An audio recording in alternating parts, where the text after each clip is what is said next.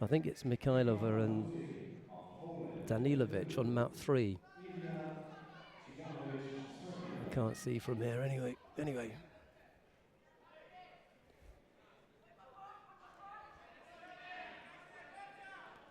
That's mat number 3. Let's go down to mat number 1, I beg your pardon. Because it's the under 57 kilo category. The contest is already underway. That's the one. Anastasia Mikhailova of Lithuania. She's up against Xenia Danilovic of Belarus. It is Mikhailova in the white judogi and Danilovic in blue. There's no score as yet. We got the that's better. There you go.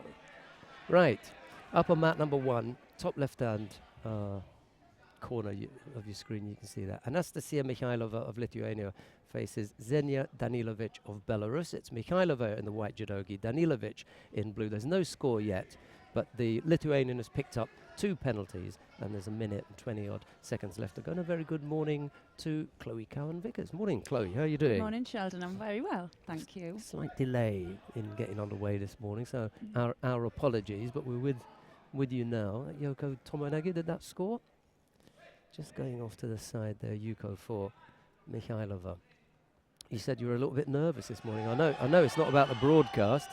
Must be some residual feeling of a competitor that's got you a little bit. I think when I just see a warm up, the warm up Matt was busy today, wasn't it? And they look good in the warm up, but I think just the whole idea of coming to a competition, it just brings back a few nervy pangs there. So we'll throw you a gi tomorrow. You can get down there and smack a few over. Might have a heart attack in the first minute. Makes you feel any better. So Yuko the lead for Mikhailova. She defends there. Took a whack to the mouth as well on the way down. Half a minute left to go, and well, she's going to get away with that. There was a rule in the past about attempting techniques where part of your body went out of the area. Well, she got away from a false attack, but not from the passivity warning. Yeah. So it's a 3rd penalty picked up by the Lithuanian, but I think as long as she doesn't commit another error, she's going to take it, because Danilovic is beginning to look, really desperate with her attacks there. See, I don't like that. No, she really just needs to be careful, doesn't she? Because when you've only got, she's only got 11 seconds left on, but it's just one mistake. She did well there to turn, move. She tried that little sit-down move over on the far left, and when she got up, they gave her a passivity penalty, and then she tried it over here, and she was really lucky not to get called for a false attack, because Danilovic was really pressing her, and she just wanted to get away from that pressure situation, and it wasn't a strong enough attack for me. Anyway, she wins the contest. She was the only fighter to come up with a score, so single Yuko puts Mikhailova into round 2. There are 2 rounds, a quarter-final, semi-final, and then a final. So there are 24 competitors in the under 57 kilo category, and unfortunately for Danilovic, she's not going to be taking part any further. That's her day done and dusted. Right, oh, I don't believe it. Look who's coming up now. Now you're going to tell us how to pronounce her name, aren't you? Oh no, I don't believe this. There are some difficult ones, and I find this one particularly difficult. Yaone is not the problem. Yaone is not the problem. The given name is okay. I always struggle with her family name. So I went down to the warm-up area because she was in there warming up. And I said to the Spanish coach, how do you say that name? Yaone. I said, yeah, I know that one, but what about the family name? He said, Ekisoen. Ekisoen. That's it. Ekisoen. No, Ekisoen. Ekisoen. Yeah. Okay, I'll take your word for it. Iron at the end is like iron. Right. Ekisoen. Yaone Ekisoen of Spain in the white judogi. And she's up against, I can't see these. These are really tiny, aren't they?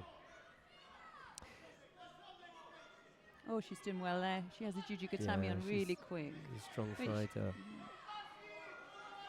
She's really struggling there to get the arm on. Well, she's lost control now. It's the left leg. Yeah, oh. It was, you know, she had the left leg underneath the head. She didn't have the power. She could goes for the Asakami. Yeah.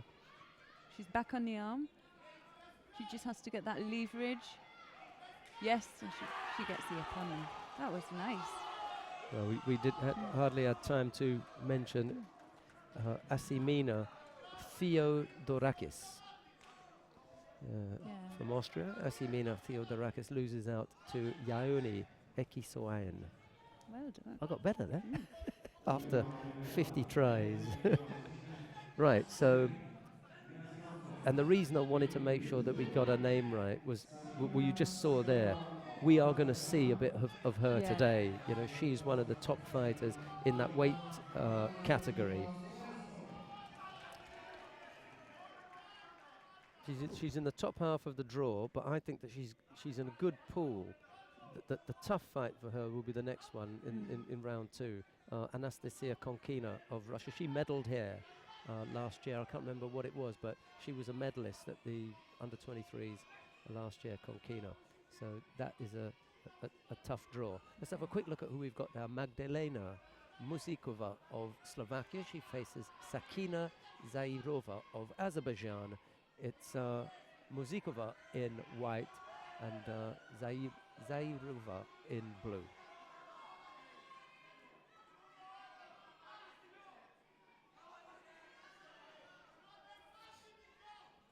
Yes, a good number of these fighters are going to be new to not only us but you at home as well, irrespective of how much judo you see, because it's an age group competition. National federations have a plan as to where they send fighters and which fighters will go where. So it's quite likely that these are still, in some instances, development fighters. So we may not have seen them in other competitions. Yeah, we were just discussing it earlier, weren't we, about, you know, where are these fighters going to go if they haven't been on the circuit so much, but they've had an opportunity now to fight at a senior level, high senior level competition that's geared toward that transition age. Maybe we're looking to see our future Tokyo Olympians. Yeah, I think that these are much, much more likely to be people that you would see in Tokyo rather than Rio. Yes. You know, the Rio circuit is a point scoring process. So you need to be scoring points, and this is not a point scoring event for Olympic qualification purposes. There's another Judo Gatami being attempted here. Yaoni Ekisoayan of Spain managed to bring hers off, but I'm not that sure that Musikova is going to have as much success. Misses out there. Zairova of Azerbaijan manages to get out of that one. The Azeri women's program is, you know, it hasn't got a lot of, there's not a lot of history to it. It's not a big program. Of course, the men's program is, you know, long-standing and hugely successful, including an Olympic champion in Mamadli. Yes. Who won in Beijing in the under-73 kilo category, Elna Mamadli. So, and they've had a world champion as well. So, but there is such a gap between that kind of success. Yeah. Oh, that was nice. Yeah, she Ippon for that. Did she get to Ippon? No, just Wazari. Yeah, there's such a gap between what the men have achieved and where the women are. We'll find herself in trouble here. She's done, you know, so much of the hard work, including getting a score on the board and now leading by Wazari. It'd be a shame for her to go out. But I've just got a feeling that there isn't going to be enough time. Just the Yuko. It was a slowly developing waza, wasn't it? Yeah. I think it was Murati Sayanagi, if I'm not mistaken, and she rolled her over. And they don't like to give a big score for a roll.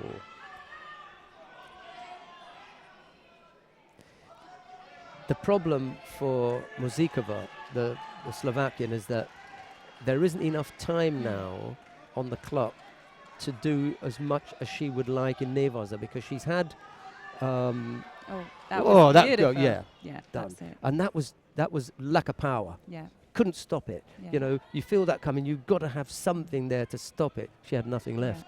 She was just, you know, she also out on her feet. She was coming forward as well, wasn't she? It's just one of those things that she had to come forward, but still. I mean, she really just really dropped there.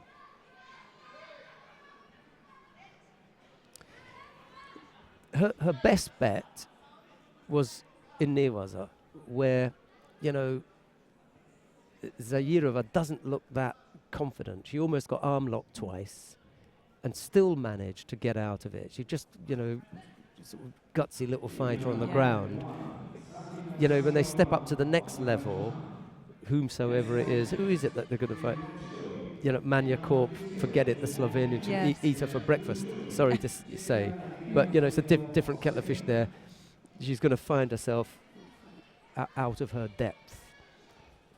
Not just standing, because, you know, the Slovenian is a good thrower, but she'll also have good ground skills, because they're well prepared. They prepare their athletes really, really well. So that's where, you know, the Azeri's going to find herself wanting a little bit.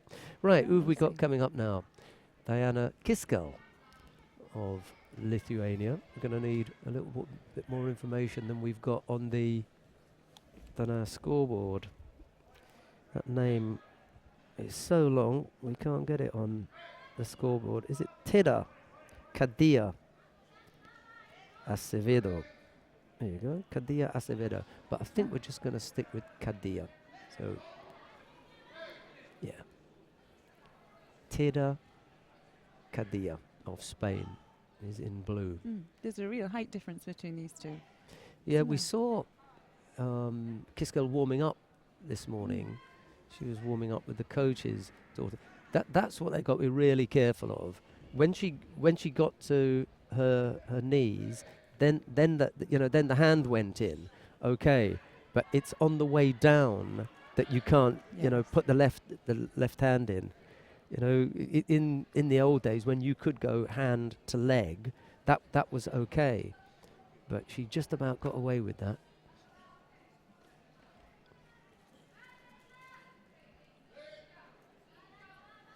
Yeah. The coach has got a daughter who's fighting. She's worked really hard on that women's program in Lithuania.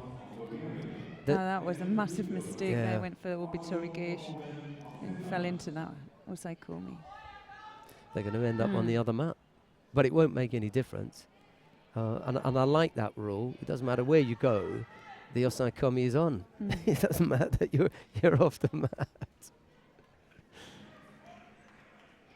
When, as a junior, I remember they would call, if you got off the mat, they would call Sonomama and pull you back in and then call you Yoshi.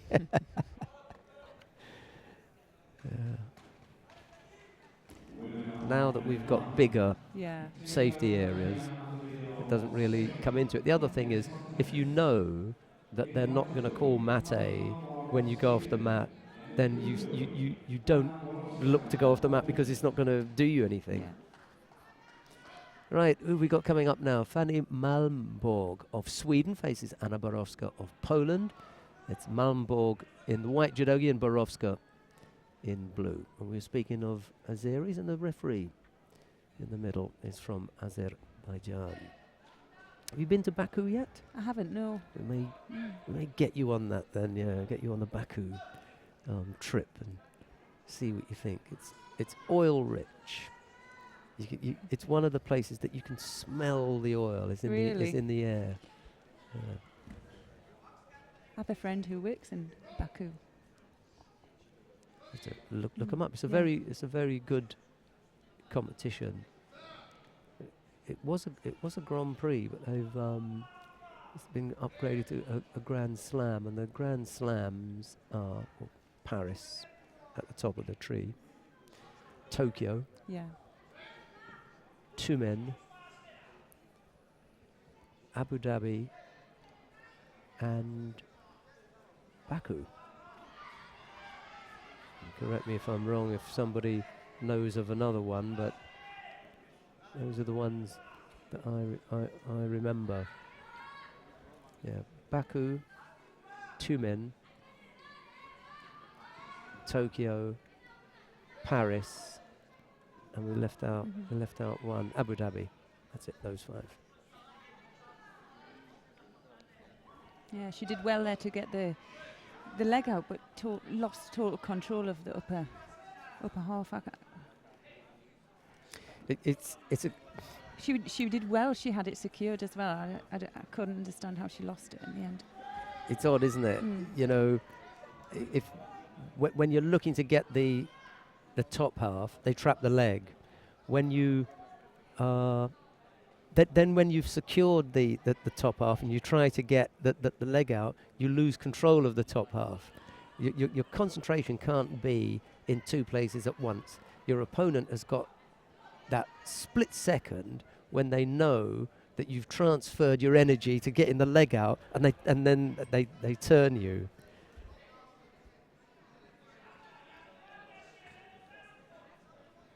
Yeah, so having done the hard work and got the top half secured, the minute she turned her attention to getting the leg out, Yeah. there was just that little less energy in there.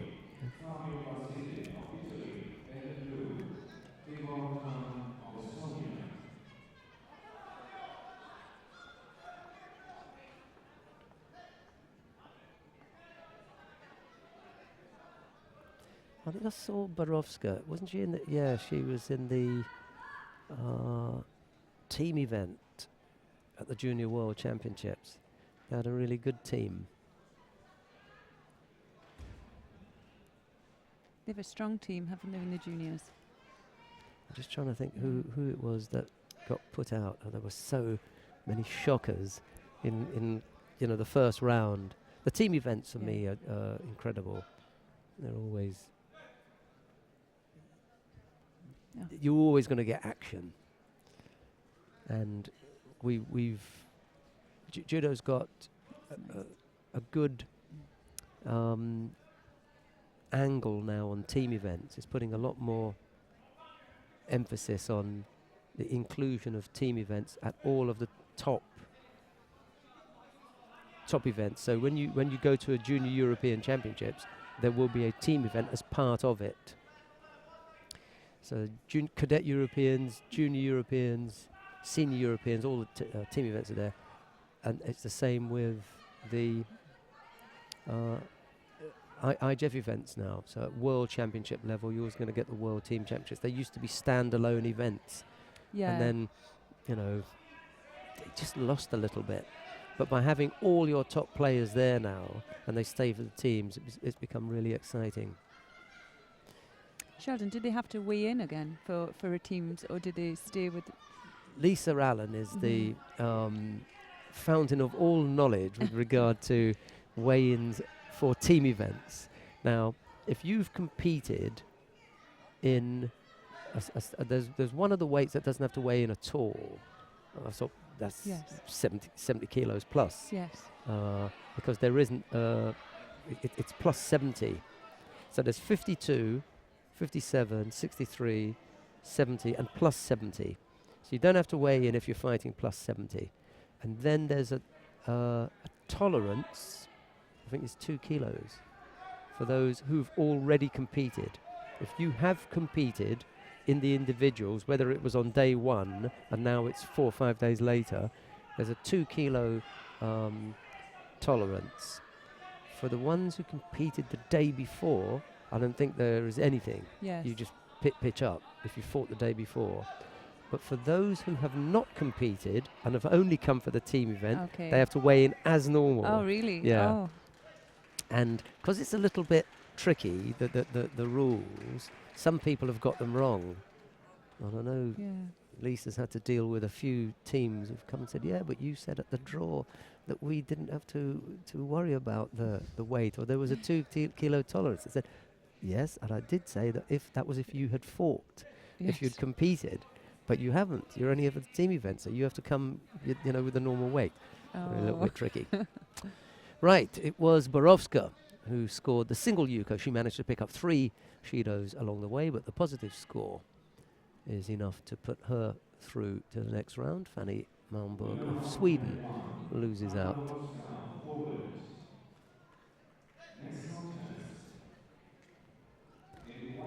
She's got that really shockingly bright blonde hair, hasn't she? Very, very fair.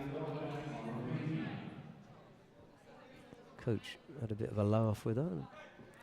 I don't think Borovska thought it was funny. She was out on the mat. Right, who we got now? The Romanian and the Ukrainian. Now, we mentioned Shevchenko this morning, didn't we? We were talking about her. Yes. Anastasia Shevchenko in white faces Stefania Dobra of Romania in blue. This is going to be a tough fight. Dobra is a good little fighter. It's a tough draw for Shevchenko. And the Romanian women, 48, 52, 57, are absolutely, you know, world class. At 48, you had Alina Dumitru, Olympic champion.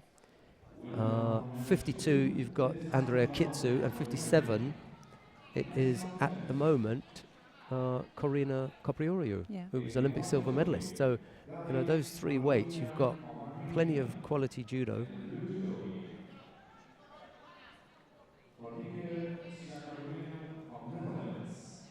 They've always been strong in the lightweight women, haven't the Romanians? Well, they did have one heavyweight, didn't they? Yes. A while ago. Well, heavier weight. Yeah. She's got really big. The Romanian coach. Yeah, she's put on a lot of weight. I think she'll admit it. You know. I think if I was going to be really derogatory and say, you know, overweight or fat, but you know that would be something. But I didn't. I think it's hard for judo players, especially. I mean, when you're fighting in that weight category as well. We're talking about, you know, when the weight categories changed from 72s to 70s, a lot of girls had to put on a bit of weight. Yeah. You know, muscle as well. But obviously, a lot of women don't want to look that body type. But for judo, there's no other way, is there? So I think sometimes when you've been training so hard and then you come out of judo into coach, and especially you don't have the time to look after yourself, do you? So let it go a little bit. You have to let it go. I wonder if Liutrim Krasnicki is related to Distria Krasnicki. 57 kilos, you know, a weight or so up, same time. You know, you get brothers and sisters, you know, competing around the same sort of time. So I wonder if they're related. Maybe it's just a common name in Kosovo. I'll have to ask. They've put us in a nice spot in the venue up here, up in the stands, and it's a little bit away from the mat. And the only good thing is that we've got a nice big screen in front of us, so we can see exactly what you're seeing at home, as opposed to trying to look at 3 mats and getting lost. So I like this spot.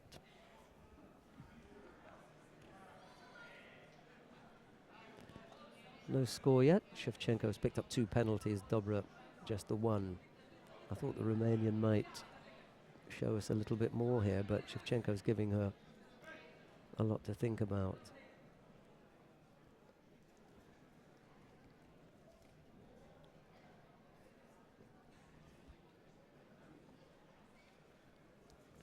She's become a little bit defensive.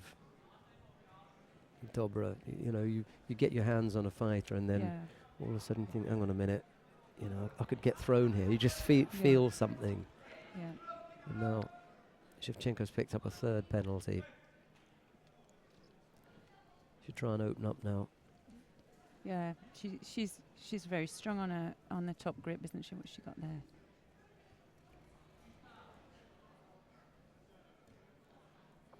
All a little bit untidy going into Newaza, but still working really hard.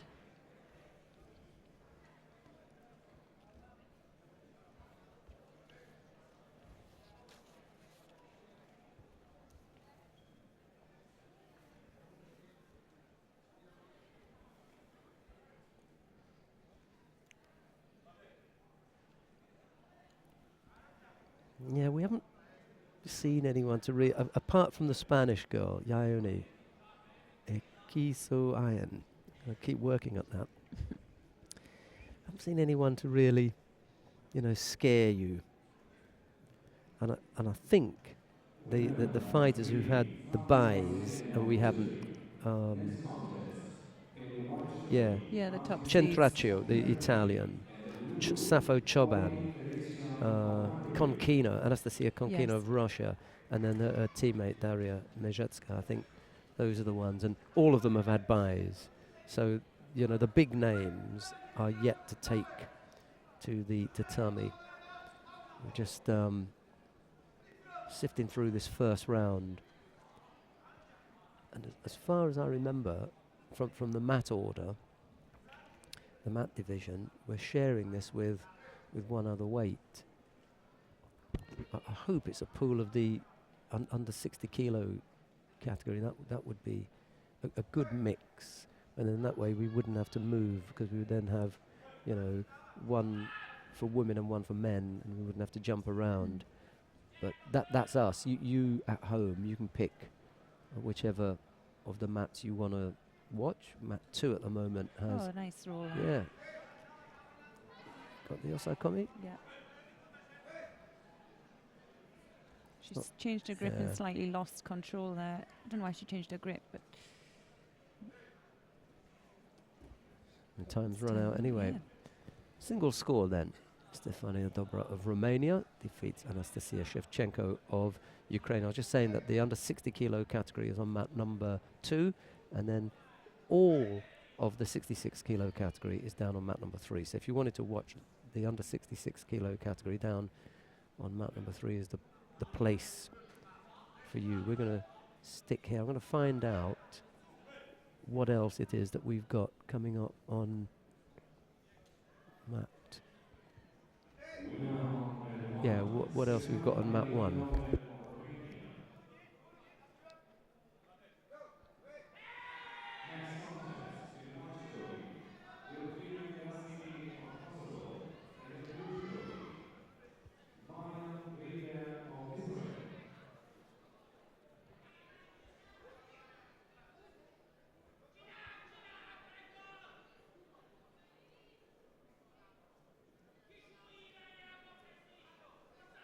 So coming onto the mat now, we have Lutrim Kasniki of Kosovo and Mayan Greenberg of Israel.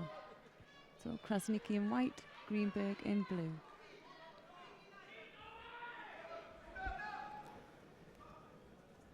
Yeah, I haven't had a chance to ask about the Krasniki thing. But I mean, it's not massively important, but I may just out of interest.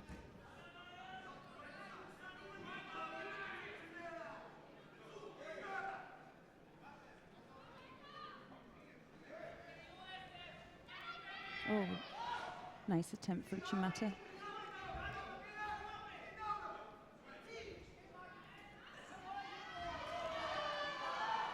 I think what we were saying before about having the whole package, Krasniki here is really sharp in Newaza. Everything's tidy and neat, the grip and sharp.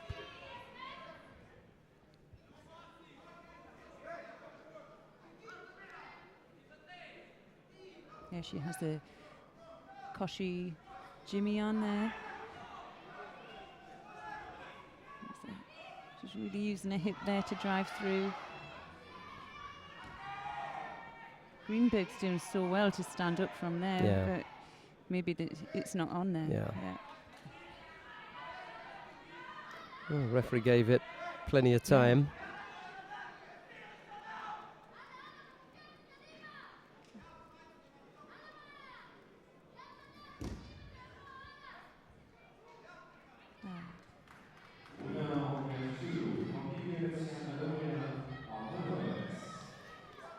Yeah, it's the 52 kilo category that we're going to share on mat 1.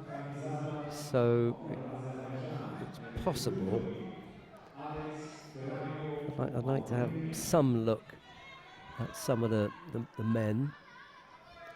So maybe what we'll do is when the 52 kilo category comes on, we'll go down to mat 3 and have a look at the 66 kilo category, whatever stage they're at.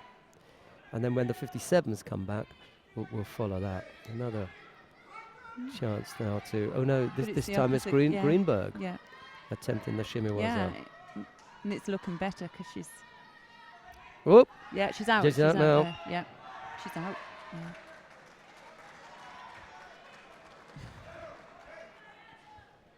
Right, so you know what that means, don't you? What was she dreaming about? Yeah, that's right.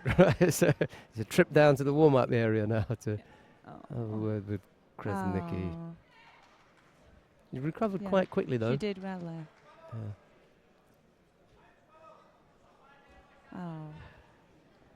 It's not always nice to see. Katerina Rodriguez is there. Yes. Yeah. Yeah. And this is what I was talking about. This is completely different. You've got some attention. You know, you've got one of the sports team over there to look at that. Our doctor's over there immediately. Yes. That makes me feel so much better. Yes. You know, because there's probably zero wrong with her. Just have a check. You okay? You know, everything's in order. Good. We'll move on. You know, but there have been times when that hasn't happened. So I'm glad that they're paying attention to that. Right. Who have we got now? Right. Yeah. Let's go down to mat number 3. Thanks very much, Mari. She's in control of things there because we've got the 52 kilo category beginning on mat number 1. So we'll come back when the 57s are back on. But right now, we're going to join round 1 of the under 66 kilo category for men. I'm not quite sure how far advanced we are down there. There are no Grand Slams other than the ones I've mentioned. Rio is not one of them, and nor is Moscow. Thanks very much for that. But Rio is not on the Grand Slam program, and nor is Moscow. Moscow was replaced with Turin, and Rio was out of it completely. So thanks very much for that message, but Rio and Moscow are not on the IJF Grand Slam program. Right, 30 fighters in the under 66 kilo category. Rok Plesnik of Slovenia. Rocky is up there. And his opponent? Vitkauskas. Now we have to look in here for that. Kęstutis Vitkauskas of Lithuania. So it's Plesnik in the white judogi and Vitkauskas in blue. And I'm not going to go down there to see Kresnicki because she's had more than enough attention. The coach was waiting, our sport director was there, and so was our Georgian doctor. So she got well looked after. So that was nice. I think that's the number 1 seed in the under 60 kilos, isn't it, on mat 2, Islam Yashuev of Russia. Is he taking to the mat now? Yes, just stepping on now. He's not seeded, Yashuev. Oh. It's a surprise.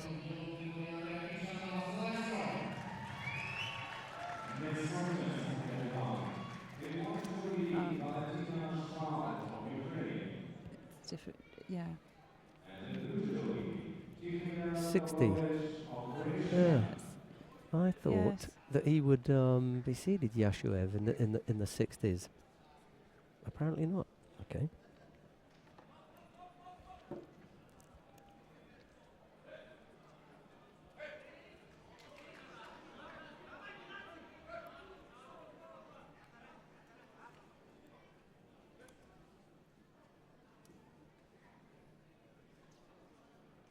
Well, whilst we're looking at Plesnik and Vitkauskas, I can check that out. Depending on how well our internet connection works. It hasn't been that great this morning. No score yet. 250 odd left to go.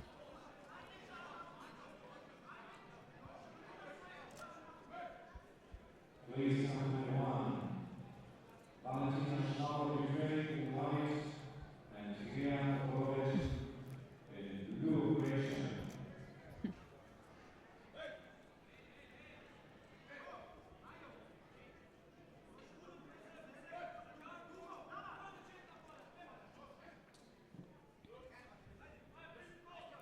Got given a Shido there because his bear hug was direct. There was no contact beforehand. Oh, that was, yeah. Comes up with a score there though. Yeah.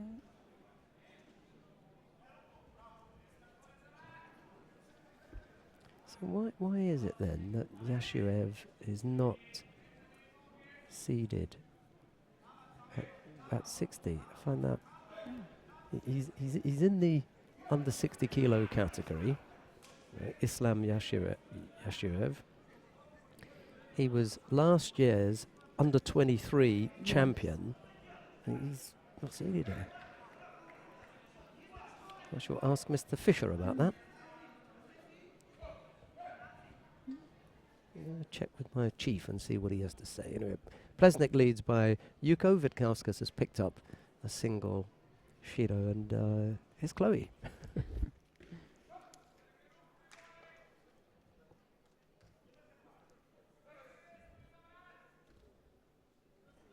Oh, that was a nice counter attack by Vitkauskas.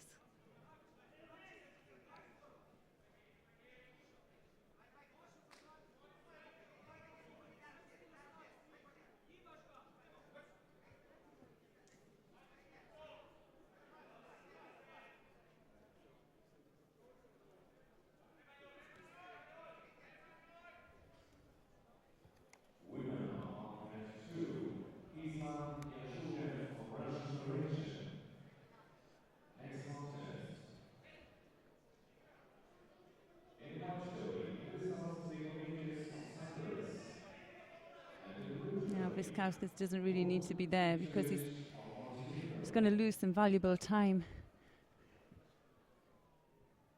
And as long as Plesnik is working and looking continuous, it's going to stay down there. So 55 seconds to go.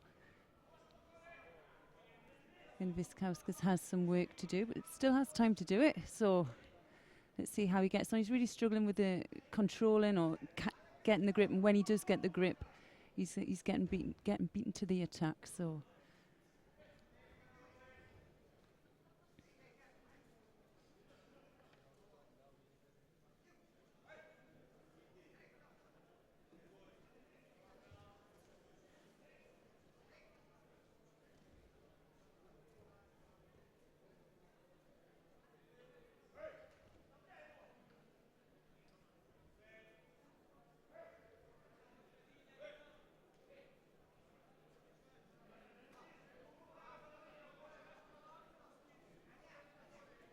okay, last effort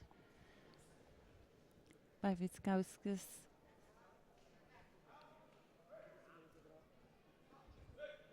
And a failed attack, but you know he can do that. He has no penalties on the board there. We'll receive a Shido.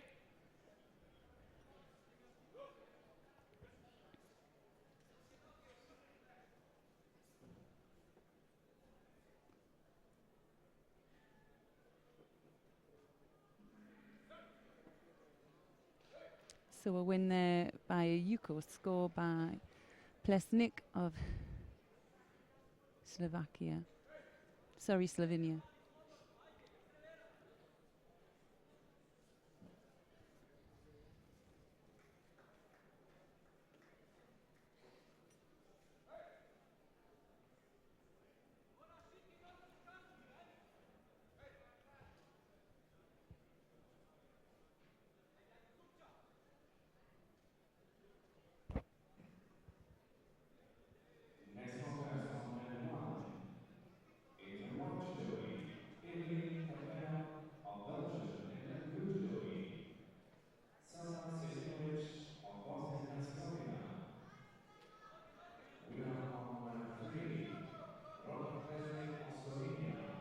So good morning. If you've just joined us, we are at the Under-23 European Championships in Bratislava. This is the under 66 kilogram category. And next on, we have Alek Jakova of Kosovo and Lukas Reiter of Austria. So players are making their way to the mat now.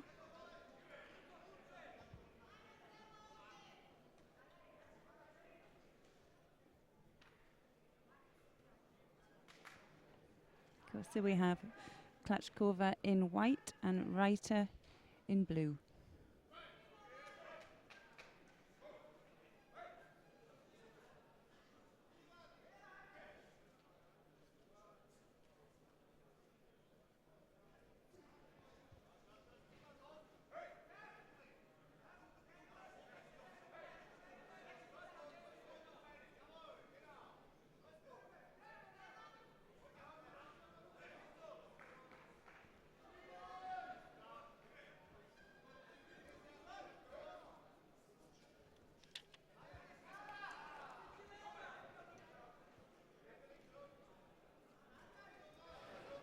Yeah, the number of 52 kilo fighters, that number meant that there were only a couple of fights up on mat number 1, so Okay. we will go back up there shortly.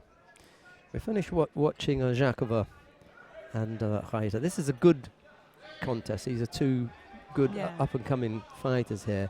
His sister is a top-quality fighter as well. Nora Jakova, she fights in the under 57 kilo category.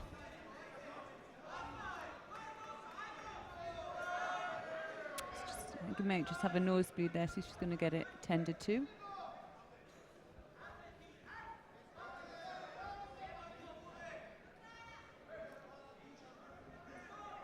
And then just a note about that Islam Yashuev, the Russian fighter, who is defending his title here, but is unseeded because they're using the senior European ranking list as for seeding purposes here.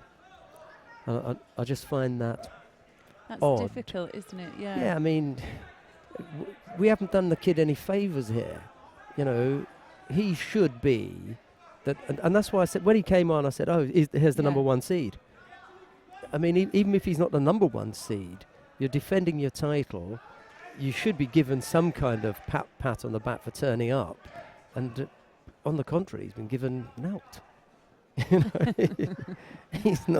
He's not seeded, poor fella. Mind you, he's banged over his first opponent, hasn't he? Yeah. So no harm done there for him. Although the Armenian couldn't have been that happy about it, just having that thrown at him this morning, literally.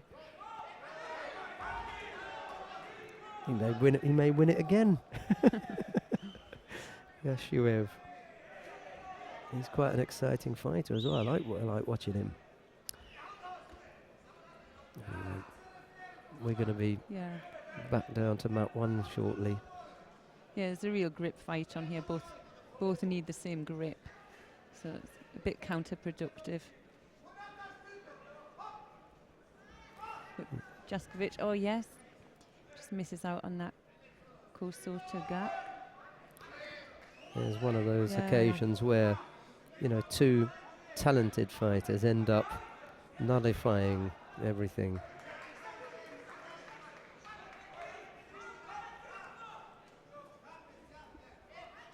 Oh, beautiful, Sionage.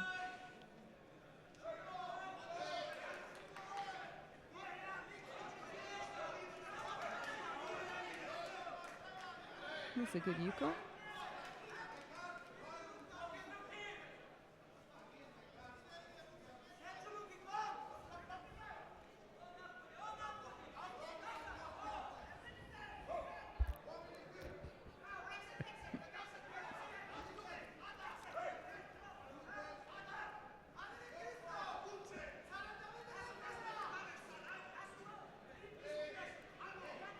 .220 left to go Jakova looked a little bit lazy there with that Makikomi. He did. He just had a little bit of the wrist and turned in. Maybe it was a grip that he didn't like, and it really wasn't a genuine effort to try and throw him. He just wanted to break Reiter's grip up. I think they're both equally strong on the grips. I think Jakova's maybe just making that initial movement for his attack, so he's ahead of the game just a little bit. He's not changed. Oh, there we go, lovely. Nice, actually, was it? Yeah. Yeah, beautiful. He's attempting the Sangaku, but needs to get control of the arm. Or just even get back on control. He does well there. Yep. Yeah, can he keep it? Osaikomi. Yep. There's some nice work there. Again, two good positions. Shifting his weight there, that was nice. He's got something about him, hasn't he, the boy?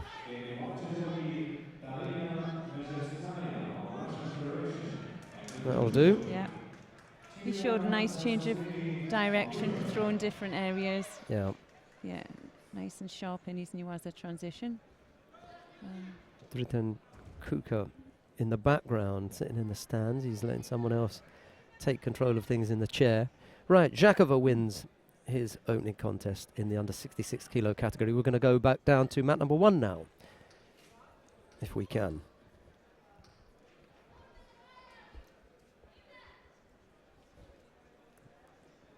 Yeah, let's go back down to number 1. We'll pick up the action in the under 57 kilo category again, and this time we do have the number 1 seed.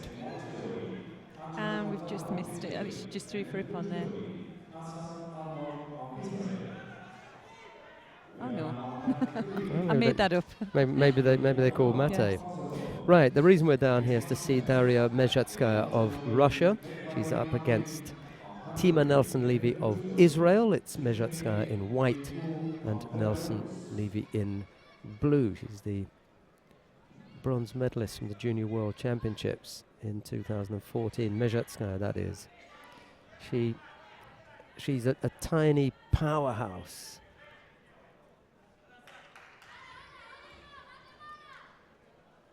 He's got great throwing skills, he really has. Sode Tsurikomi-Goshi and Uranage, in particular the Uranage, if they get close to her, you can really bang them over. Nice footwork as well.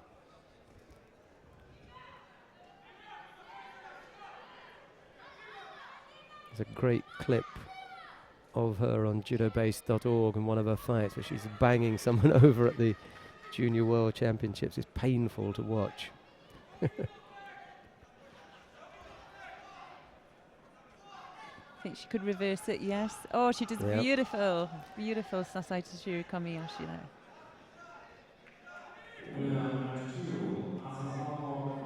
She didn't fancy the Newaza? Yeah. So downgraded to Wazari. The funny thing was she took no notice of the referee there. Yeah. He said Wazari and she was straight into the Osaikomi. You know, she thought, nah, that's never going to be given Nippon. I'm just going to continue it. She couldn't secure the Osaikomi, however. Anyway, Wazari on the board.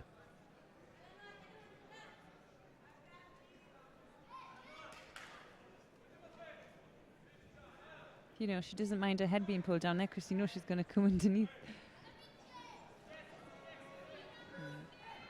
Yeah, she may just get a penalty for being bent over there.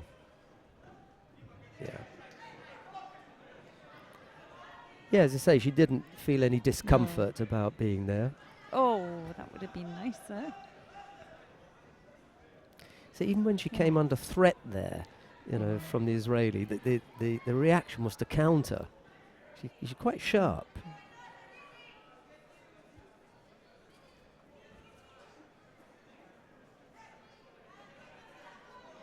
She's still only 20.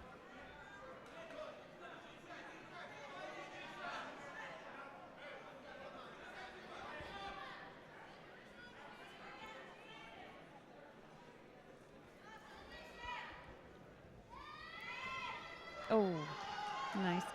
think that may have been an Ouchi for Wazari, so she finishes that fight well. I think she's just one of those players that you just cannot attack. And as an attack, you have to make sure you throw in because she's too dangerous.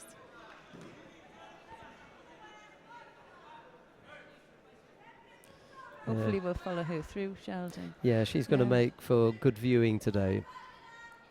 It's just up on the big screen there. Here she comes again. Yeah, it was an untidy effort from Nelson Levy, to be honest. You know, as you were suggesting, she's not really committed. She just plonks the right leg behind without making an absolute Koso Tagaki effort, and she just gets turned. There you go. Oh, that was the Wazari that had been downgraded to Yuko. Right. There's another little favourite of mine. And this could be a matchup in the next round because it's Arleta Podolak of Poland.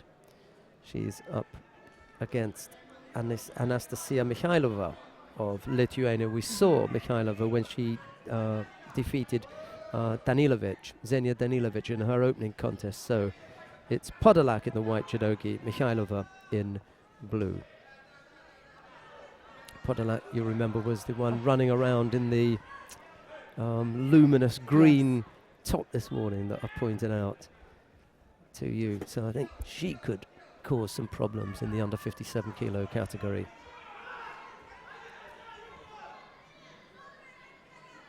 I think it's going to get interesting from now on as we start to fill in these and see the names, the matchups.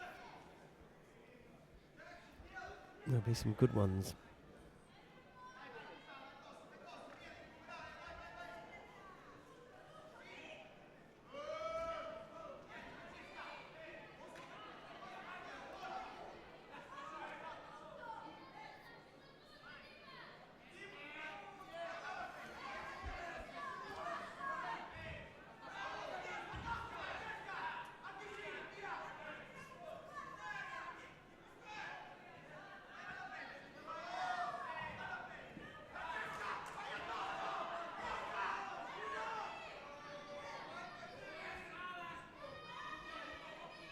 Still feeling the after effect of that attempted shimiwaza. She just rubbed her cheek there. Oh.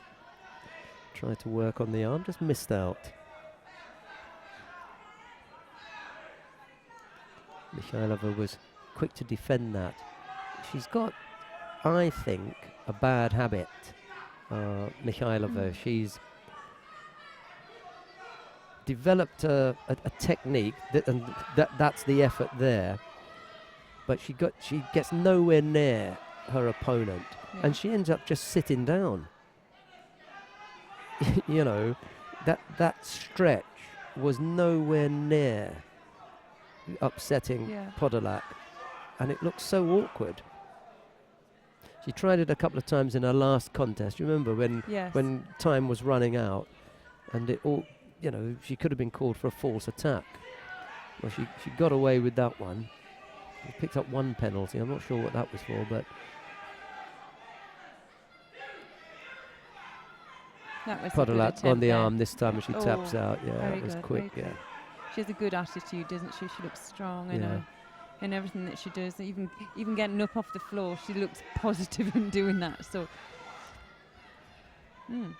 thanks for nice coming. Win. Well, they're beginning to line up now. We're getting the names in now. I'm not sure what your handwriting is like. Oh, it changes daily. Okay. Chloe Cowan didn't take the hint there, so I'll have to fill them out myself then. I'll fill them out. Right. I'll do some. Who did we have? Oh, it was Nelson. Nelson Levy lost out to Measured Sky. Let's put her in up there. Podolak over Mikhailova. Who have we got on now? Now, what did Konkina get up to last year? Yeah, that's the question. How old is Konkina now? I'll check that in a second. Right, let's see. Right, Konkina last year. Mikhailova was 5th here last year.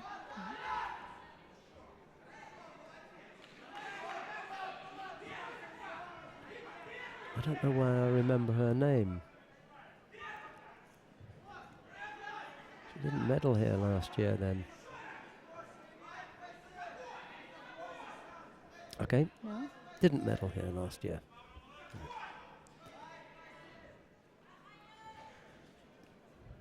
Oh, she did. She got silver. She was silver medalist last year in the under 57 kilo category. Here she is again. She lost out to Nora Zhakova Yes. last year. And we wanted to find out how old she was as well. 21. 21.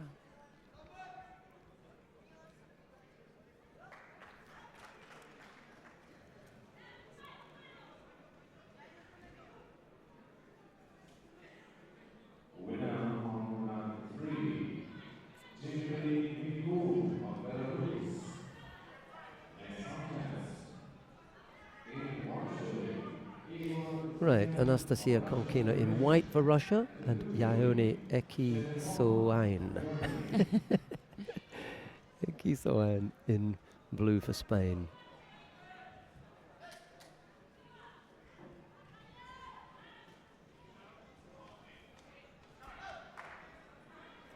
Quite evenly matched so far.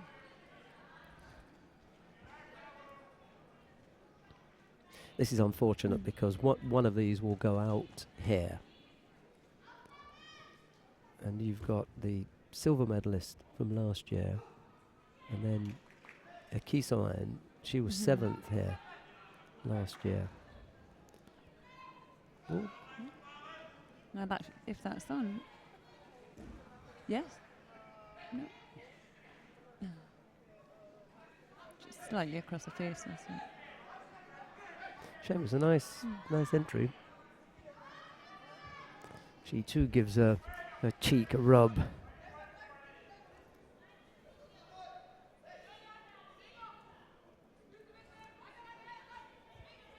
It was a sharp little effort from the Spanish fighter, albeit that it ended up going across the face. You know, it just shows that she's tidy in her judo. She's very slim.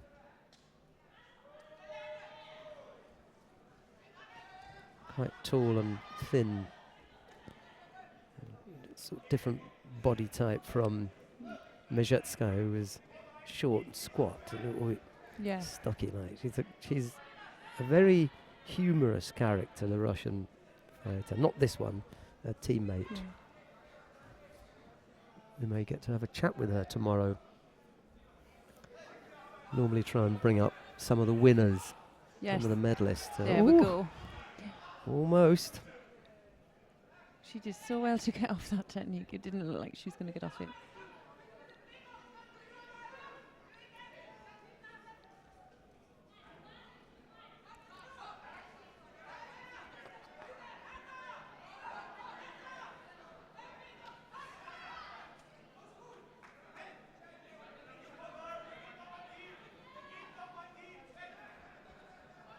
Nicely balanced contest here between this pair.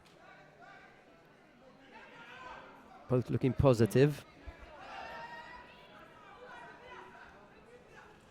Where's your money then? I think the Russian for me is just doing that little bit, you know, on her attack. She's looking has a bit more substance, but it's hard to call her, I think. She's a little bit tougher than Yeah, I'd that's the one, originally yeah. envisaged, you know. It's just like the same as we've seen before in another fight. It's just a little bit untidy, so where there's opportunities, they're not being met because they're just losing out at the end. It's frustrating because they can do it. That's lovely as well. See, she was almost close to coming up with a Yeah. counter there. Yeah. See, the first entry from the Spanish girl I thought was really good. You know, got herself into a good position, but Konkina reacted really quickly. She was up in the air for a moment, But she took that over at the end, and she almost came up with the counter because she was in control when they went down.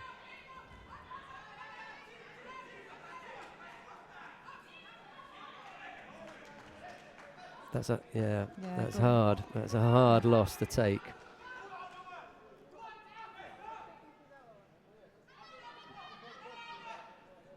Yeah, that is a hard one. There's no compensating her by saying you came up against one of the tougher fighters, because she's also one of the toughest fighters in the category. But it was a good fight. Yeah, it was a good fight. There was lots of opportunities there. Yeah. Just a shame we didn't see any scores on the board. I enjoyed that. Unfortunately for Yaoni Ekozi-Ain, she goes out.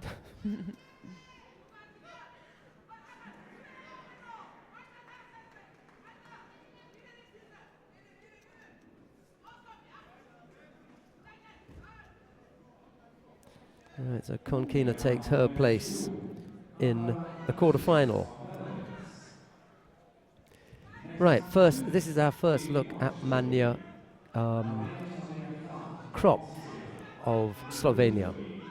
She's up against Sakina Zayirova of Azerbaijan. We had a look at Zayirova in her opening contest this morning when she beat Magdalena Muzikova of Slovakia. Let's see how she gets on here against the Slovenian, who I suggested early this morning was going to be a much tougher contest. Let's see how that works out.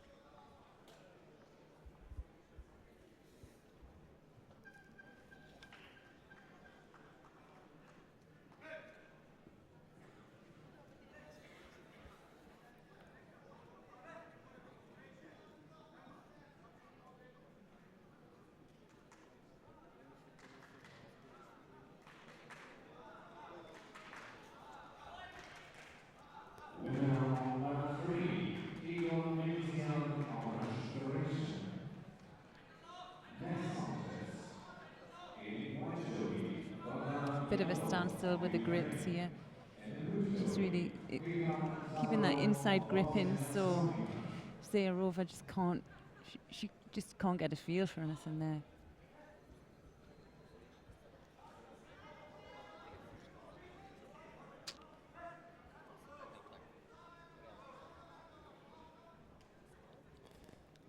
Zayirova picked up a penalty there.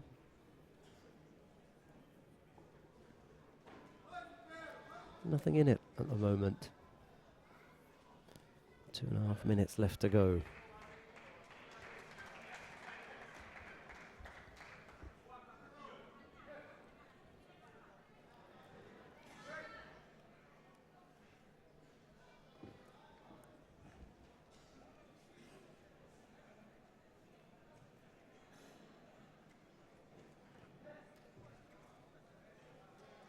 The trouble with that grip is you can't just be frustrated with it. You have to work out what you're going to do, how you're going to get out of that to get your grip on. And see, on a match, you should be thinking to yourself, or listen to a coach to see, what can I do from this grip. So we'll see if she has something set up for it. At the moment, it doesn't look like it.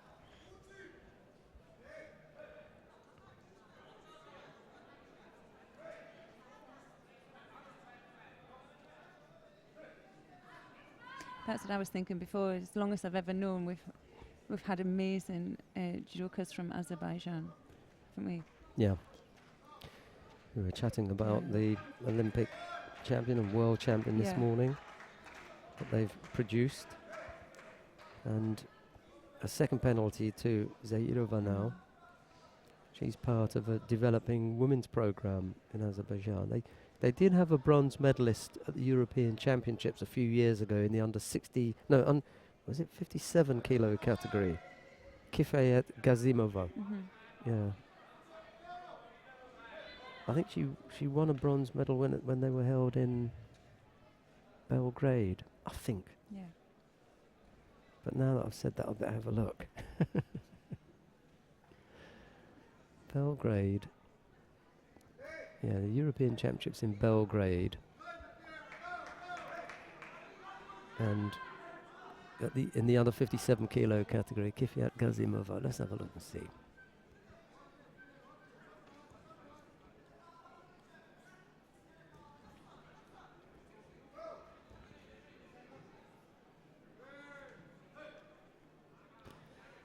Yeah, Belgrade was 2007. So I got that right. There was a European Championships in Belgrade. That's impressive. Let's find out who medalled in the under 57 kilo category. Kifiat Gazimova, bronze medal. Oh. Tell you what, I'm not losing it yet, Miss Chloe.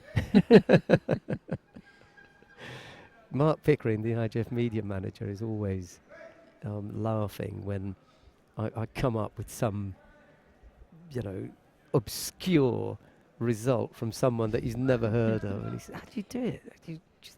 But you do remember things like that. Who, it just came to my mind when I saw an Azeri woman. I know that the program isn't that big.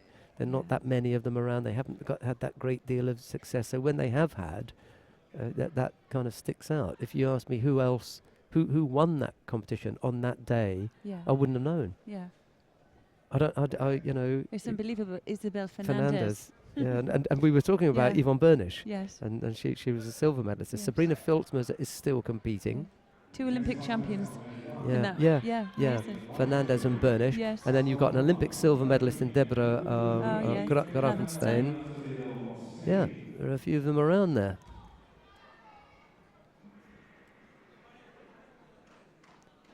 That's a while ago. Right, Safo Choban of Germany takes to the mat. It's the first time that we're seeing her today. She's the number 2 seed here. She's up against Teada Kadia of Spain. It's Choban in the white judogi, Kadia in blue. Choban moved up from 52 to 57. Might take a little while to get strong there. Yeah. I mean, she caught a nice there with the Corso Tagak. I like to call a sticky foot. Yeah, sticky foot. David McFall uses that. He says, the sticky foot. Kadia was a little bit over ambitious with that. Attempted Yoko Tomoenagi, didn't go anywhere and left her arm out. And now Choban has gone the wrong way, so lost the arm.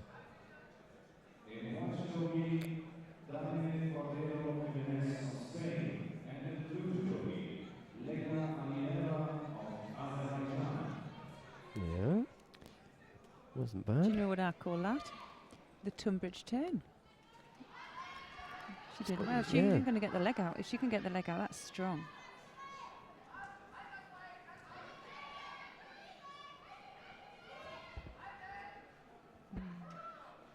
Oh, good effort, wasn't it? Yeah, it was good effort. Kadia showing a little bit of prowess in there, was it, with that turnover. Well worked, wasn't it?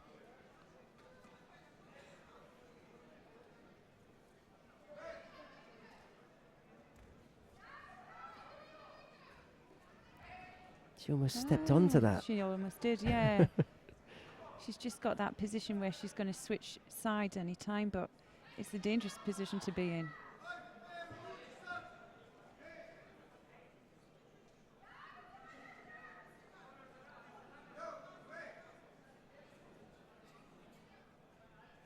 Oh, she's attacked from there.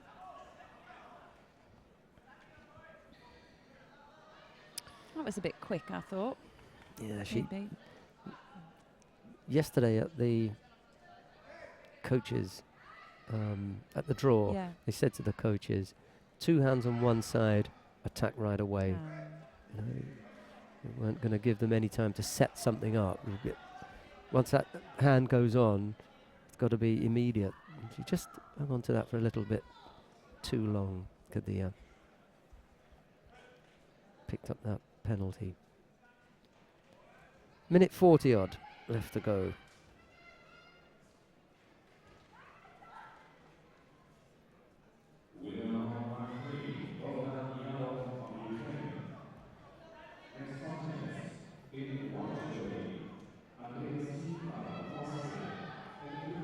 think if Cobham's going to catch her, she's got to be a bit quicker with a second attack because Cadilla's moving in that circular motion. So nice attack again there. Is she going to follow that up?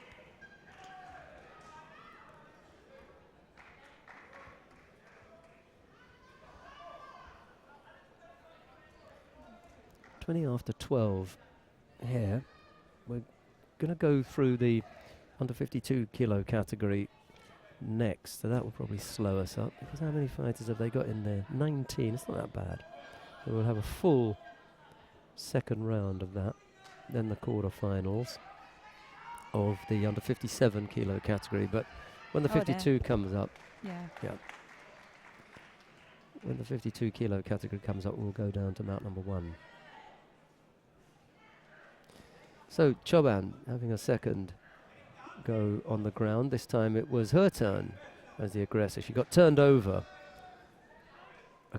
a minute or so ago, and there was almost the chance for an offside coming, but the second time they went to ground, it was Safo Choban who came up with the Kansetsu Waza and a win, and Safo goes through to the quarterfinal.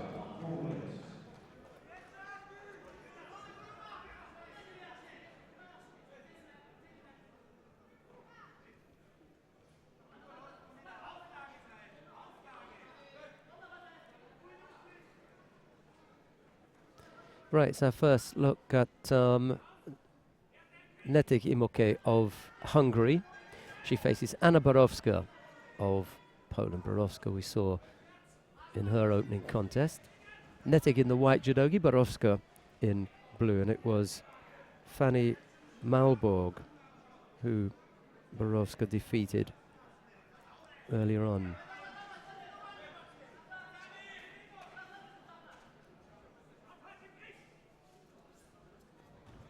Oh, that was nice, yeah. And from the left, Zari.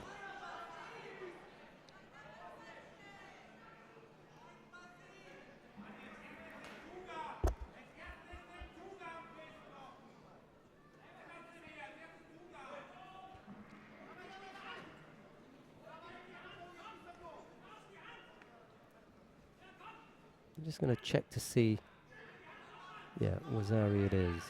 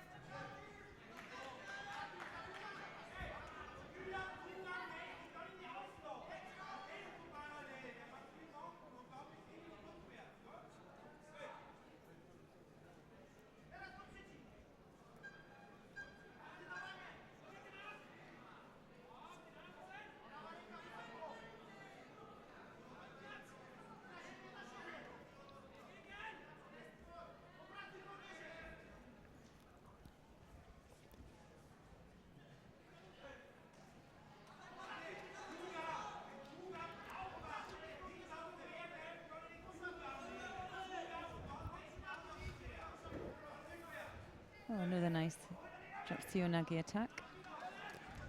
2 will do then. Yeah. Second time over on the left side there. Well, Borowska realised, hey, look, I've thrown her once on that side. She went over fairly easily. Let me give it another go, and she went over just as easily. With the greatest of respect to Netik, you know. So Borowska ending that reasonably early. Minute and a half.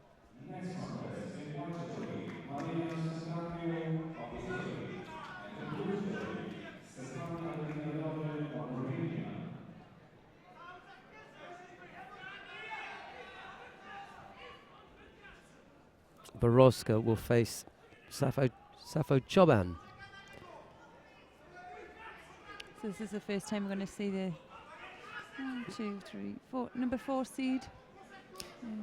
Yeah. Yeah. Maria Centracchio. She faces Stefania Dobra of Romania. Dobra wasn't as impressive as I thought in her first contest. She may, pick up. Centracchio picked up a penalty just for guarding her own gi there, just keeping it away from her opponent.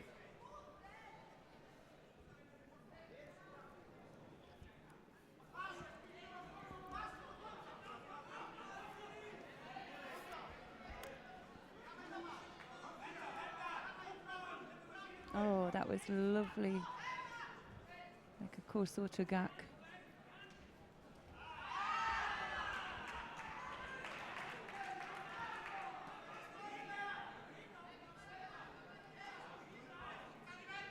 No score? No score. No. Ooh, sat on her backside or something. I didn't quite see it.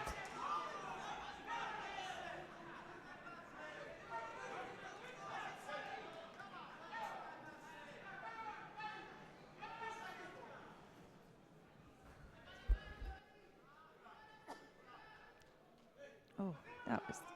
She's really strong, Dobra. She just looked like she broke her in two there, taking her back.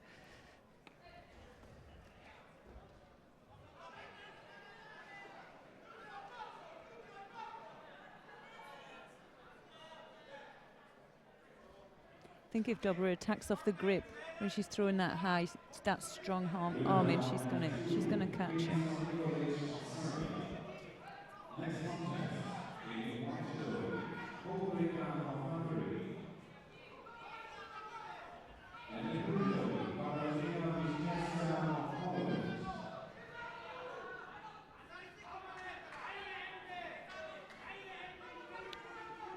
So Shido a piece.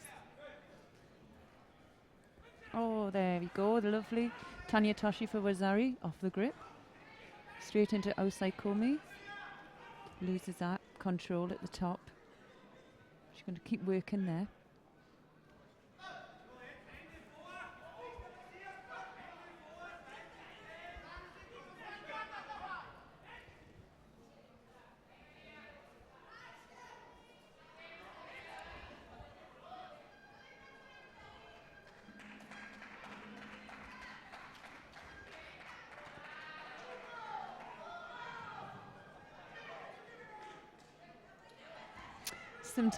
Sometimes it's a shame when you get such a high score halfway through a contest because it just changes the dynamics so much. Now she could look like she's going on the back foot, and she should just stay what she's been doing, because she's been, the stronger. Even though she's not attacking first, she's obviously the stronger player.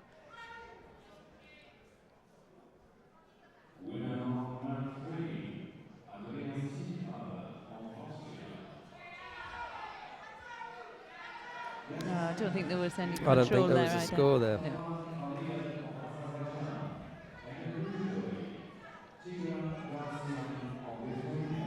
Centracchio is doing well now. She's understanding, she's got to control that high hand coming over. Yeah, that score's been taken off, rightly so.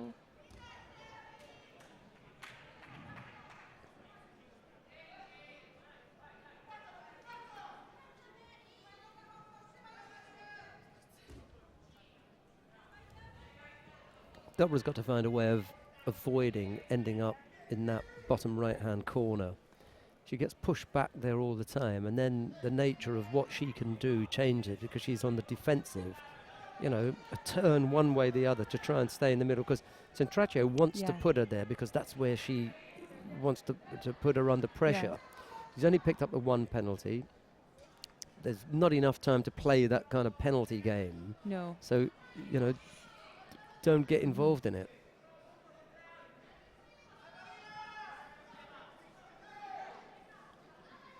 Yeah, I was going to say the same. She's kind of got two options here.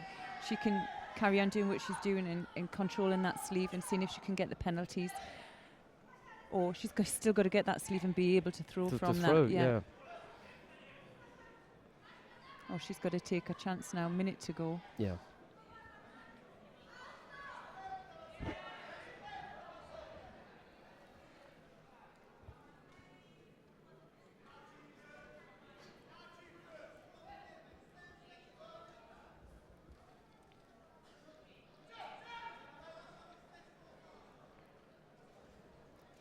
Dobra's looking good for a place in the quarter-final at the moment.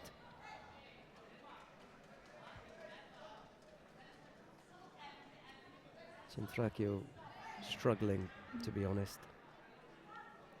Went down by Wazari, and since then she hasn't looked threatening.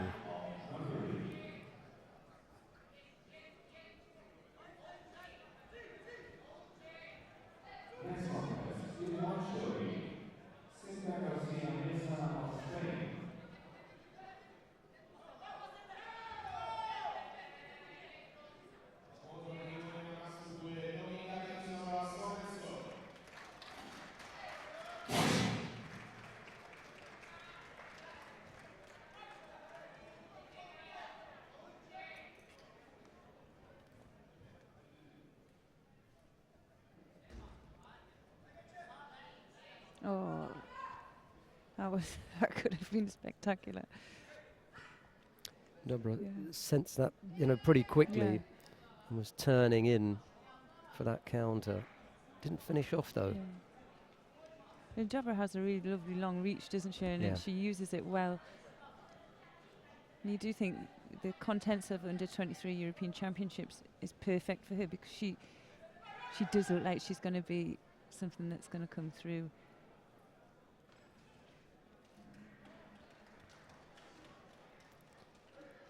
Could turn up the volume on the gong, couldn't they?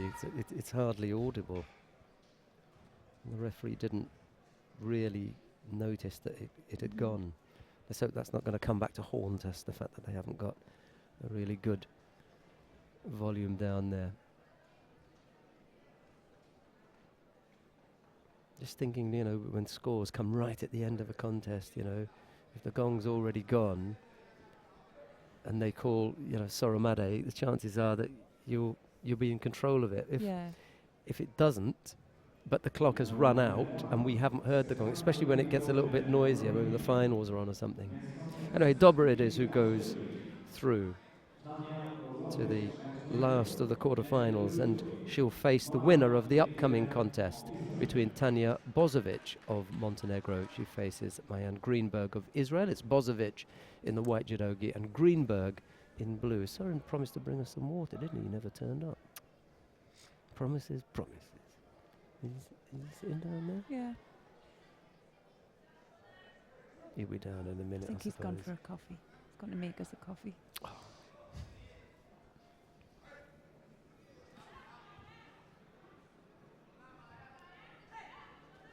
Oh, beautiful. You're an egg.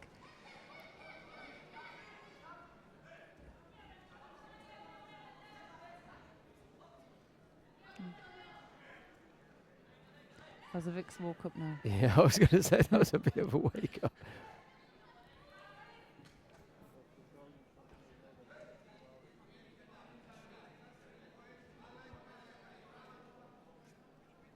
Yeah, it's a great grip for the shorter player inside lapel. Gives us a bit of space to control it and move a little bit more.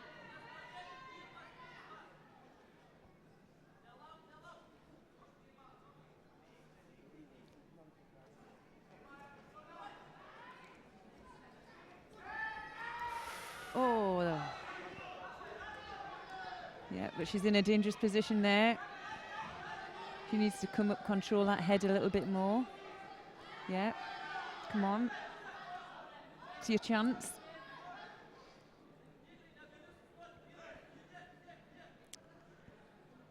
Oh, maybe it's just me. I honestly thought the score was the other way around. Well, I would have liked to see. It would be interesting if they show a replay of that, but my initial feeling was Bozovic took it over. When he gave the score, the scoreboard operator decided that it was Greenberg. Oh, okay. And it was afterwards that it was changed. Okay. And he hasn't done any of the changing. Yes, It's all been right. done off the mat. This is disconcerting for people at home if they don't see it. You know, you've got to be eagle-eyed to make sure that you see it all happening. I don't know whether we have got that. Could be that our well, he's got that. That's a better effort. That's Yuko, nice. yeah. Just got to defend against the Shimiwaza now.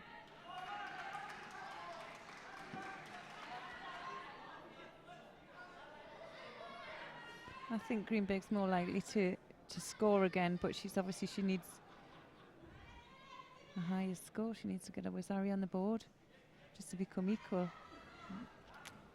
And that's not going to make it work. A little bit over-optimistic there. Saren's going to bring back the water and I'm going to go and get the coffee. How's that?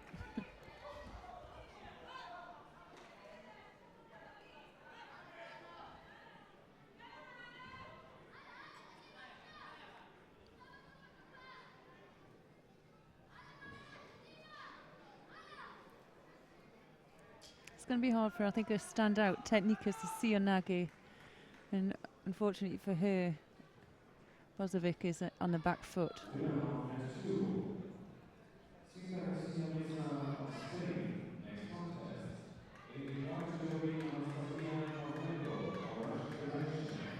It's not going to hurt her.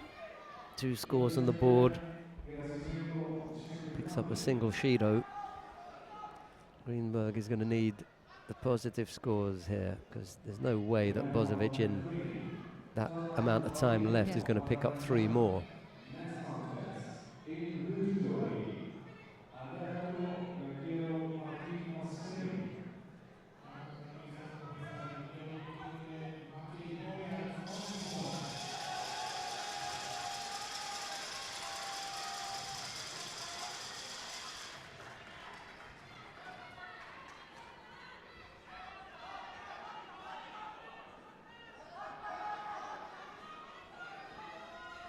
Oh yeah, worked for her there. I'm sure there's another Yuko on the board.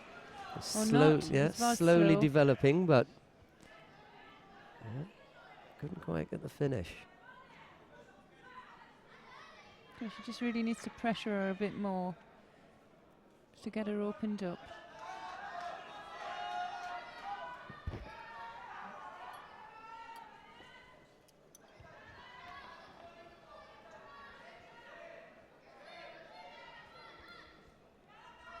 You're right, there was a second score on there.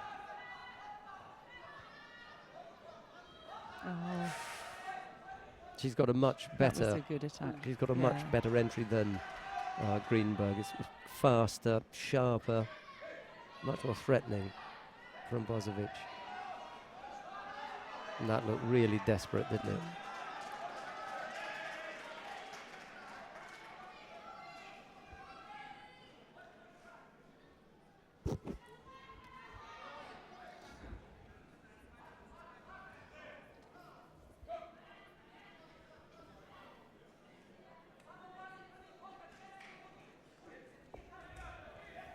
Right, I'm going to give you the quarterfinal lineup. When we as we move, let's go down to mat 3. We'll pick up round 1 of the under 66 kilo category. They're still doing round 1 over there. Maciej Poliak of Slovakia faces Gaitero of Spain. Let's give Gaitero a little bit more of a mention than we just did there.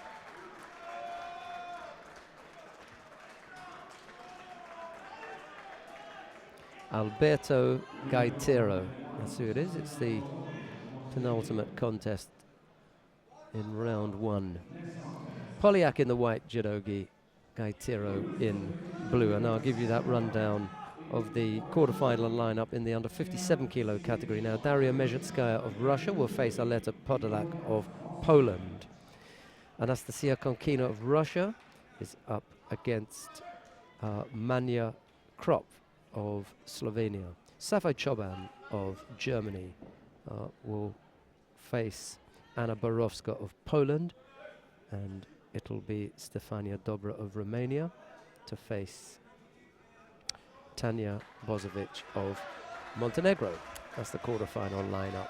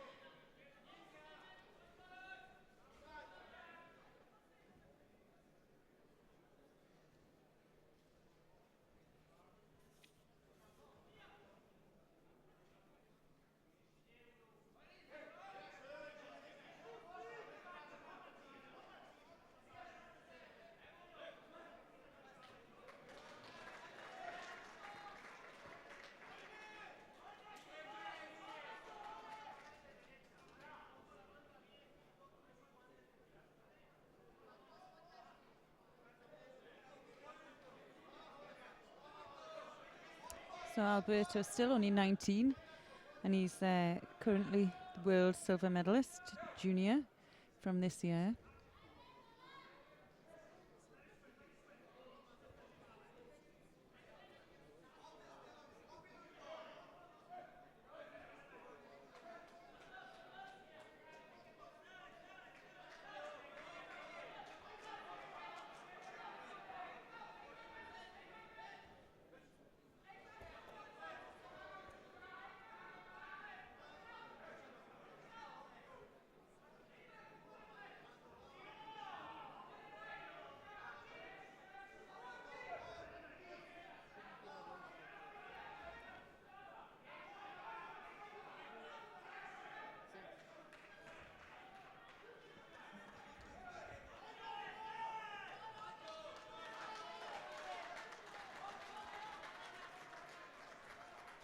Polyak's really looking quite tired now, whereas Gatier is, doesn't even look like he's breathing.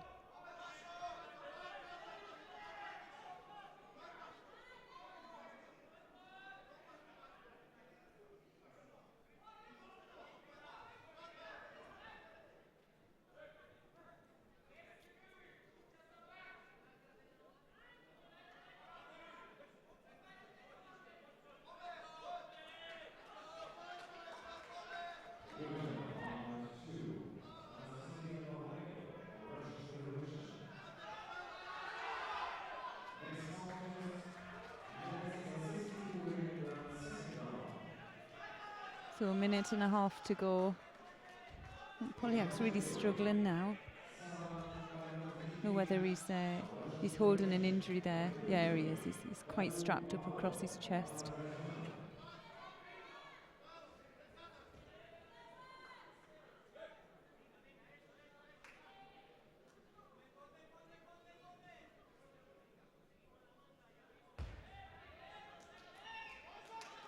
It's a real shame to see. He's really struggling. I'm not sure if he can carry on. I mean, even if he carried on, won this fight, could he carry on throughout the rest of the tournament?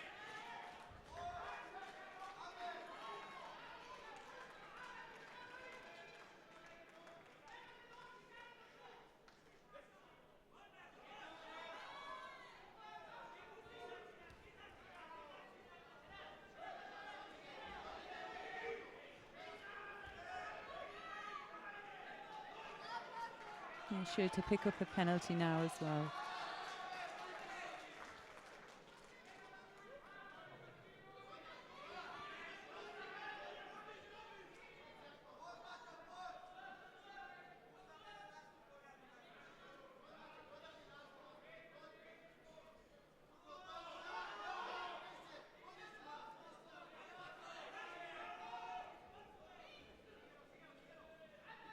Nagi attempt.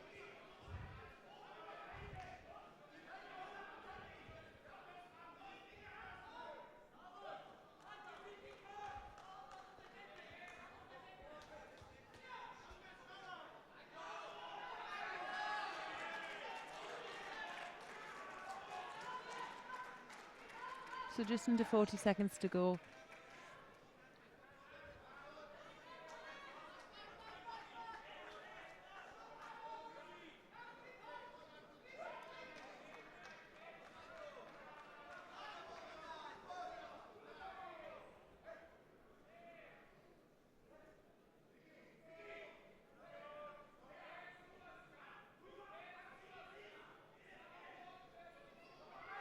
So Judo Gatami attempt.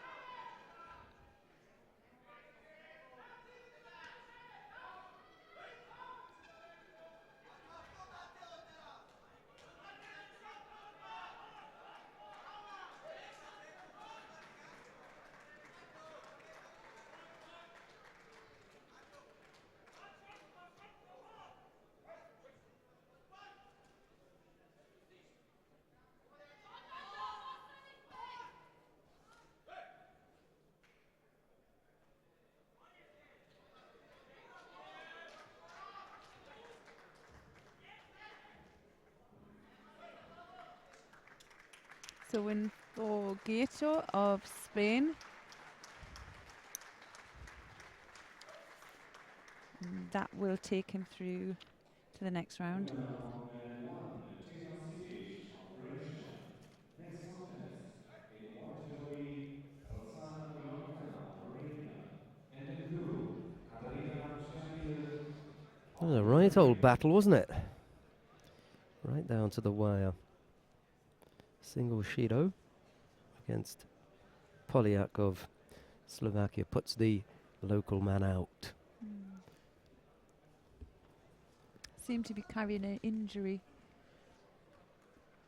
Probably wasn't at his best, but he made a big effort. Disappointment for the locals as well when one of theirs goes out.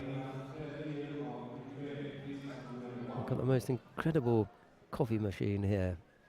I just had one from them. It was so powerful and it knocked my head off. I finished it, but really was strong. Right, who have we got coming up here? Matteo Piras of Italy.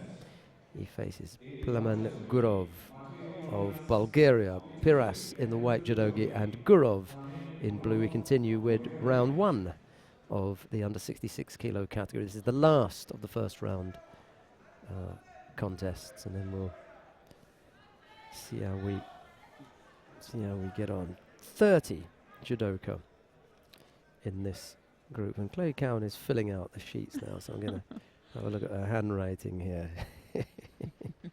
Dr. Cowan, look. Mine is illegible. I'm the only person that can read my handwriting. Yeah, you're right. I just scribble it out, you know.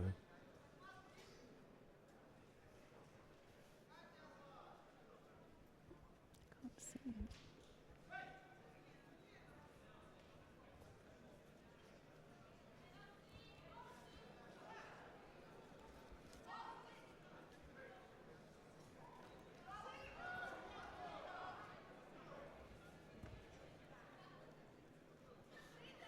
I had a real struggle with the internet this morning. I don't know why.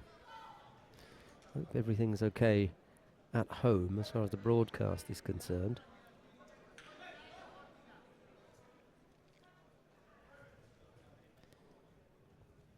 No score yet. Well, they've only just got underway, haven't they? So half a minute.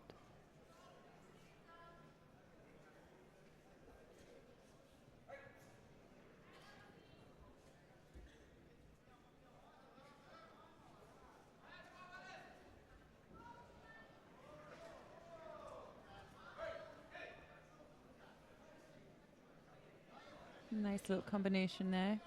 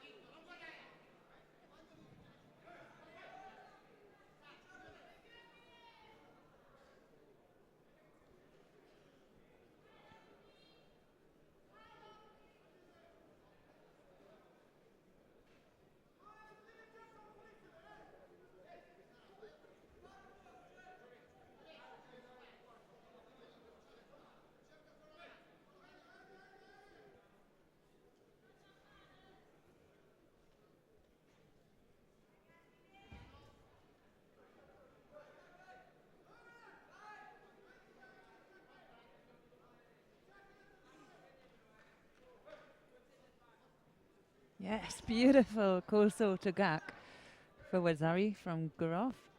Straight into Osai Komi.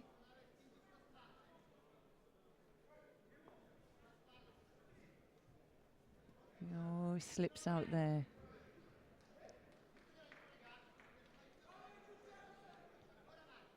So just under 2 minutes to go.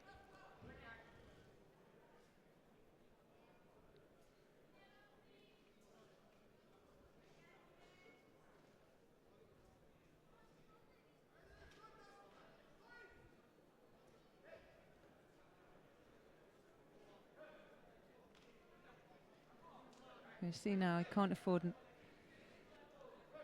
Well, still just over a minute and a half to go.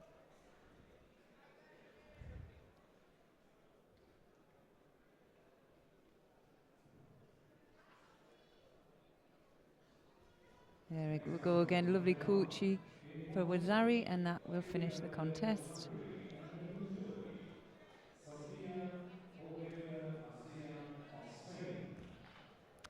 So that was the last fight in the first round, with Piras from Italy going through to the second round.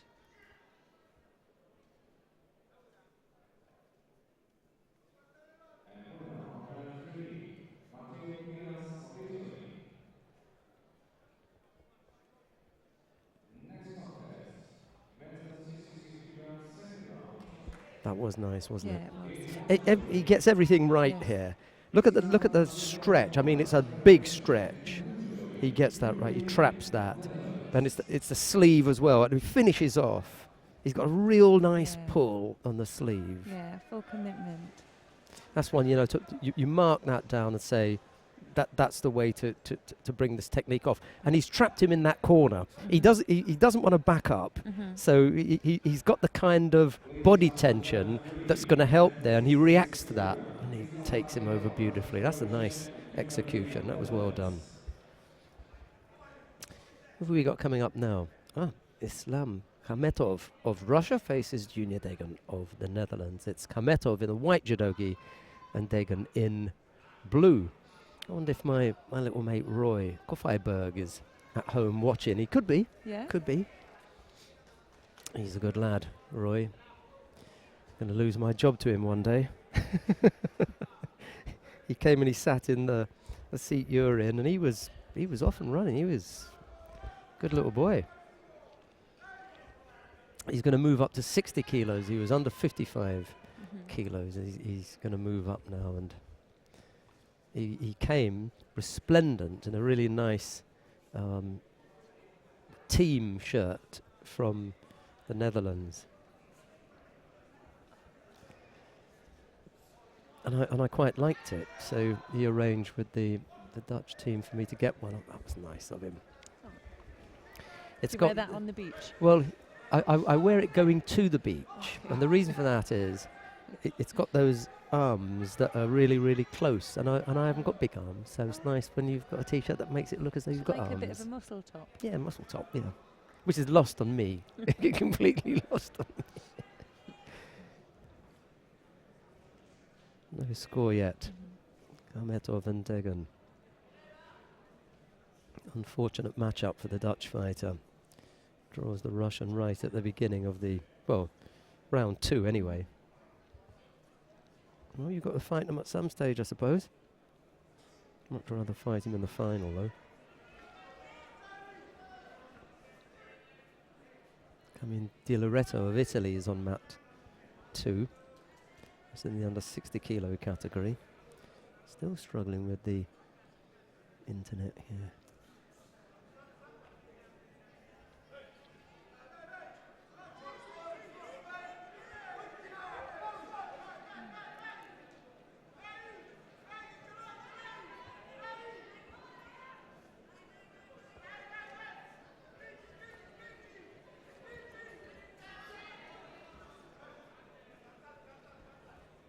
Always a nice continuation. Is he going to score? It's like a bit of a Soto Makakomi. Just going to check with Chloe which category it was that you wanted to look at. Just have a quick look at 60s. I just wanted to have a look at the young Italian, is it Panato, just to see how he did in his first round, because I know he's moved into 60 kilograms for this tournament, and he's. We were watching them warming up earlier on, and they looked really great in warm up. I think he was right at the bottom. He lost his opening contest against the Israeli. I want to put money on Angelo Pantano. He's got that kind of physique that is really difficult for taller fighters to deal with. He's short, and he's oddly enough, he's well built because everything's packed into a much smaller. I think he's only 5'3" or 4". Yeah. So he's not that tall. Khametov is on the board with Yuko, shaping to go right-sided at the moment. Nice grip there. He's got to try and use that at the moment. Degan just with that left arm blocking him. Try to break the grip up.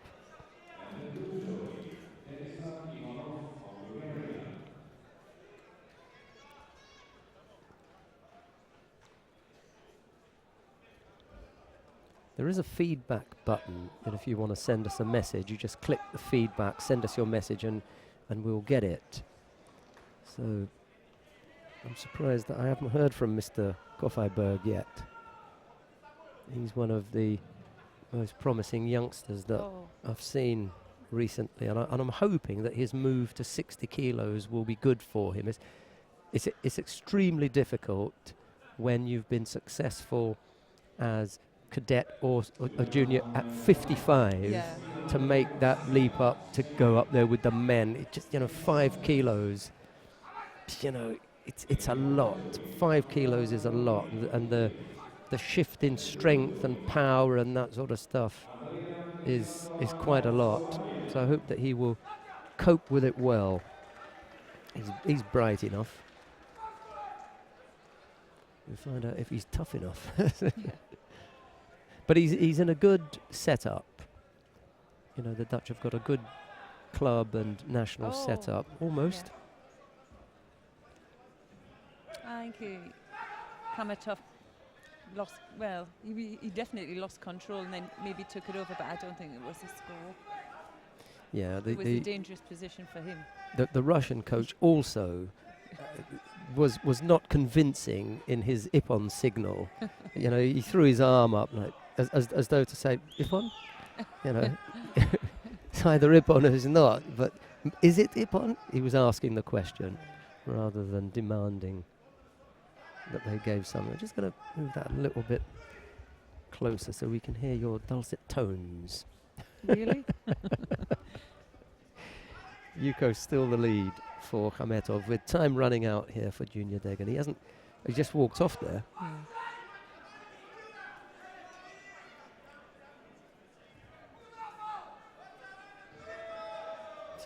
Just walked off. Yeah, it's one way to get the matty, I suppose. Right.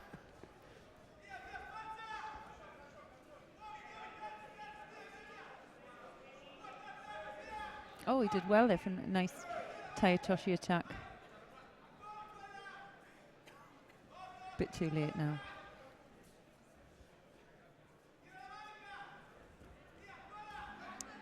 Spent, It was a tough fight. There will be other days for Junior, but today's done. Came up against the tough opponent in Islam Khametov. He's well worth sticking around actually to have a look and see just how far in the competition Khametov is going to go, because I don't think he's going to go out in the next round. Strikes me as being a very difficult competitor. He's going to face Gaitero of Spain, Alberto Gaitero. Is that right? No. No, sorry, I'm reading the wrong way. I just saw you filling that in, and I thought, okay, that's it. So that was the number 1 seed as well. He's number 1 seed. So that was the first fight in the third. Well, what would be the second round? Yeah. So he's into the quarterfinal now, Khametov, and he's going to face the winner of the upcoming contest between Fabiolo Pidroni. Sounds like a beer, doesn't it? Pidroni. I know they've got a beer called Peroni. Peroni. Yeah. This is Pidroni. Maybe it's alcohol free. This one.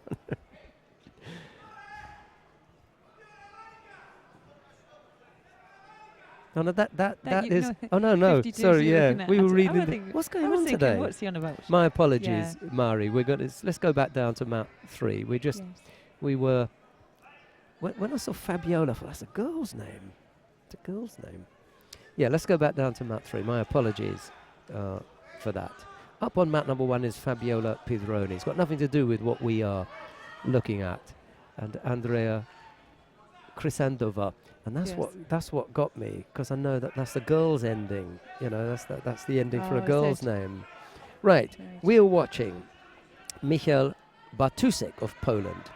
He faces Rashad Rufulyaev of Azerbaijan. It's Bartusek in the white judogi and Rufulyaev in blue. I had a nasty flight, quite a long flight, and there was this air conditioner blowing on me for about 7 hours, and I thought, I know what's going to happen now. I'm going to end up with a cold. So I got a bit of a chill today, I don't know why. A couple of beers, I'll sort that out. Oh, I was thinking honey and lemon. Yeah, after a couple of beers. What's happened to Bartusek then? It's come unstuck. On your feet, pal. Sorry.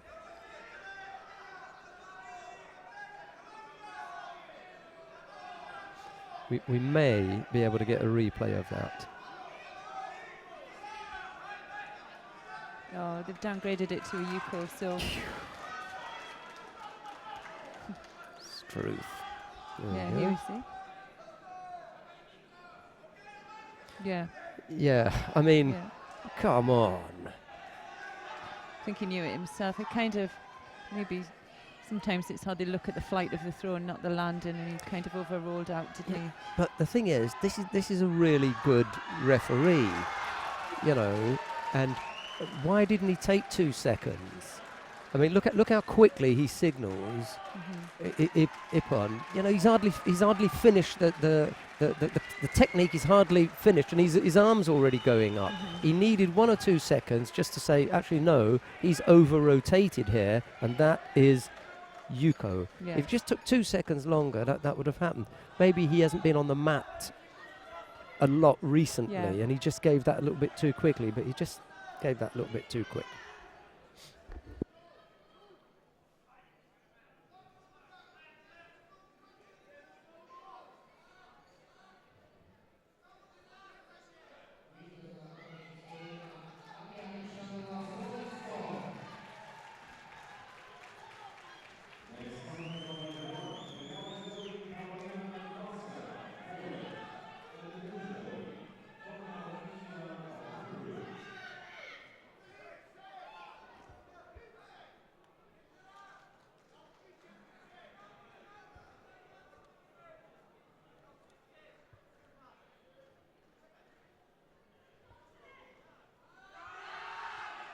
Oh, nice Tsunagi attempt there.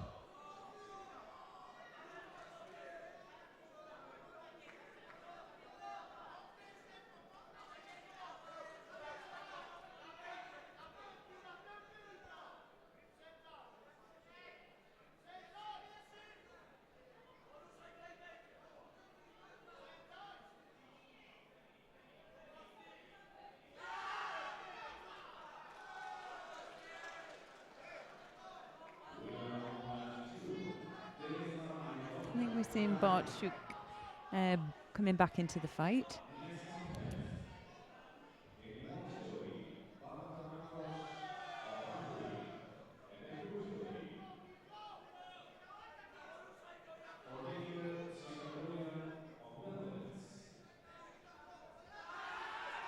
Oh, brilliant reverse Tsunagi. Now, does he get a Rosari yet? Rosari on the board for that. What a turnaround in this contest.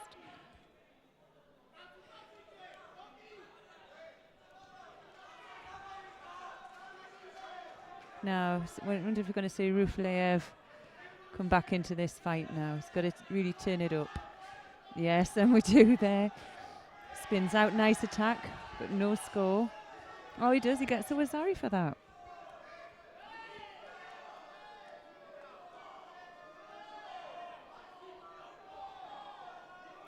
I think they may be having a look at that.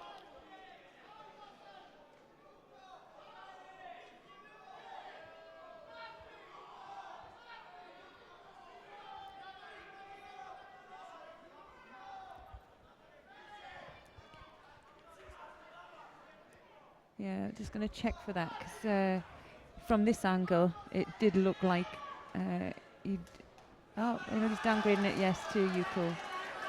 So he's still got it to do.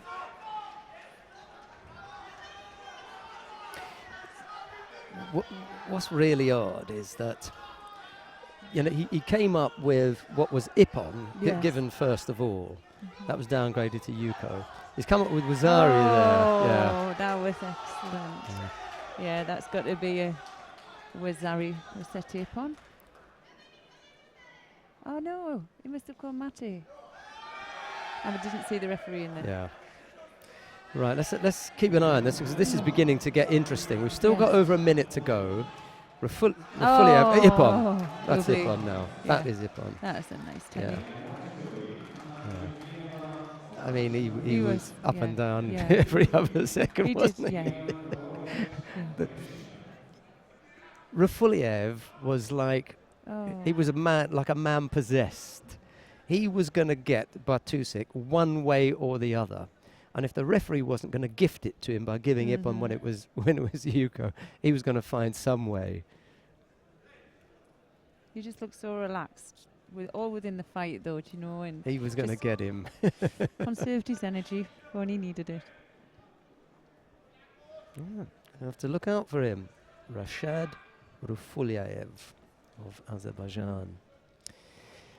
It's easy up here to call, you know, whether it's Yuko, Wazari, Ippon. It's easy because we're a million miles away from it. We're not in the middle and everything. However, on this occasion, I was a little bit surprised because the referee coming off at the moment, this is a good quality referee. They're waiting for him downstairs. The refereeing commissioner are waiting for him now. And when he comes off, they're going to have the strongest word with him. In a way that they wouldn't with another referee because he's so good. So they know there's something wrong there. He's given a call that was 2 degrees away from the score that it should have been. So that begs a question for the commission. What's going on today? What's happening? And then there were a couple of calls in there that, you know, didn't go that well. So they'll take him aside and say, you need to give yourself more time. You didn't need to give the Ippon when you did, and if you'd given yourself 2 seconds, you would not have given Ippon. You would have said, Yuko, we wouldn't be having this conversation now. No. The only reason we're talking about it is because, you know, he gave a score that had to be changed. Now, when the coaches start bellyaching and complaining and everything about, oh, my fighter lost this, look at the checks that there are in judo for correcting decisions made on the mat. That contest has come and gone now, but the person who won the contest was the right winner. And it came about because the refereeing commission cancelled the Ippon, gave a Yuko, and we went back on with what should have happened. It was never an Ippon. After the referee gives his decision, you've got the 2 contest judges there to support him, and they've got the video replay thing. After the 2 contest judges have had a look, you've got the refereeing commissioner. And after that, you've got the head refereeing director, all overseeing this in an effort to try and make sure that the right decision is made. So I think that the organisation, whether it's EJU or IJF, have gone out of their way to try to ensure that the best referees are here and the best decisions are made. And we check as much as possible when... That sounded like a that thump, was beautiful. Kuriyoshi Barai. Yeah, he just skipped. He just caught him off the hop. Boy. Yeah. Basile. He was struggling a little bit up till then. It's one of my favourite haute couture manufacturers, Basile. I can't afford the stuff, but well, you'll see a replay of it shortly. Oh, it is a gem. It really is. Oh, Yes. that's how they do it. It was a thumping he got there. Shocker for the I'll German. have that one. Yeah. Well, sometimes you just get caught, you know, and that time the German just got caught there beautifully as well. Yeah, so it was a long-winded way of saying that I think the judo organizer try to make sure that the best decisions are made, and yet we can't please everybody. But when they start talking about the ways that their fighters have lost, it tends to be about whether a Shido should have been awarded or not. You know, it's really little things, not whether that was a Wazari or not, or, you know, they're pretty good at that. I think, you know, this kind of level, they're pretty good at getting the scores right. We have a problem with penalties, you know, where there's no score and somebody loses on a force attack or passivity, because these are judgment things, you know. Well, it's human interpretation, isn't it? There's always going to be, you know, faults in that, but the system is so better than it ever was. Yeah, I agree. I never competed at any level that would have given this kind of, you know, support. But when I did, and there were my friends competing at a much higher level, we didn't have all of this. No. Or they never had this when they were competing. Video replay and, you know, just feeding. Yeah, it was just what the referee fancied. Yeah. You know, they used to.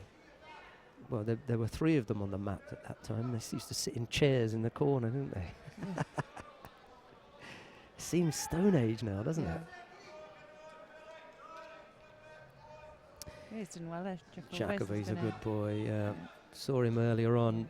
Just needs to get back on that head. That's it.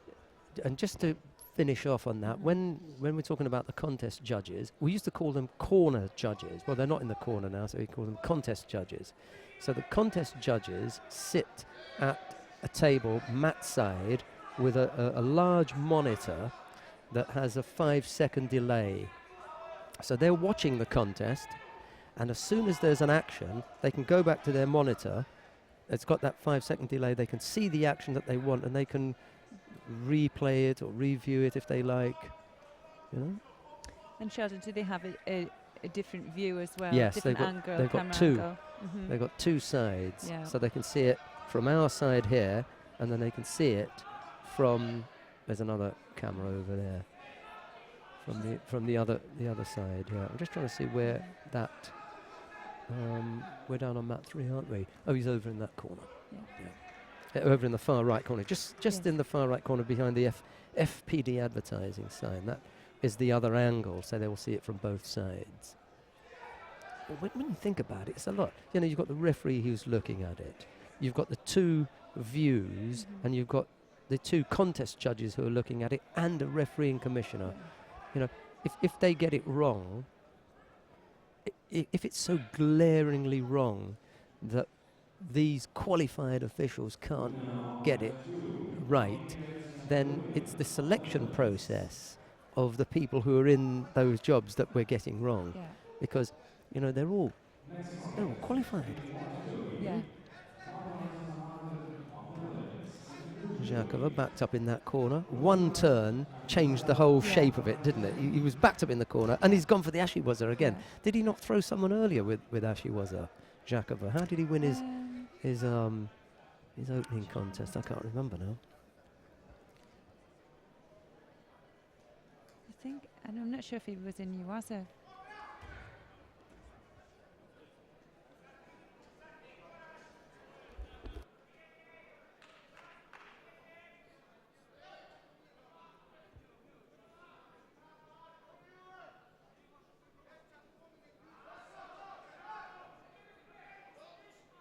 So second Shido there for Plesnik.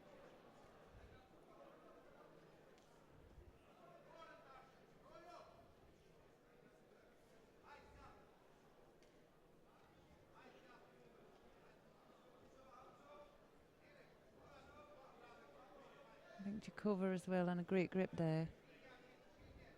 There's a good little movement as well, just to take control. Oh, no, he needs to be careful here. But the same again, he needs to be back on controlling that top half before he goes getting that leg out.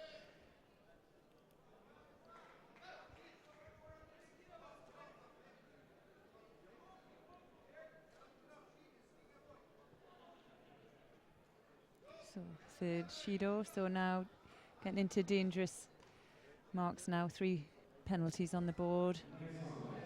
So we still have quite a bit of time left.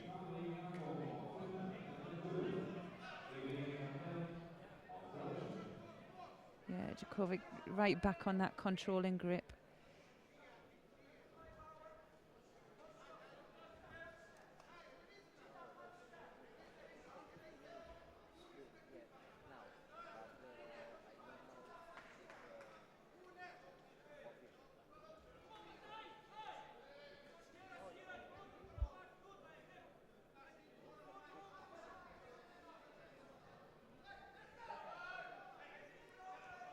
Yeah, some desperate words from the coach there, but I've got a feeling it's going to be a little bit too late now. He's going to take his 4th Shido.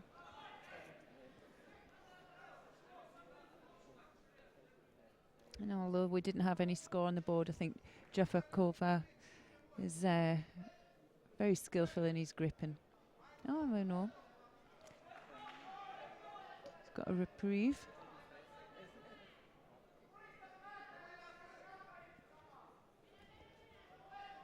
He's coming back strong.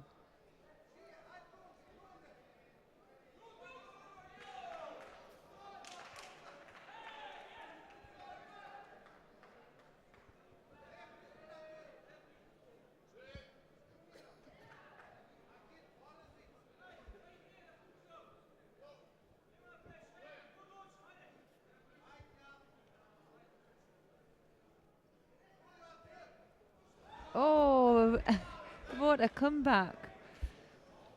So Wazari scored. You know, he's in the perfect place there now. Oh dear. Look at that. And just spent, 3 minutes not being able to get in close to him. And as soon as he made that effort, the judo came. Jakova can't believe No. it. Half a minute ago he was looking at round 3 or the quarter-final if it's only, Yeah.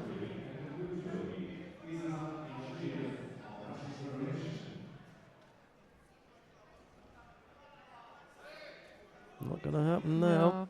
It just shows it's so important to get a score on that board. No.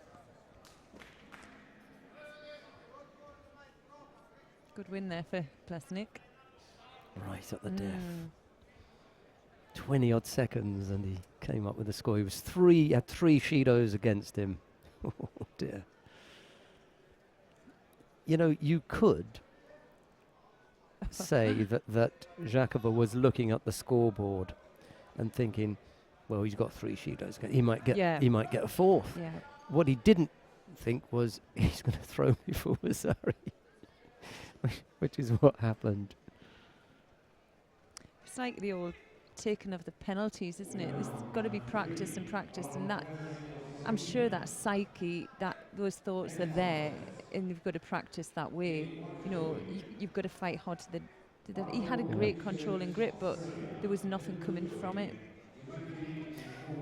Right, coming up next, Marko Vukicevic of Serbia faces Dmitry Minkov of Belarus. That U, the Belarusians have a special character that we don't have, and that U is pronounced as a V. Okay. So it's Minkov in the blue judogi is up against Vukicevic. Marko Vukicevic of Serbia in white, Dmitry Minkov of Belarus in blue. Round 2 in the under 66 kilo category. We're just waiting for the 52 kilo category up on mat number 1 to run round, and then we'll go back up there and have a look at the quarterfinals in the under 57 kilo category. They're beginning to excite me. I think there's some good matchups there. Mezhetskaya and Podolak, Konkina and Krov, Choban and Borovska, Dobra and Bozovic. You know, because we've seen them. Yeah. Yeah. Yeah. We know what we're looking for, so I'm looking forward to that. And then the semi-final should be absolutely, you know, humdingers. Well, let's hope it turns out that way anyway.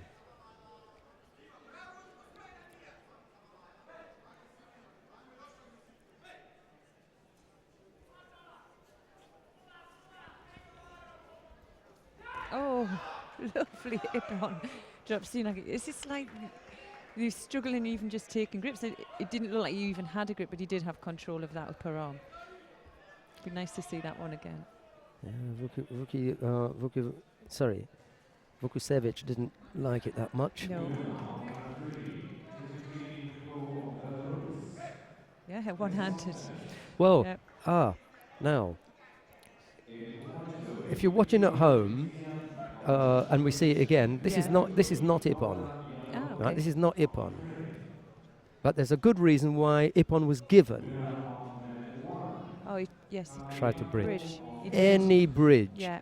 Now, and we see the body shape that tells us that he's not thrown on his head, Yeah. but he's tried to bridge here. Because as he's going through the air, he arches his back. Yeah. It's the arching of the back and the legs when they're bent over that give us the indication of a bridge.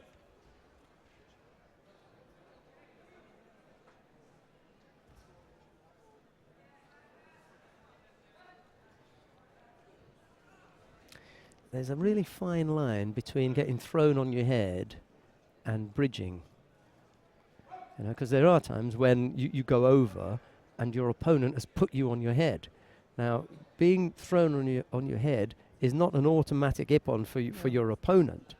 It's the arching of the back that gives it away. Yeah, I mean, he could have been thrown on his head, but and it's always unintentional. It's a reflex action. You're trying to get off your back, you know, and that's what we're trying to avoid. We're trying to avoid fighters using that as a way of avoiding being thrown. It's a tricky one. Anyway. That one is done and dusted. Who have we got now? Igor Magdisian of Russia is up against Bogdan Iyadov of Ukraine. Magdisian in white, Iyadov in blue, and that's a Armenian sounding name, Magdisian. All their names end in an.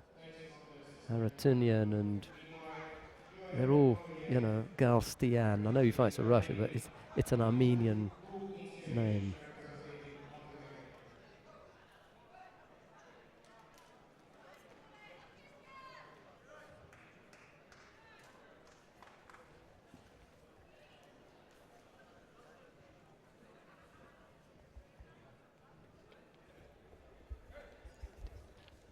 You can say it.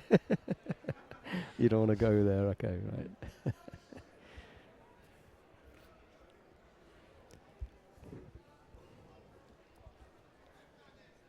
Next fight up on mat 1. Daria Mezhetskaya and Arleta Podolak. What a battle that's going to be. They could both end up on the medal podium. Yeah. The two.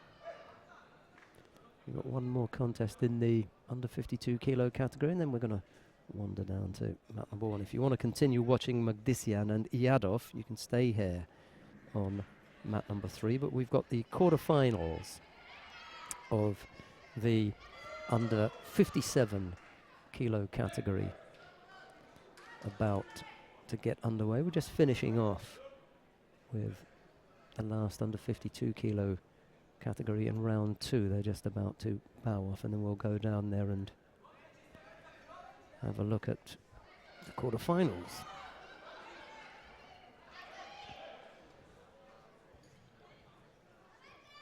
Right, if you want to stay watching Magdisian and Iyadov, just click on mat number 3, but the commentated channel is going to wander up to mat number 1 now. And we're going to see the contest between Daria Mezhetskaya of Russia. She faces Aleta Podolak of Poland. It's Mezhetskaya in white, Podolak in blue.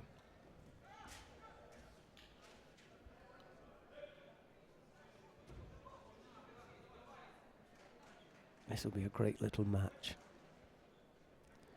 They got fairly similar body types as well, they're you both know. small in stature, aren't they? Exactly. And then a lot of them are in 57s, I've noticed, well, apart from maybe the Romanian, who's quite Yeah, tall. Dobra, yeah. Dobra.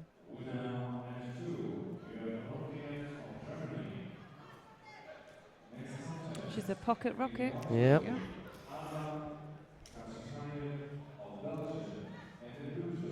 I think Podolak has just got a little bit more experience than Mezhetskaya, but I wouldn't say that that was enough to get her past the Russian, because the Russian's got really powerful throwing skills.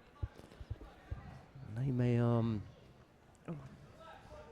know, they may prove enough.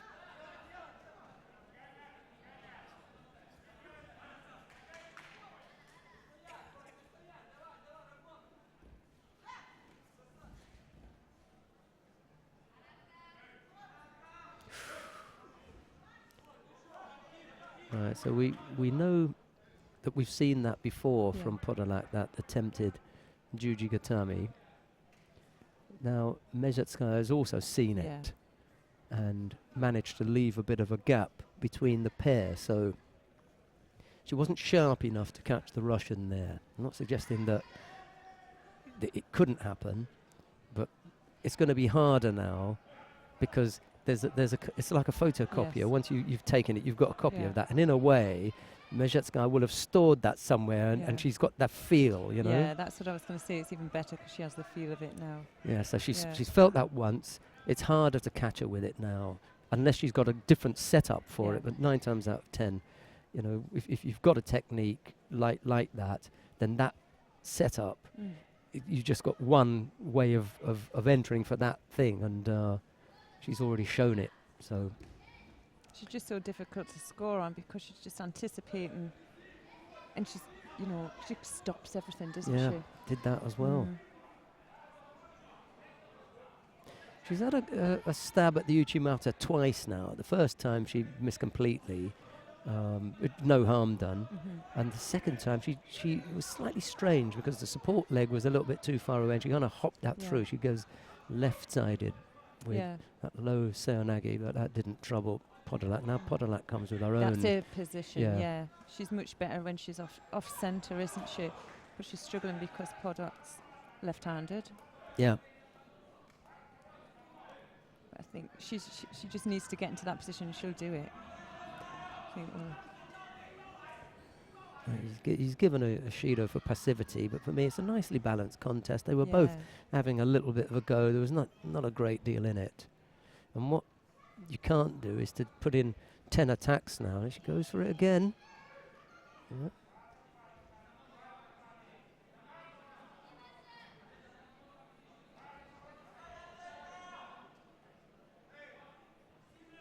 Minute and a half to go. Yeah, what you can't do now is to put in 10 attacks and pull the Shido back. There's that little hop of an Uchimata, and it goes over. It's a nice combination, isn't it? Yeah, it is. I mean, she didn't come straight off the Uchimata and into the left-sided seonagi, but it's a nice follow-up technique. It was good. Yeah. And it came at the right time, because Podolak had put in 3, 4, 5 attacks and looked really busy, and Mezhetskaya just needed to, you know, get one in of her own.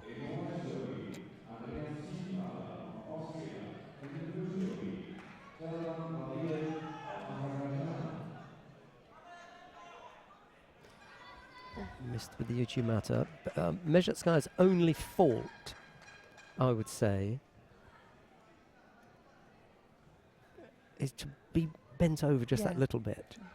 From time to time, she can just look a little bit overly defensive, and she picked up a Shido for that in a previous contest. She's got to be aware of that. You don't want to bring Podolak back into the contest by leveling things up.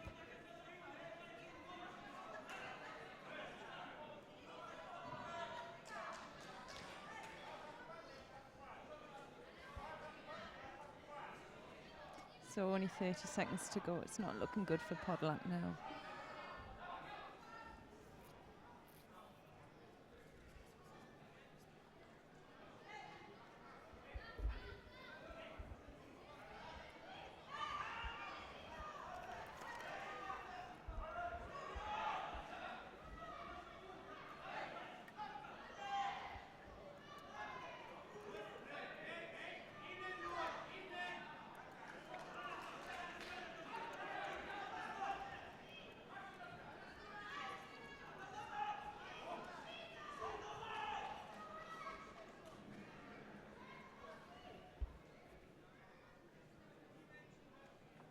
Oh, it's a tough old match for the pair.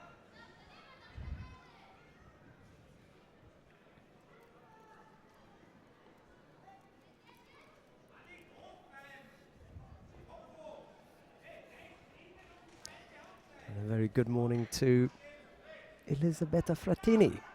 Ciao, Ellie.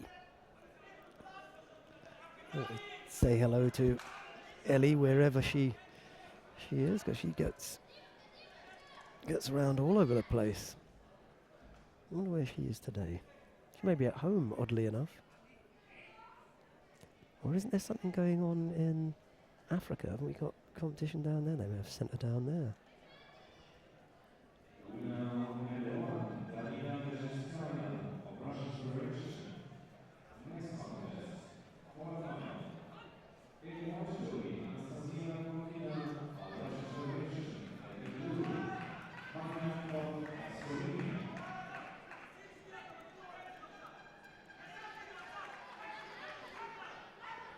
Ciao, Ellie. she's with us.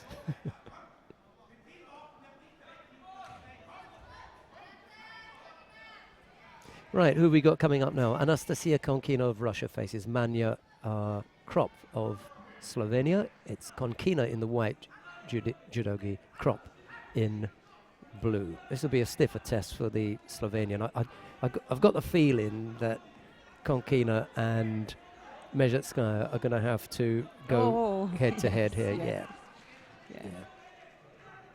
It's just too strong. I mean, the coach can look disappointed and shake his head. You see, I don't understand that. You know, we're just about to describe how strong the Russian fighter is. Now, unless, of course, he's Superman and he's told her, look out for this technique. Yes. And, you know, she's gone over it to her first time. You know, I'd really like to know if he's the brains of Slovenia and could have seen that coming and warned her against it, and then I'll take it all back. Yeah. It's sometimes it doesn't matter if you've been warned or not, and you know the score. It's their technique. Exactly. And, you know, sometimes you just can't stop that technique. So I told you so. I told you to look out for that. I don't care what you told me. I couldn't stop it. Safo Choban of Germany faces Anna Borowska of Poland. It's Choban in the white judogi, Borowska in blue. And we were just in the process of saying how difficult a contest Konkina was going to prove for Krop, and you know, over she went. You just have to nod sometimes and say, okay, she's just that much she's just that bit better than you are at the moment, and we can work on it. Okay, it will be Konkina and Mezhetskaya in the first of the semi-finals. Shame for the Russians that they're drawn in the same half, but let someone else get in the final. That they're running this weight category at the moment because they've looked the best to me in the weight category.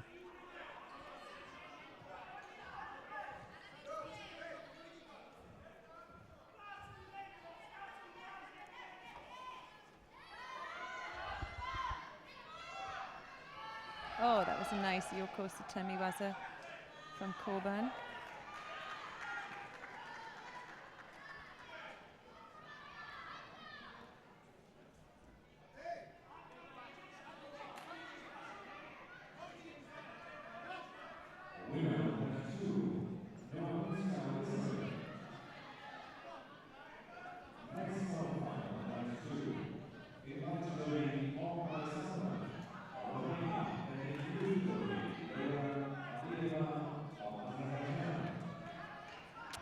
third penalty for Borowski.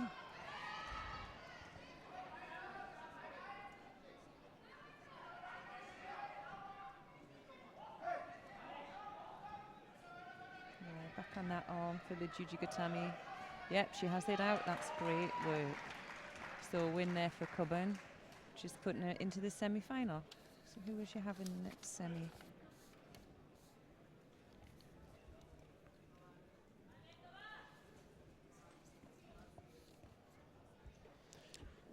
Right.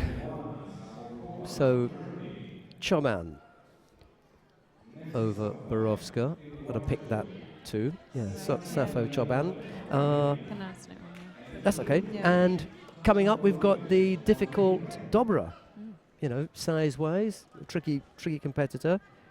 But we've got the surprisingly adept Bozovic. She's got some useful throwing skills. So this might be a good match because, you know, there was something about it. Was Dobra in her first contest didn't really impress me against Shevchenko. She improved against Centraccio, the Italian. Yes. We'll find out how she does against the Montenegrin. It's Dobra in the white judogi, Bozovic in blue, and here is Chloe Cowan-Vickers. Thank you.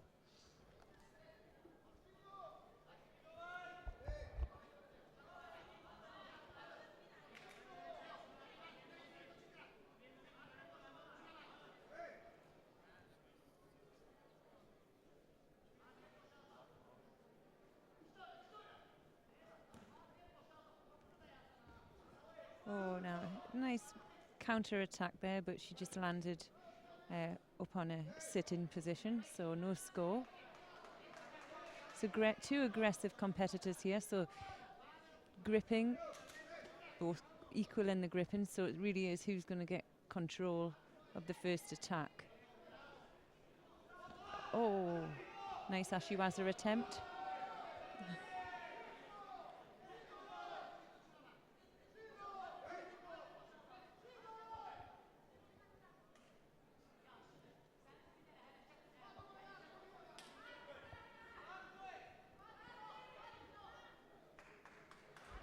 Yeah, this is the last of the quarterfinals, and after that, we're going to let Chloe go and take a break. She hasn't had a break. Been sitting here all morning.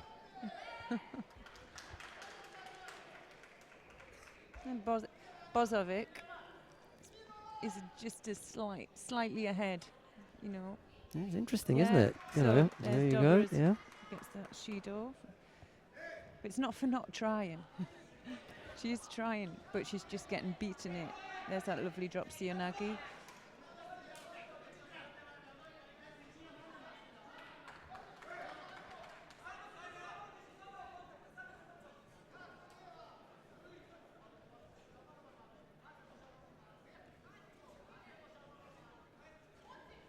Oh.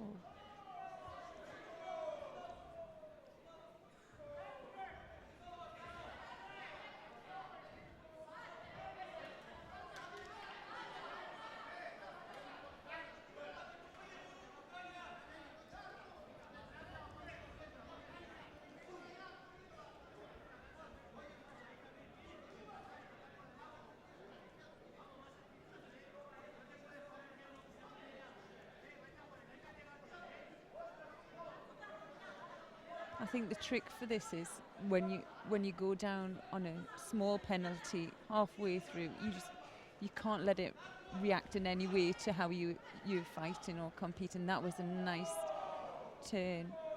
It was controlled as well. I don't know if she could have had a score for that. Maybe a Yuko. Yeah, she gets the Yuko on the board.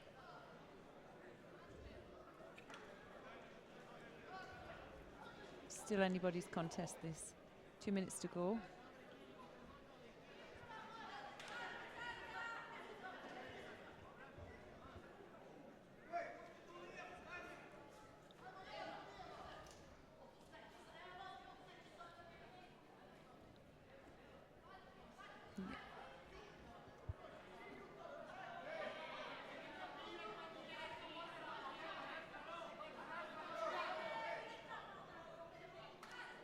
So Jujigatami attempt. She's clinging on by her fingers. So just lost that at the end.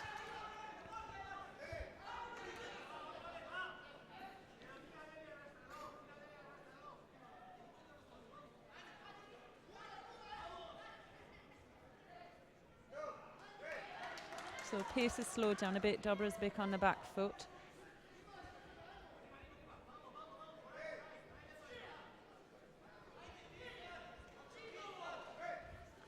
Thought for a minute someone was walking along the on the mat, but the carpet on the other side is blue as well. It's exactly the same blue. Beautiful counter there. Was Zari or Ipon? Where's Zari scored? But you know, I sense that coming. Yeah. Dobra was a little bit lazy in some of her efforts. They weren't genuine efforts to throw. They were just putting in, you know, attacks for the sake of saying, well, I don't want to pick up a Judo here.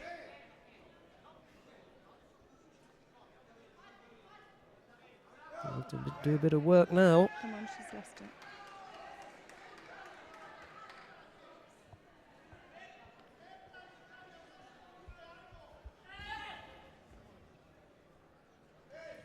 Belgian referee was just asking, what's wrong with you then? He just said to Bozovic, what's up with you then? What's your problem? Yeah, she's struggling a bit now. There's still 40 odd seconds left to go. Everything went into, okay, that's a force attack. It's a pick up a second penalty there. And that was a poor time and a poor way to give it up. Because now you've shown the referee absolutely that you've got nothing left. Yeah. So any error now is going to get penalised. So dangerous, isn't it? Yeah. That's a nice Yuko. Yeah. That should be a Yuko there. Yeah.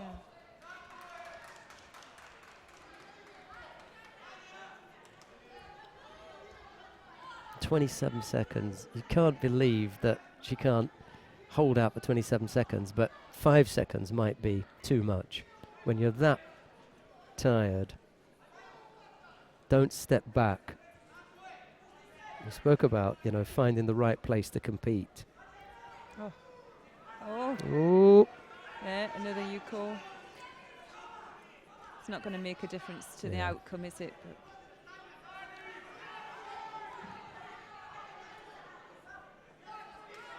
Really struggling here to get to her feet. 10 seconds now.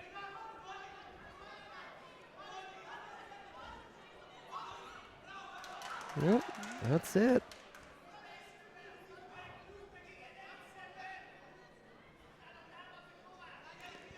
Well, I think that there is some mileage in Bozovic. yeah. You know, I think there's enough there.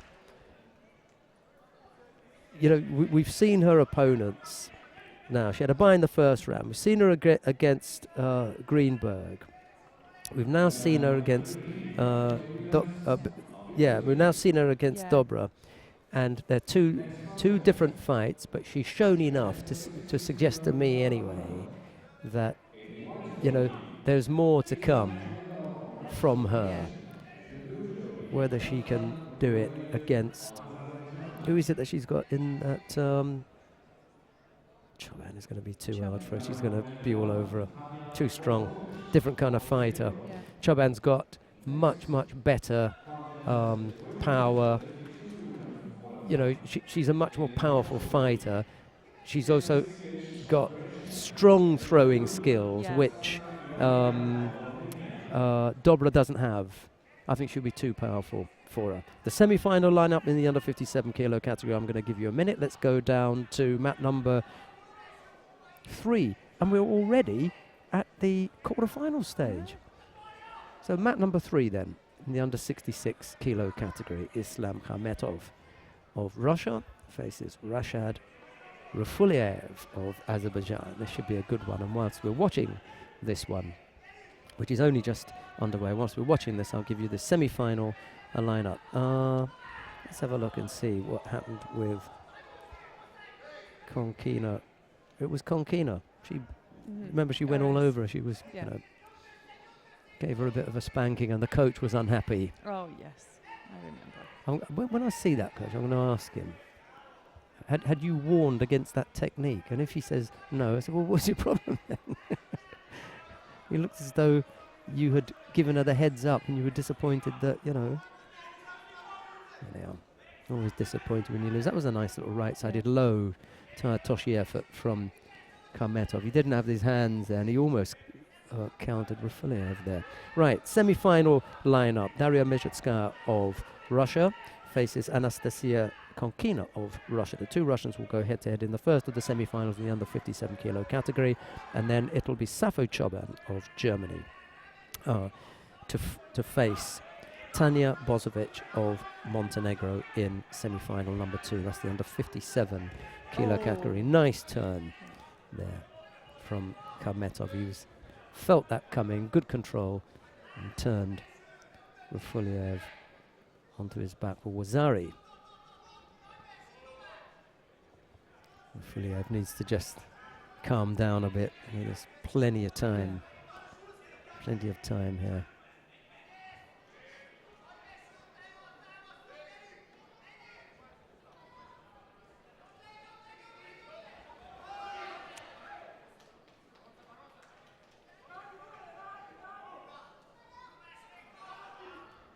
He can't afford any more time on the board now. He has 3 Shidos. Oh, he overrose again for that Uchimata. He would have scored that.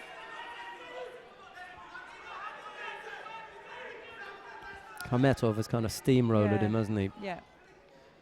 You know, the collective of 2 scores and the 3 Shidos against him just tells me Karmetov is too hot to handle. Yeah.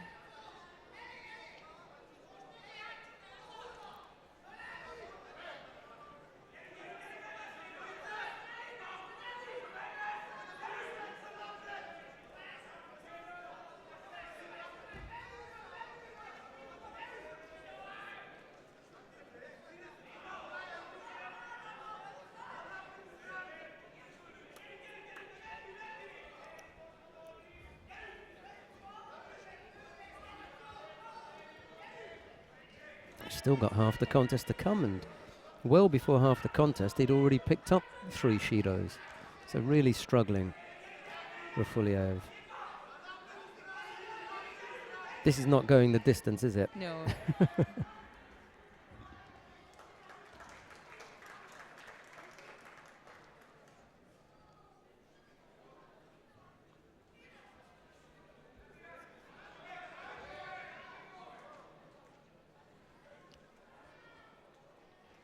Nice few pieces put together there. It's like he's enticing him in for his Uchimata so he can do the Uchimata Sugeshi.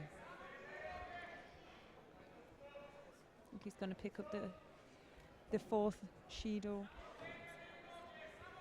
Just going to have a look at the schedule for today's event. Let you know at home. What time did they say the final block would be? Oh, here we go. Sorry. No, that's the bus table.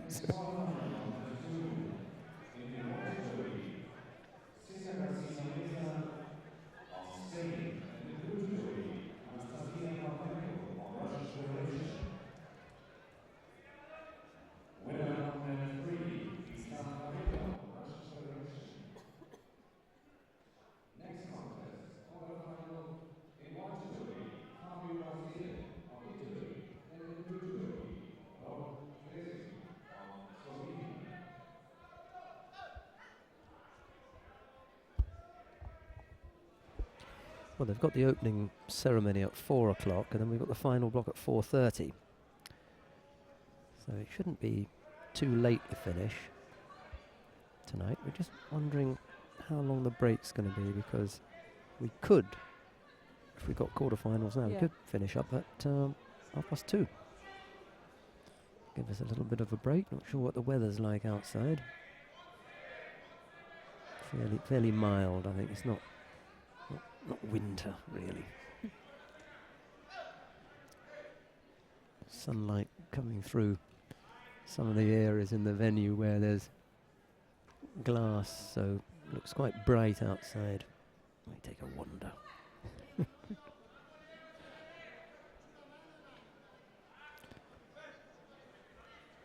So we saw Plesnik. Who did he defeat? Quite surprisingly, he was Plesnik the one who was Wazari down and came back, or there was some. Just trying to remember who it was that Plesnik. Was it Jakova? Was it the Austrian Lukas Reiter? I think. First, and then. Well, Jakova beat Reiter. Oh yes, that's right. So it was. And then it was Jakovic. Plesnik. Yeah, that was it. Plesnik Yes. beat him. Oh, he was there. Do you Yes. remember the three Shidos? Yes. Yeah.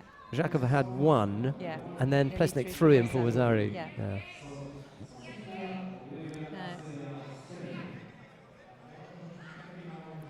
That all happened Yeah. earlier. We've got Fabio Basile of Italy. He's up against Rock Plesnik. I suppose he's another fighter who's nicknamed Rocky. I know Dracic, that's his nickname. Rock Dracic is Rocky. What's Chocky. Choknai Lasno, his nickname is Chocky.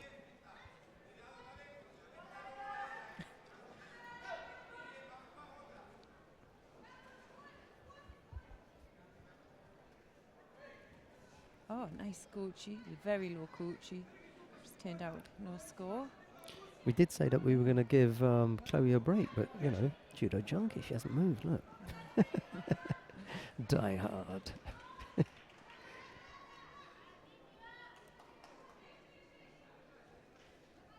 Oh, nice.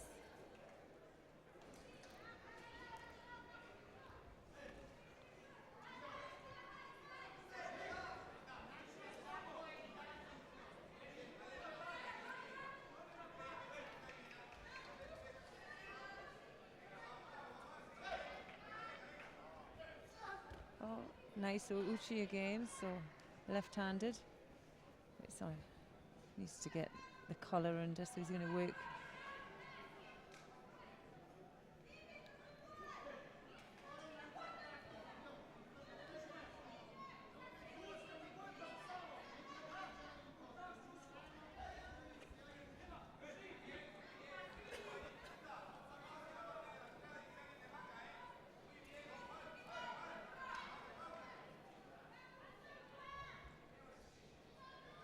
Oh, nice drop Kataguruma Yuko.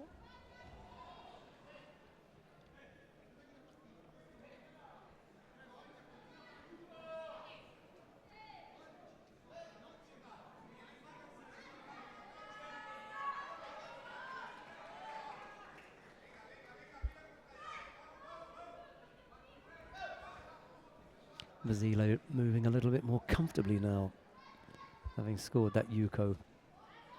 He also came up with a beautiful Okuriashi Barai earlier on. Yeah, he did, yeah. That's just a touch thing, isn't it? It's just at the right moment. Buried his opponent then.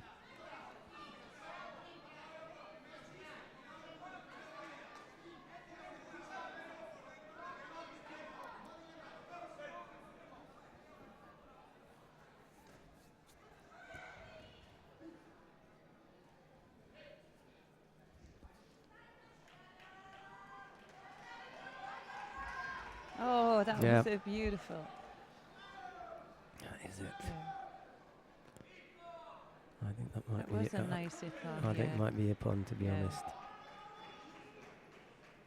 You know, you could be a referee if you wanted to. I hope not. I've got nothing against referees, by the way. I hope not. Yeah. Oh, No? no. He- Maybe You not know, then. the landing, you see, the landing, he rolls off the Yeah. rolls off the shoulder. That's probably what it was that was enough for them to call Wazari instead of Ippon. They like the landing to be flat and end there. If it's rolling off the shoulder, they don't like it.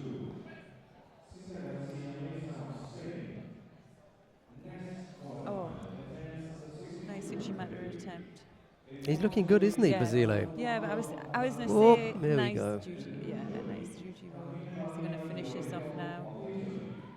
No. I was just going to say both guys are in great condition, aren't they? Yeah. I mean, minute to go and they're still at it. You know, as if it's the beginning of the contest. Young, fit and healthy.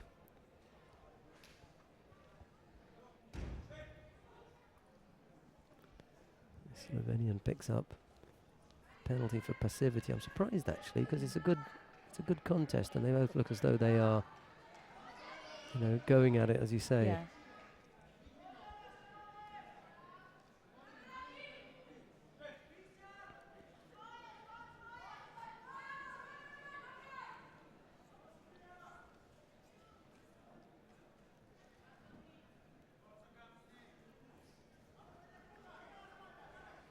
Basil will have some nice skills there. We go for a reverse CO. There he gets a nip on.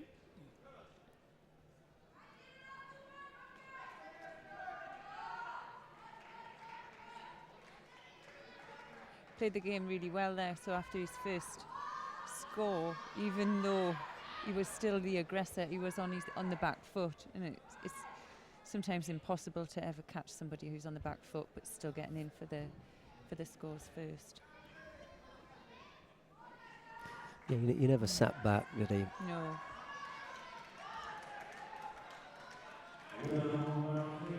Fabio Basile into the semi-final. Is this a look at it? Yeah, see, the landing for this is on his side. It doesn't land him on his back, and then he rolls him over for the final score. So yeah, that was a good call from the referee.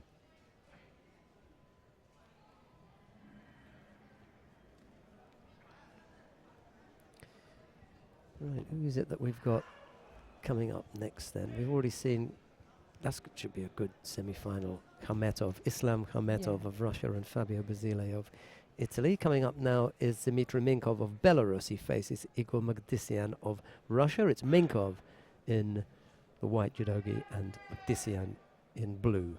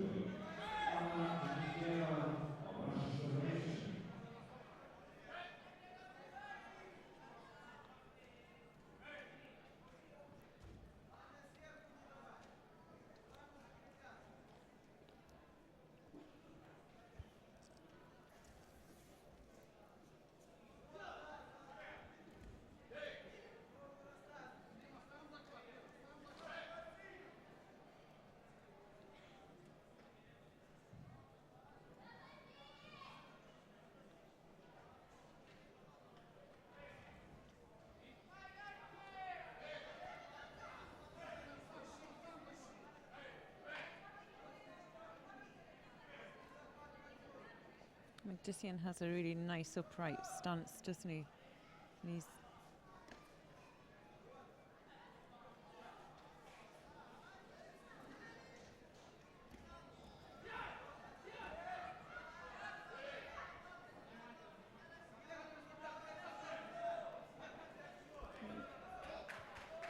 just picks the penalty. Although he's getting the strongest grip, he's just waiting that a little bit too long.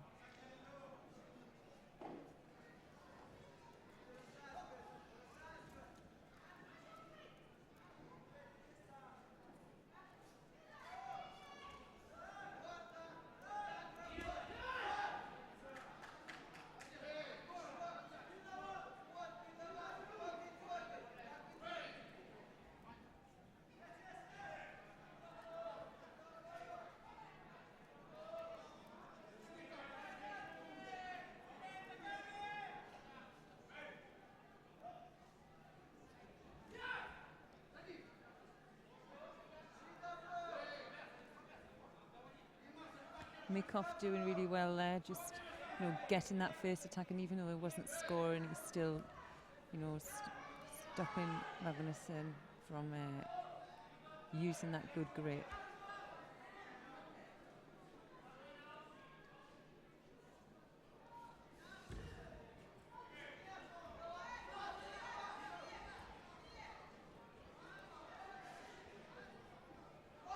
Oh, yes. nice. He found the way, didn't he? Straight into our Saikomi. He's tapped out. Must be in some pain, yeah. His neck there, yeah.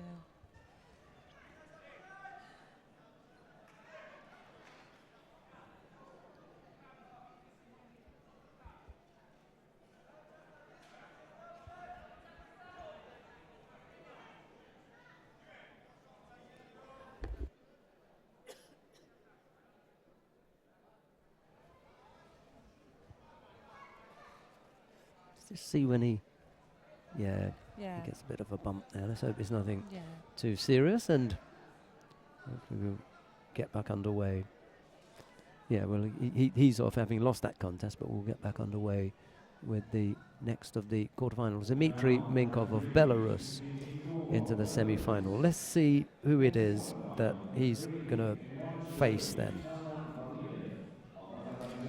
Coming on to the mat now. Telman Valiev of Azerbaijan faces Matteo Piras of Italy.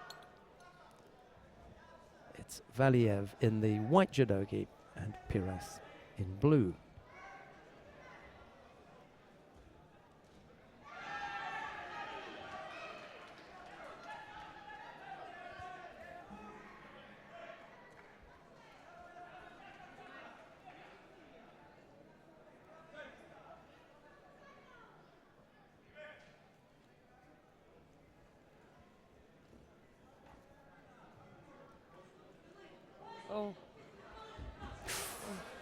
That was a nice Hiranagi. He did spin out of that though, so looked a lot more dangerous than it actually was.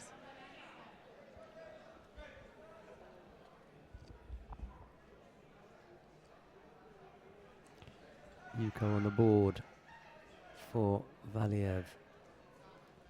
He attacks again over on the hip, and Yuko. 2 scores from Valiev. He's looking dangerous, isn't he?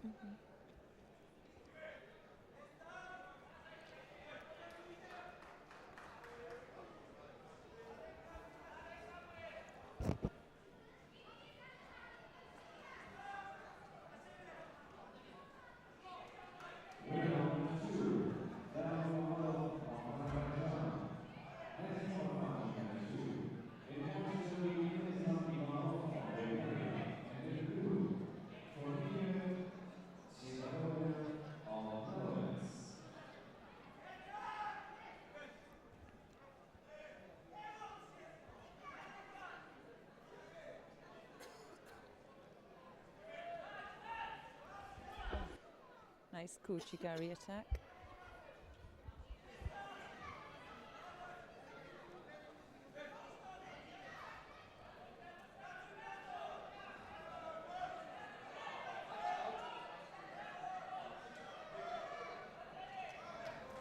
Oh, yes. Nice hip throw as well. His third Yuko on the board.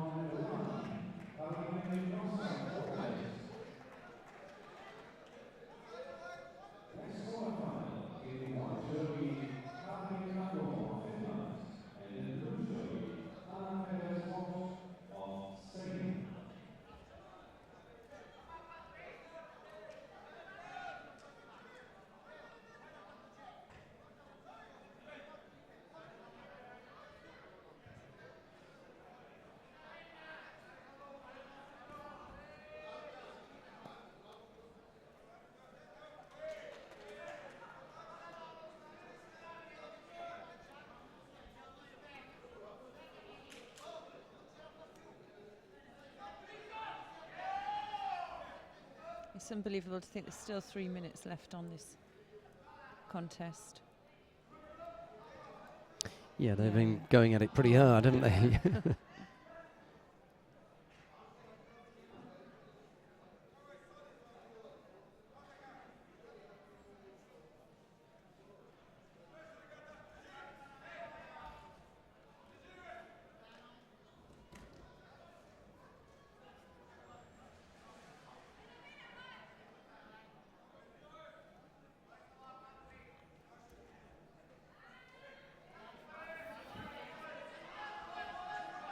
Three scores on the board for Valiev. And as Chloe was just saying, a little under half the contest still to come. Oh, tried to give him the feint there.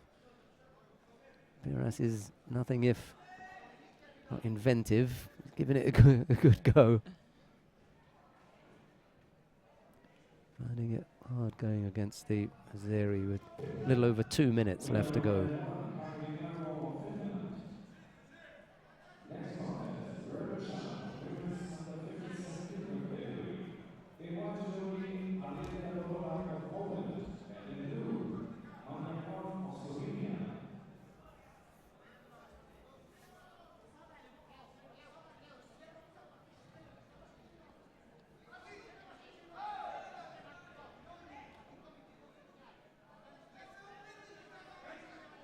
category. Rebel Challenge, please come to number 1. Oh, beautiful reverse Uranagi. I think the referee had called Mate. Oh, However, he really wanted a piece of him there, didn't he?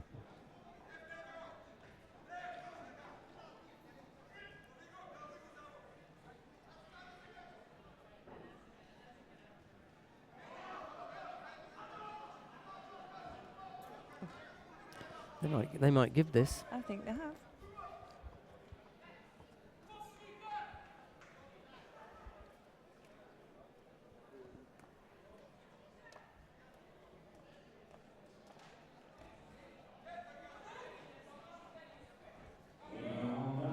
Yep, they decided to go with that.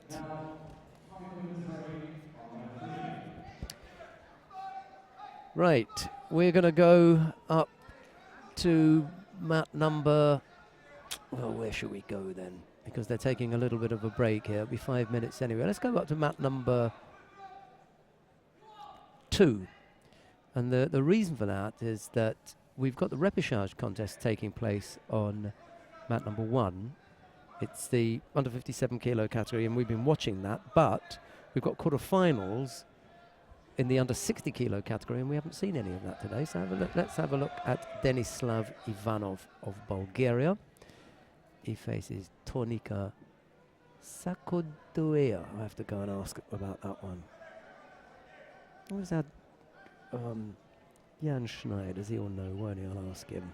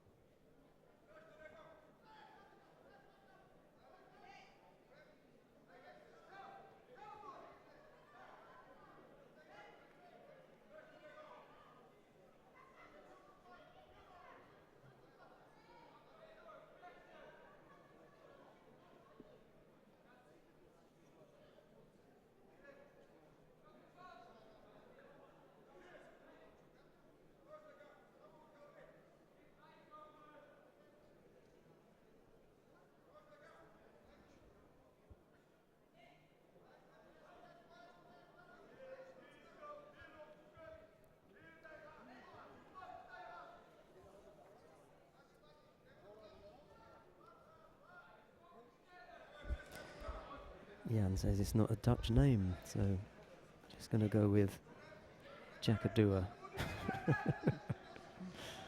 Until we chat with Tornica himself, he can come and tell us, can't he?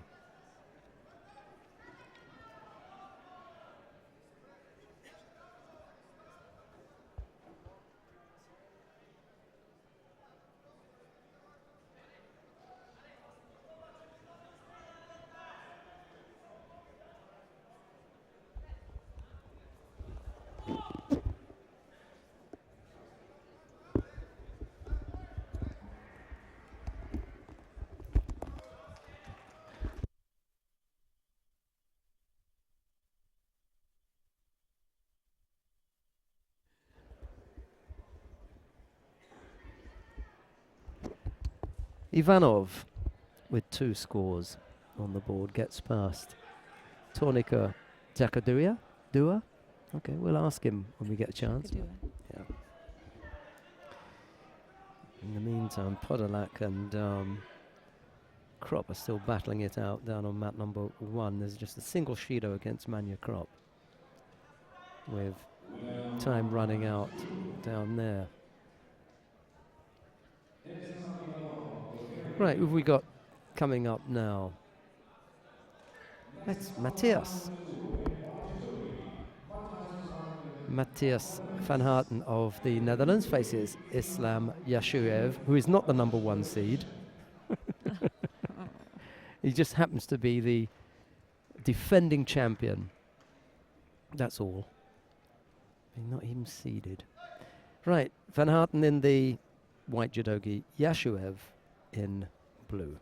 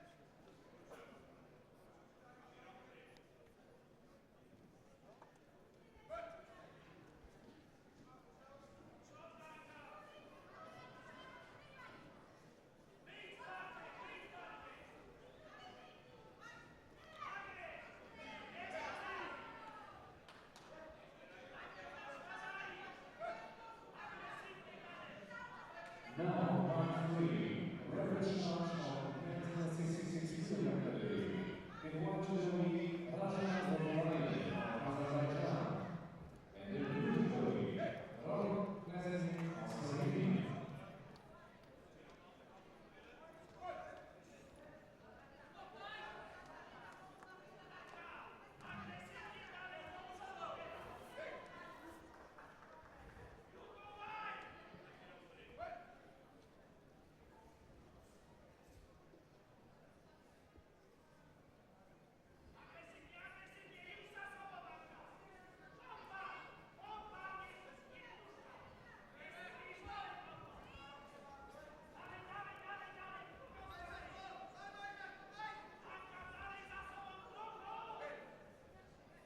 Yeah, Van Harden's just spoiling a little bit.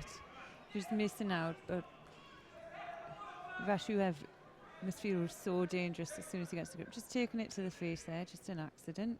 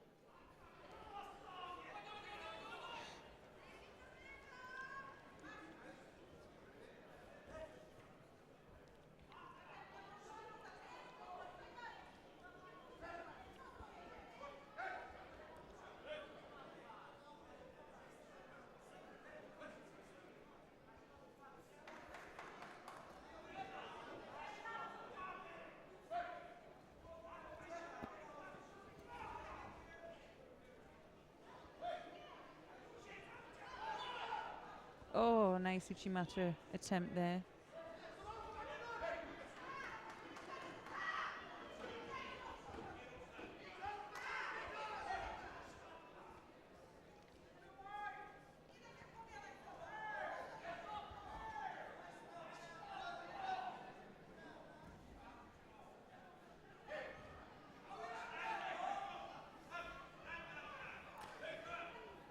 Just the single Shido against Van Houten at the moment.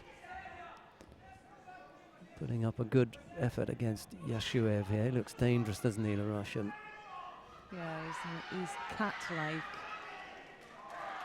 And it's relentless, isn't it?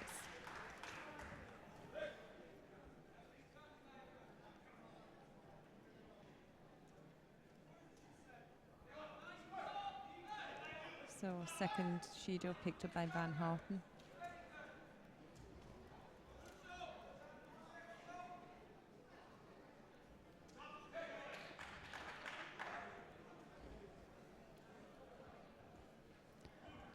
Yeah, he's beginning to blow a bit there, isn't he?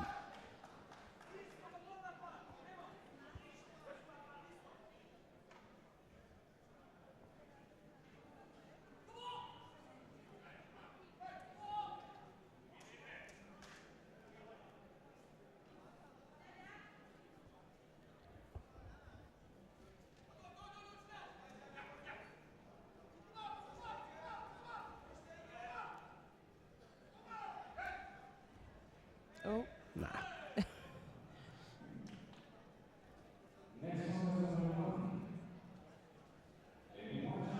That's nice, isn't it? Yeah. You know, sorry about Yeah. that. I was I in the think it just process, a yeah. reaction, So, yeah. really.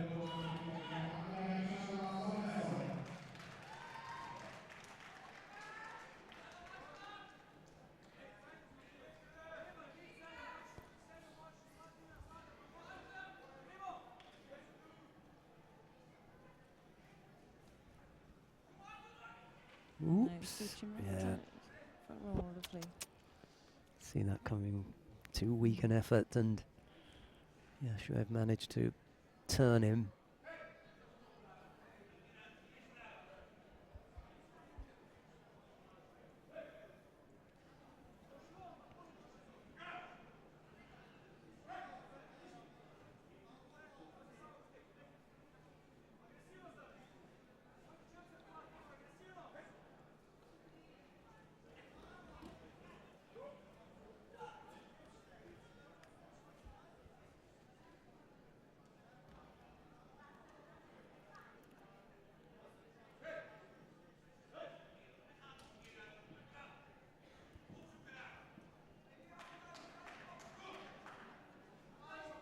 So just under a minute to go in this quarter-final. And Yashuev is still leading by Wazari. 2 Shidos to Van Houten. Oh, Finishing nice it off here. Uchimata. Yeah. Yeah.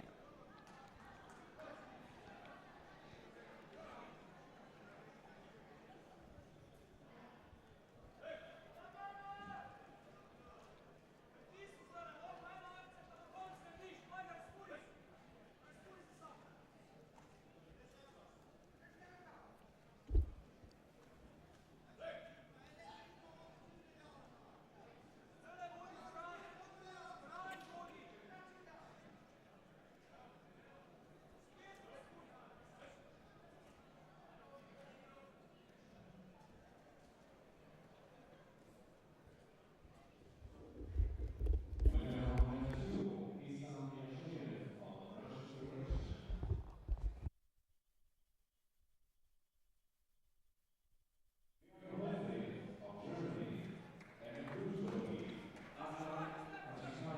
the Judo Adlan of Belgium.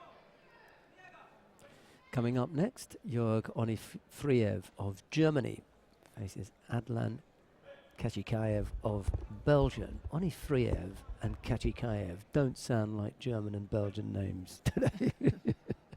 You know, in the scheme of things. Anyway,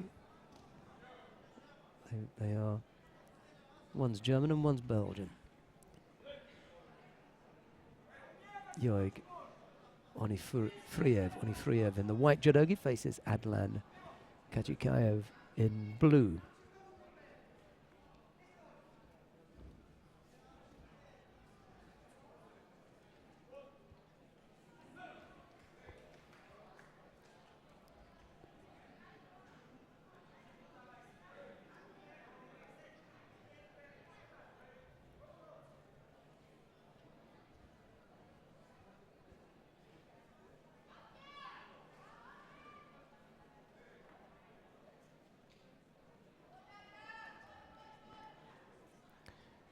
When the break comes up, I'm going to ask you who the highlights have been. It's easy because we've been looking at 57, so 57 shouldn't be a difficulty. 66 would be a little bit harder because we haven't seen all of it, but we might be able to give that a go as well. And 48, 52, 60 we haven't seen at all. Next contest, in white jewelry, Brazilian Missed. generation and the Judo jewelry, Europeans of Italy.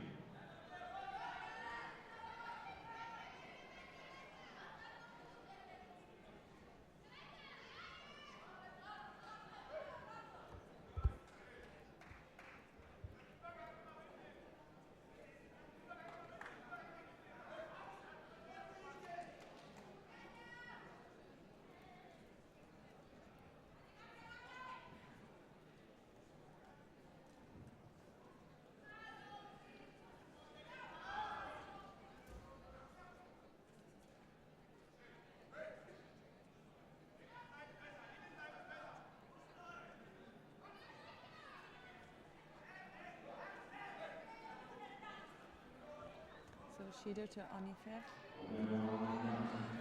Next contest, the semi-final men's 66 kilogram category number 3. In white jewelry is a Fabio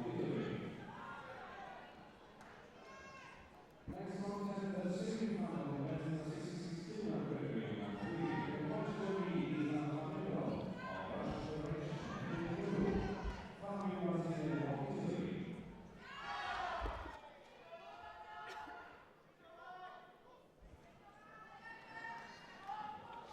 Oh, we haven't, but that's what we were.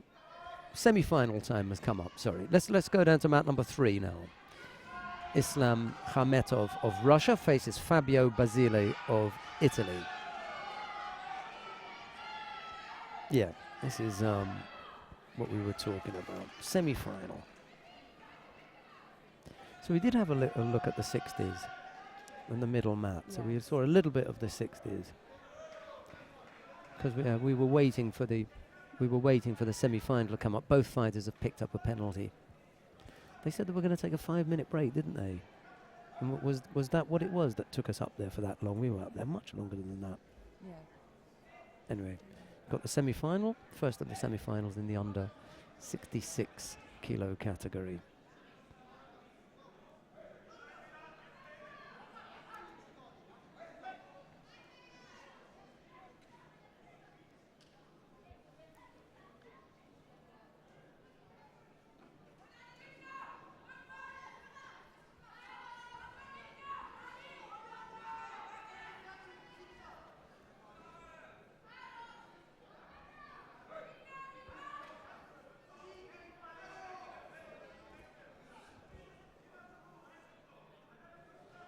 Oh. No, that's on. Ooh. That's on. Yeah. Brilliant. Yes. That was You too know, quick. He was quick, but he left Yeah. his head up when he Yeah. was down there, so he did well. Now, I wasn't expecting that. He was too quick, wasn't he? Yeah. He took his chance.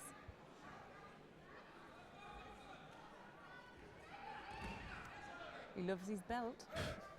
Well, it could be that he's got someone else's name on there. 'Cause, there's a bit of affection there.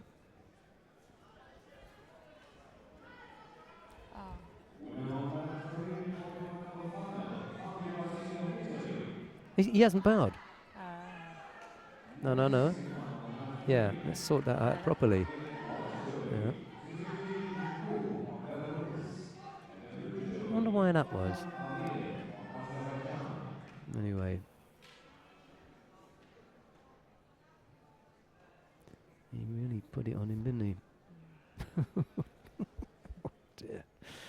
Right, second semi-final is between Dmitry Minkov of Belarus. He faces Telman Valiev of Azerbaijan. It's Minkov in the white judogi, Valiev in blue.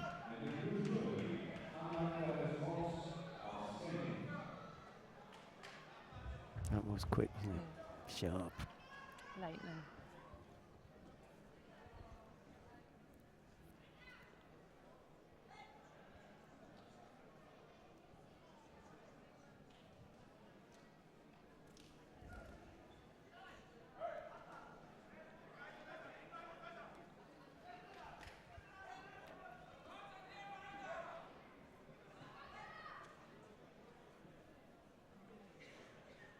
I know they've had a break, but it doesn't seem that long since Valiev was on.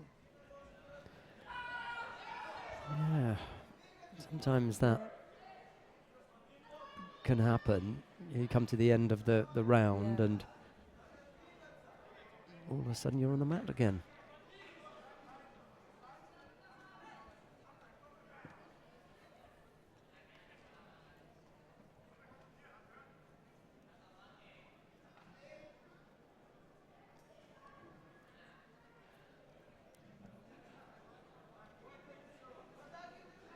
Ooh. Who's going to go then? Put a stop to that.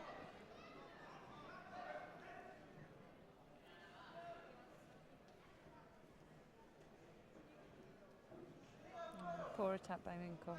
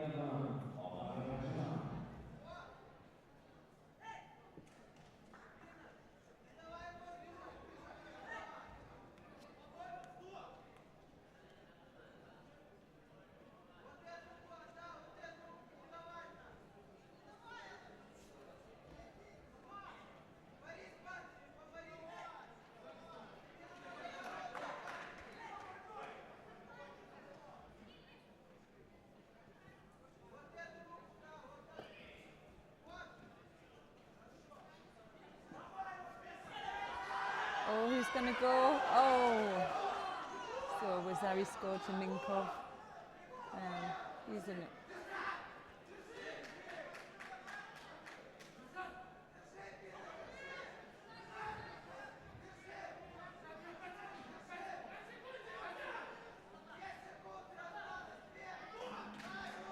And that's a win for Minkov and a place in the final.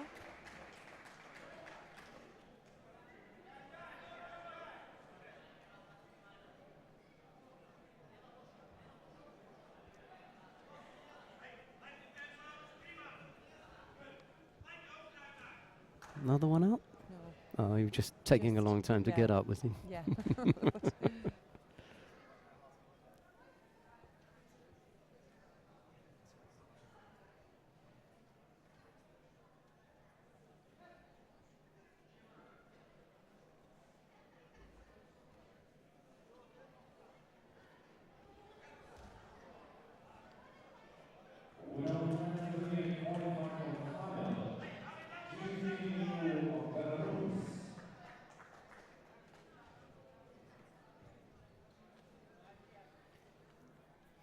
Right, so it's going to be Minkov then and Basile.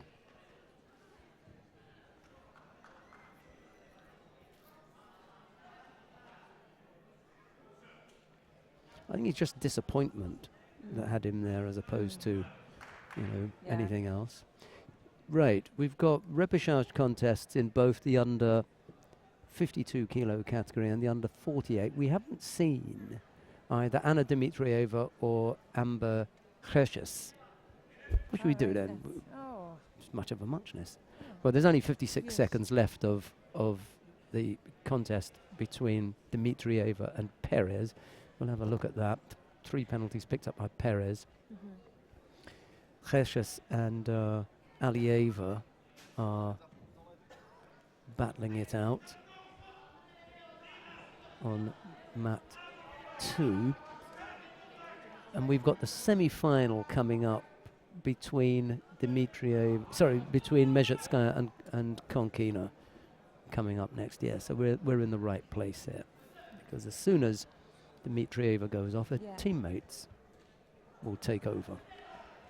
The 2 Russians will go head to head.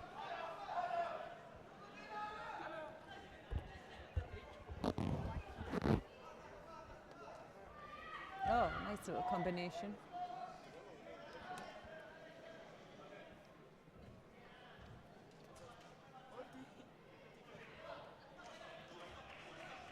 So Anna Pierre's box wins that.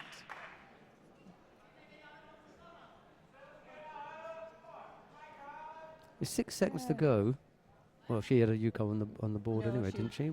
She tapped out of her. Submitted a hold. Okay.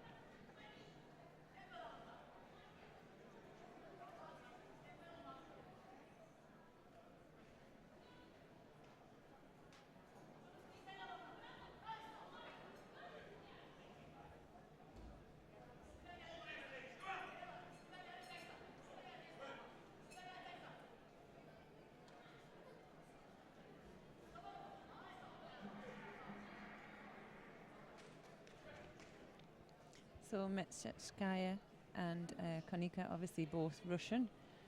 And usually when you come against somebody from your own country, it's a strange feeling at international level. But usually quite guarded, and girls will know each other really well. That's a nice attempt. Yes. Oh, yeah. What a lovely. Yeah. Except for me, there's a score. Yeah, I don't see anything wrong with stopping that. Yeah. For me, that's Wazari to Mezhetskaya when they get back up.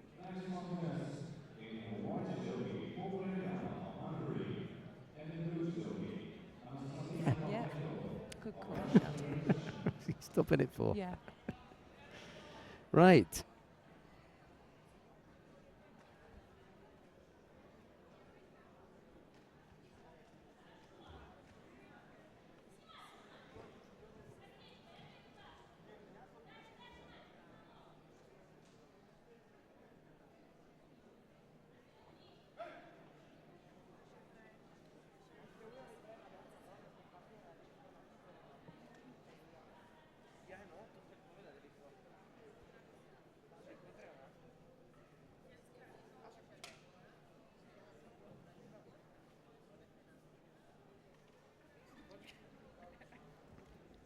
or Yuko score maybe there for that Uchimata overall.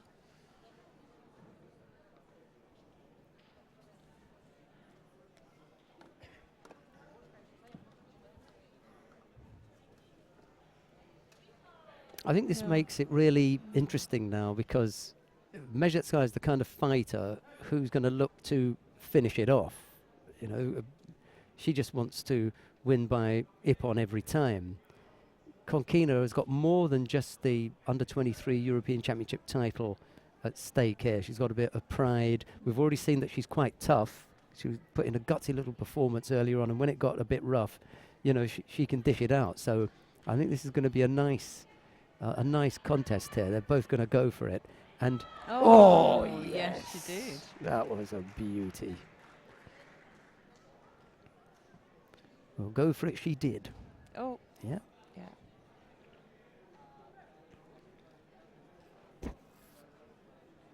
Yeah, she didn't buckle, did she? No. Konkina. And the pride bit was, you know, she had to dig deep here, because you lose is one thing, but you lose to your teammate. Yeah. You know. Now, where is the coach to tell her to get on her feet? You know? What's the problem? What's she looking at? I think she feels she wasn't flat. Her shoulders didn't land. She was on her Hey, lower back. it's ippon. You need to Yeah. get up and get off.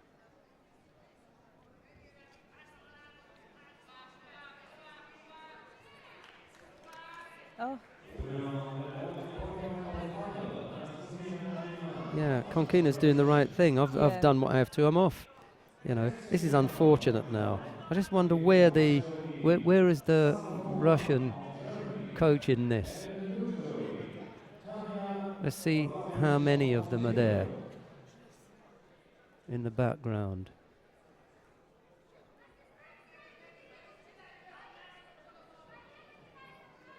See, no one would have stopped him if he'd come close and said, "Oi, off." Yeah. You know, what was she belly aching about? She was thrown fair and square.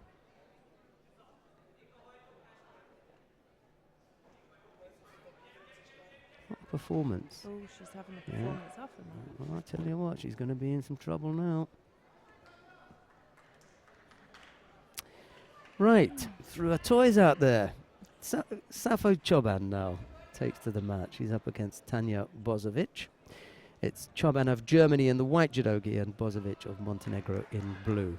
Disappointed with the end there for Mezhetskaya. Just showed a, you know, a lack of discipline.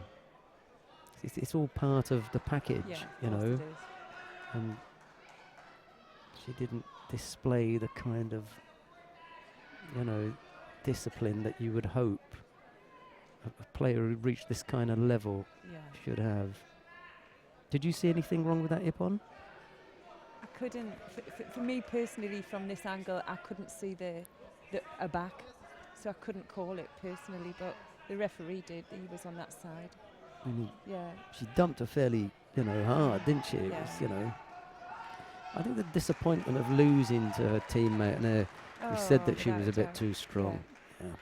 I mean, you do need to have some attitude, don't you, to compete at this level, but there is a control factor, and then you can always get out of the way, have you know, whatever you need to do, but I think the arena isn't the place for it.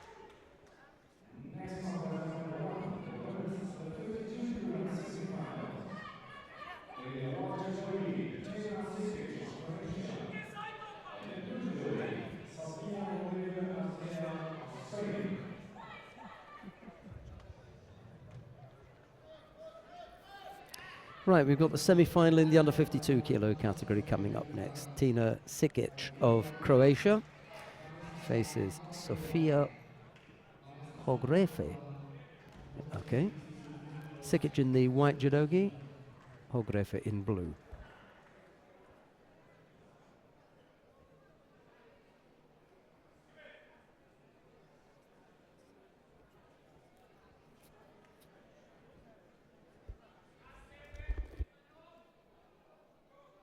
Oh, nice Atemi Waza there for Yuko. Winner on match 2, Ukrainian of Hungary. Next contest, men's 60 kilogram challenge. In the white judogi, Camille Maria Del Vecchio of Italy, and the blue judogi, Cornelia Ciaragoya of Netherlands.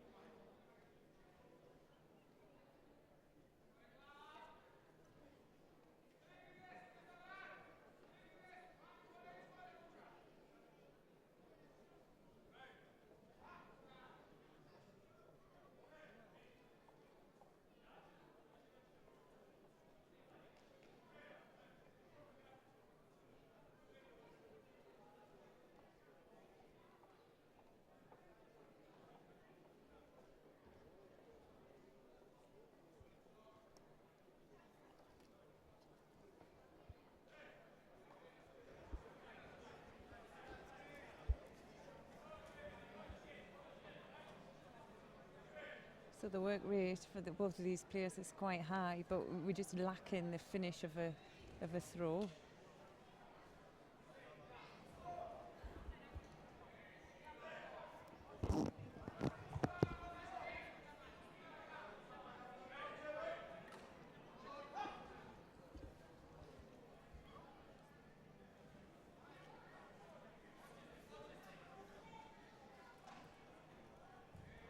Oh, nice so Uchi attack.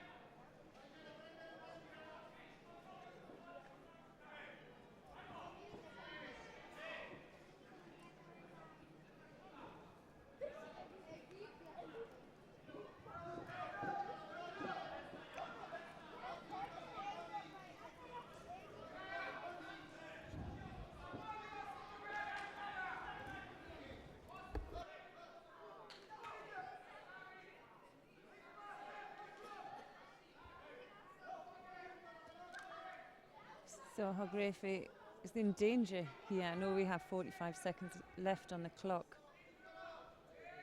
You know, could she pick up a third Shido now? She has to be really careful.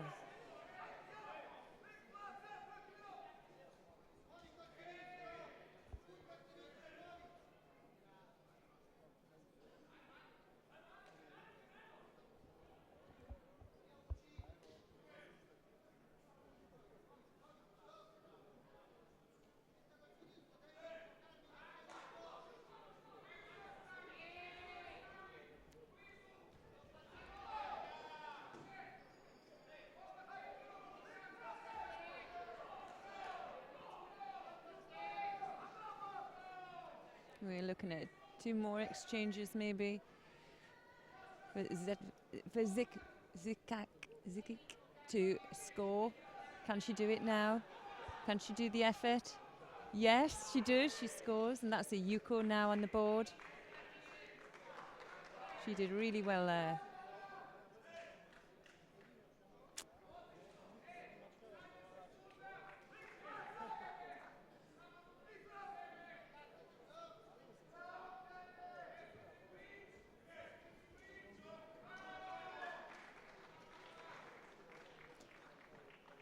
So Zikik into the final for under 52 kilogram category.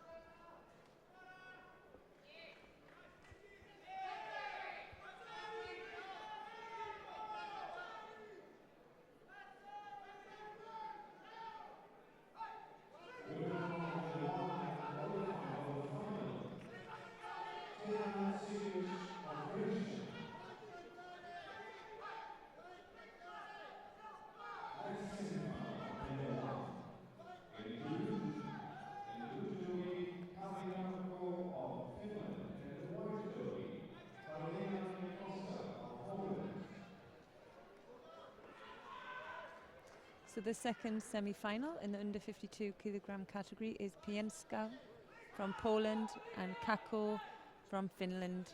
So Pienkowska in white, Kako in blue.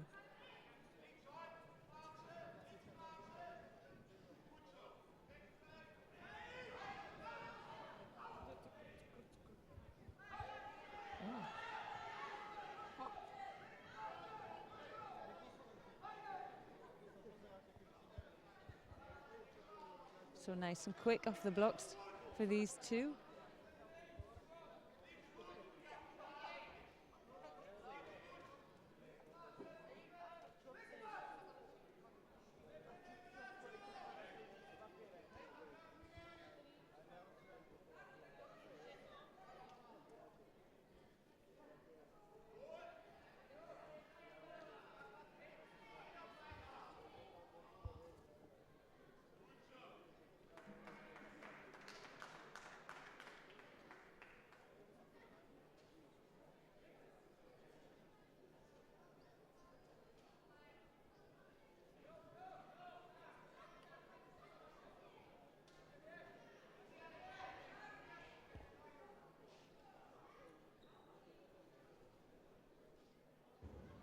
Oh, some nice Nuaza.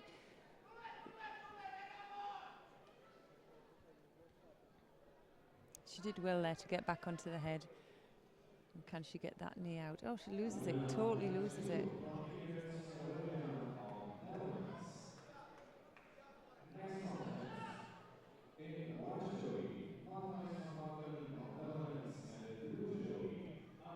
So Pienska there, just going to get a bit of medical treatment just off the mat.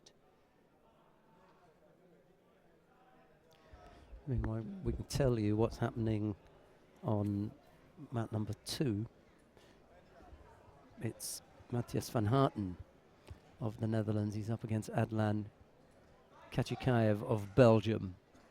They're just about to take to the mat, actually.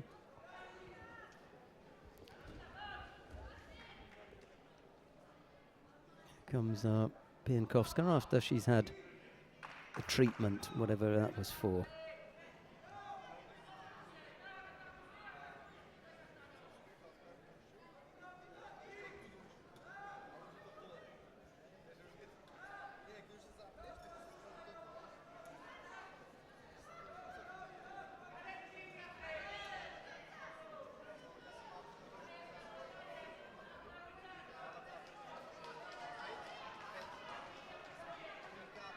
So first penalty picked up there by Kako.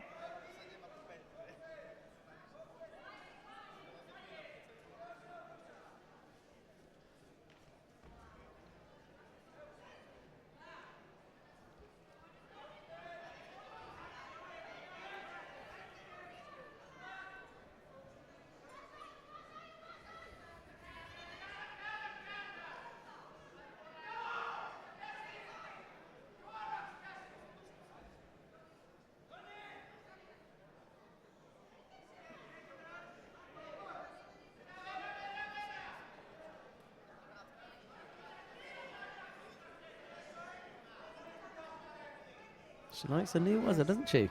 She does. She's got that kind of busy attitude as soon as they go to the ground, you know, and irrespective of the state of the contest, there's a Shido against her. She's perfectly happy to get down there and start working on the ground. She really fancies her chances. So even when the arm comes out, she's going to have to turn onto her front to stop her from getting up there. Okay, Sangaku Gatami now. Because I think the trick of that is just really to. She's lost. She's totally lost control there, and she's ended up herself in a Yoko Shiogatami. Yeah. And you know that problem with that Sangaku is it's all well and good rolling with it, but if it's that arm's not tied up and controlled, sometimes it's a bit. You can get it. It's not saying it doesn't work, but it takes nothing to tie up that arm and control the shoulder. That's unfortunate for Kako, because she showed some nice movement in Niwaza, but it was a case of the biter bit. Just shows that you can't stop a Niwaza even if you're on top, you know. Karolina Piankowska comes up with the win. We'll see the Polish fighter in the final. It was a nice contest.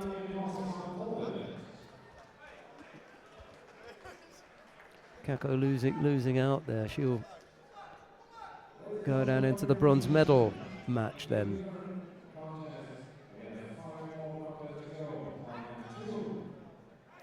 Well, that's the end of the contests on mat number 1. We've got a couple more coming up on mat number 2. We were talking about Matthias van Harten and Adland Kachikaev. Here they are. 2:20 odd left to go, and a single Shido against the Belgian at the moment. It's Van Harten in the white judogi, Kachikaev in blue.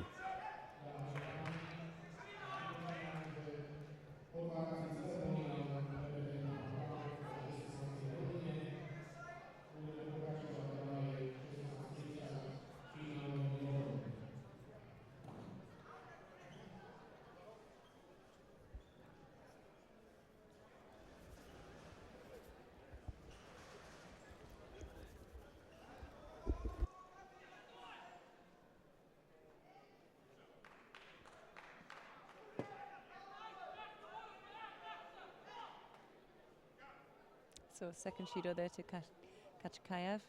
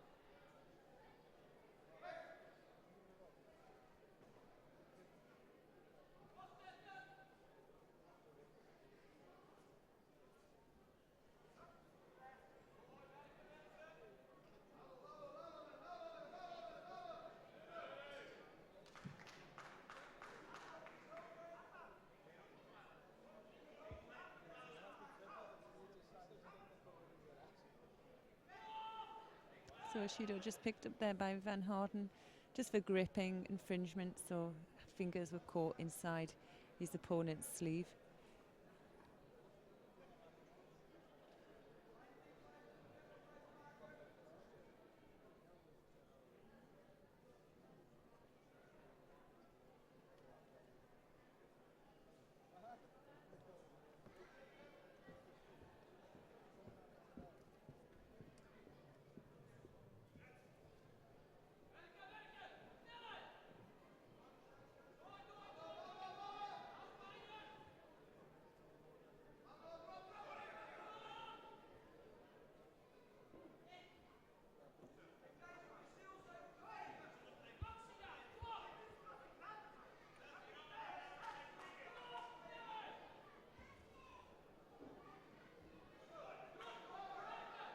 I think a last-ditch attempt there by Kachikaev.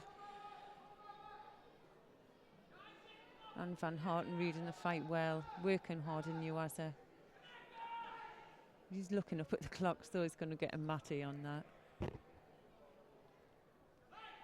6 seconds.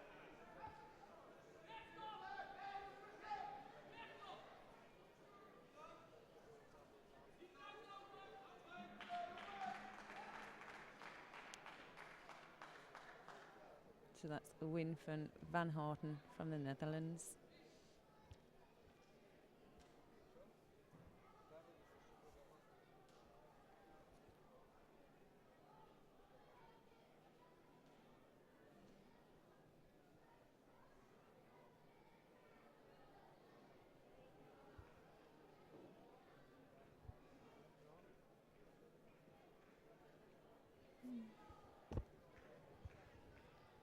Winner 92, butterfly 113, Netherlands.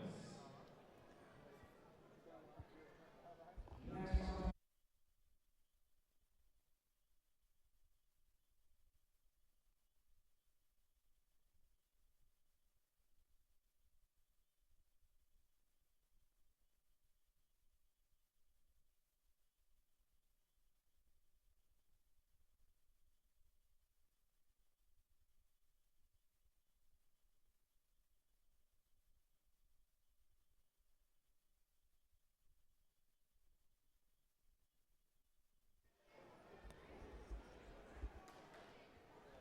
Right, coming up next, the first semi-final in the under 48 kilo category. Noah Minsker of Israel faces Alexandra Pop of Romania. It's Minsker in the white judogi and Pop in blue.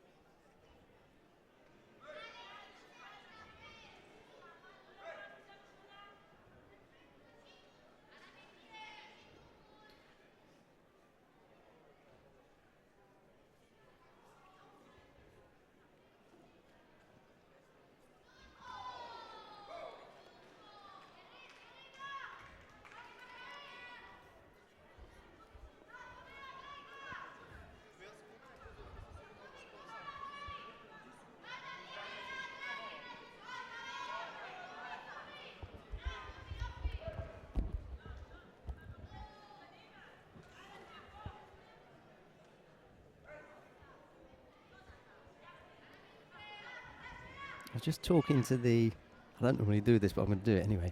I was just talking to the president of the Croatian Judo Federation. I said, "Yeah, how's it going for you today?" And she said, "Oh, we've got a girl in the final." I said, "Oh, yeah." I said, "In 57." I said, "57?" She said, "Yeah, 57." Her and a colleague, and they went away. I thought, "You haven't." I knew it wasn't 57. Yeah. We've got a girl in the under 52 kilo category who's in the final. She's up against Pinkowska. It's Tina Sikic. Yes. But in the 57, because that's the one that we've been watching, Safo Choban, Yes. and the other Russian girl who beat Mezhitskaya. Konkina. That's the 57 final. Anastasia Konkina and Safo Choban. We just got that We one. missed the Choban. It was over and done with fairly Bozovic. quickly. Oh, Bozovic, remember? She strangled her, I think.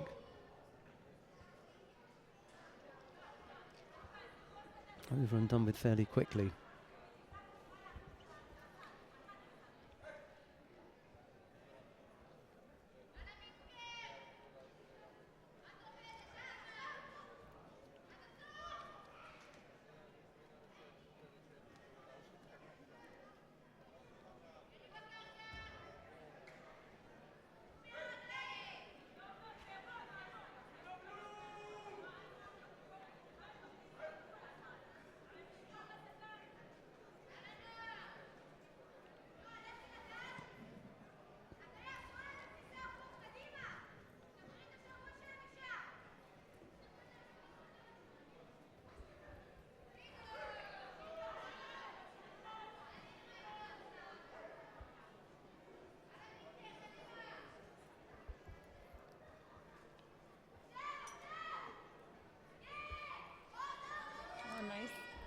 Sionagi.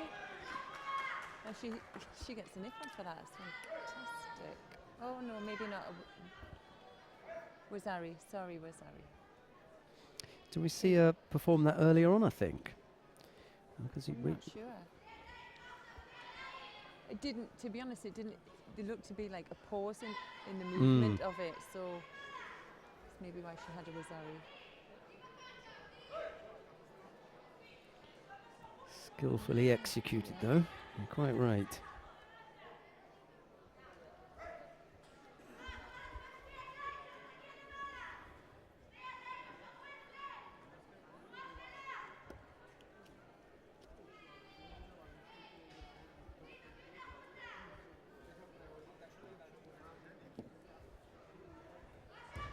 Oh, and pop. Just scores a nice yuko there, but she needs more than a yuko on the board, so 24 seconds to go.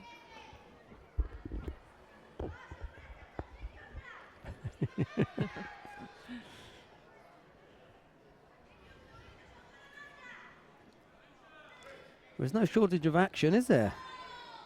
You know what you call long ago that time.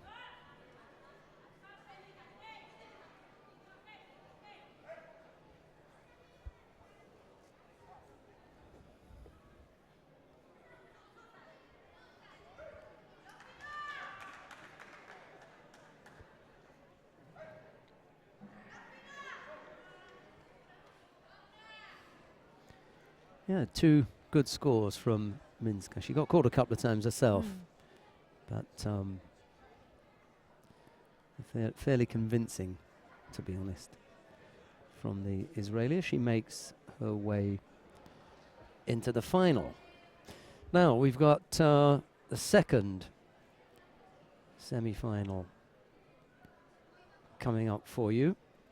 The winner of this will face Noah Minska, and it's Milica Nikolic of Serbia.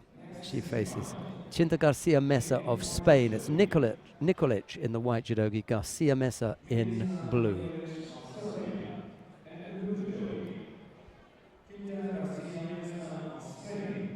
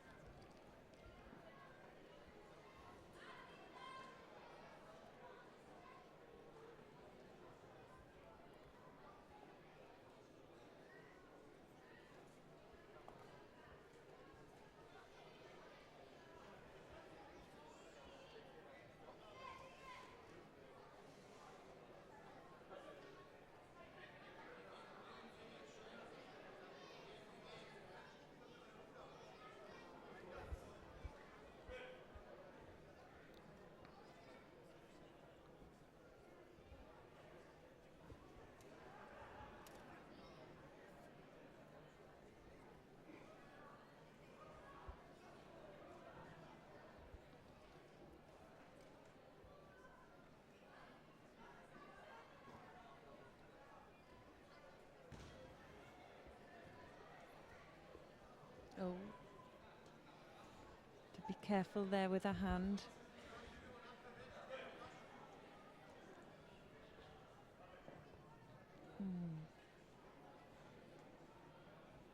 Oh, I hope it was the faintest of touches, was it? Yeah, it was, and it's so unfortunate if it is, because Mari, have we got that one?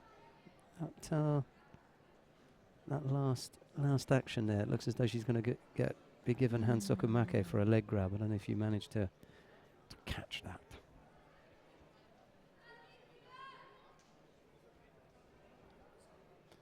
Mind you, they probably got it on the big screen in the venue.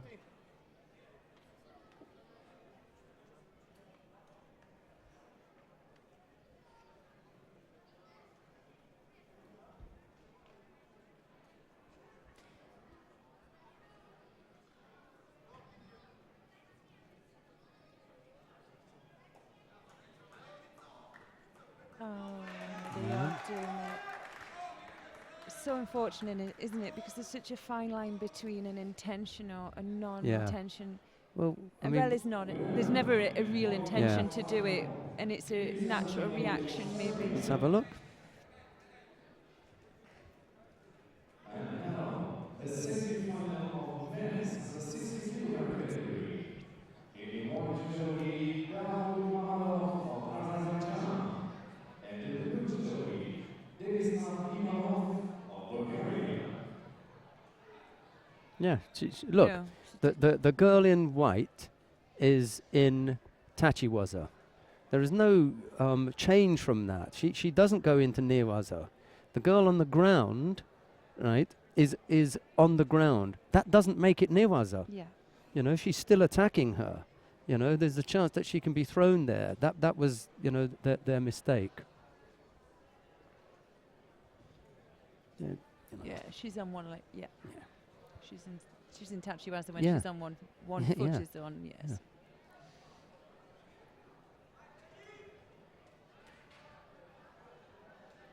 Yeah, one person on the ground doesn't change the nature of what's going on, unfortunately.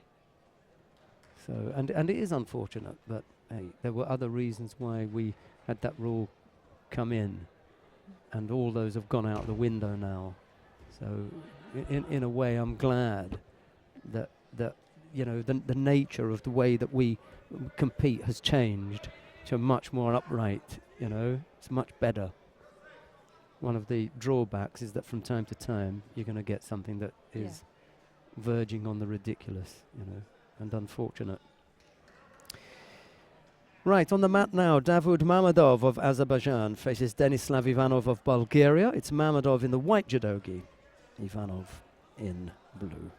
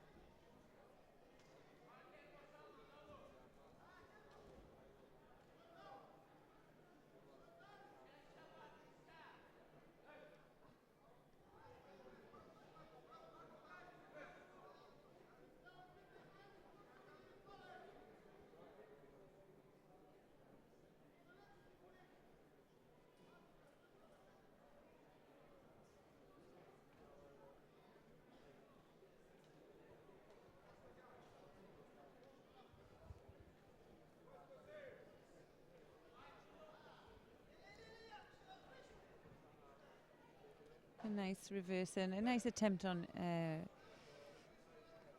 Samageshi.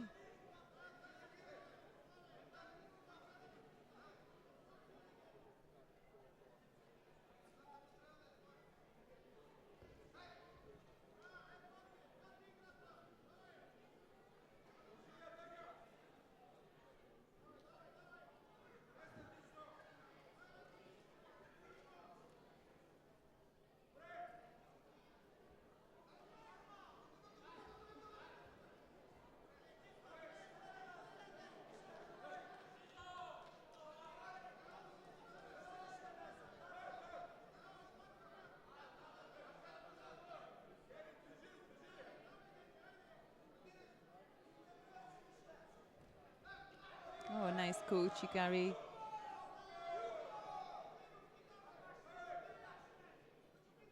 Maybe Mamadov just spun out of that just at the right time. Going in for Juji, just the effort's just not quite there for that.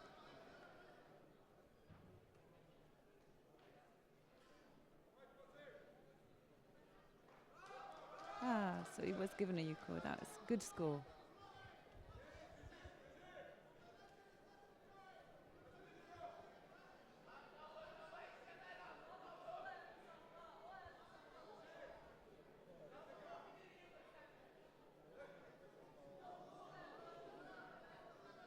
Ivanov will have to be really careful with that attempt.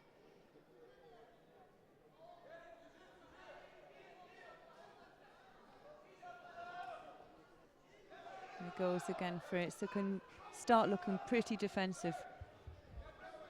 Yeah, and he picks up a penalty there for that.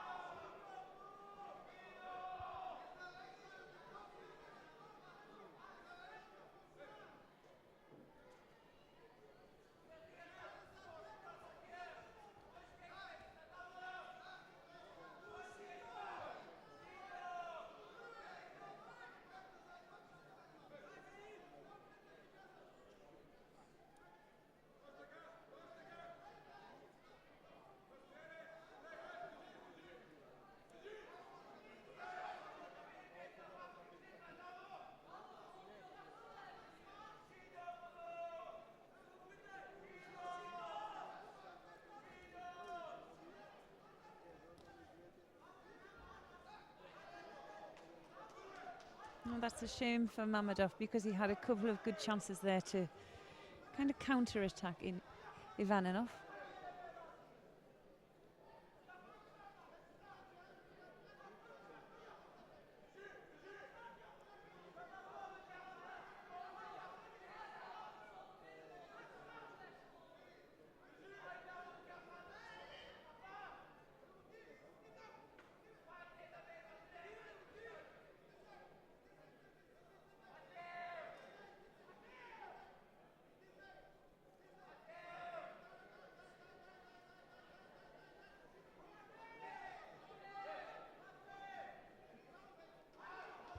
So a lot of time there wasted.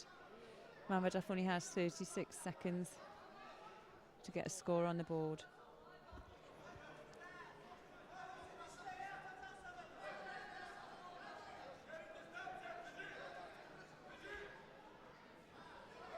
Who was it that Mammadov beat? Oh, he does. He does. He actually smashed. That's great. Coach. Can't believe it. Who was it that Mammadov beat in the quarter-final?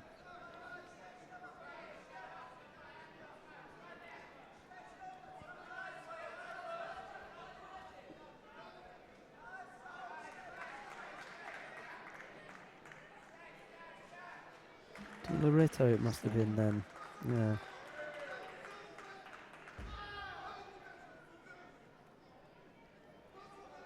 I think I saw him against Karakidizidi, the Russian, as well. That was a good effort.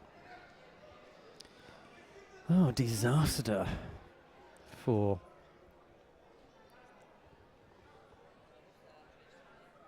Ivanov there. Leading with just seconds to go.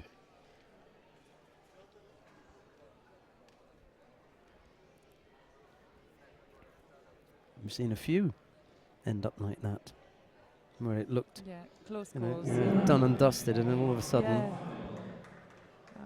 I mean, wouldn't it have been nice if Mezhetskaya could have ended like that? I mean, look how soul-destroying that was. You know, right to the last few seconds, and he still was big enough to come say, okay. But I think that was personal between, you know, her and the Russian girl. She didn't want to shake hands with her, and, you know, she was really upset at having lost to her teammate. Home rivalries. It's always tough, and it's always tough losing abroad to someone from your team. You know, she's the kind of fighter that you look at now and think she'd be pleased to see her teammate lose in that final. You know, there's no hiding. You know, you can feel like that as well. I can't see it happening. No. Choban and Konkina. That's a good matchup. Yeah. That's going to be a good one. Right, coming on to the mat now. The last contest of the first part of the day. It's Islam Yashuev of Russia. He faces Yorg Onufriev of Germany. It's Yashuev in the white judogi, Onufriev in blue.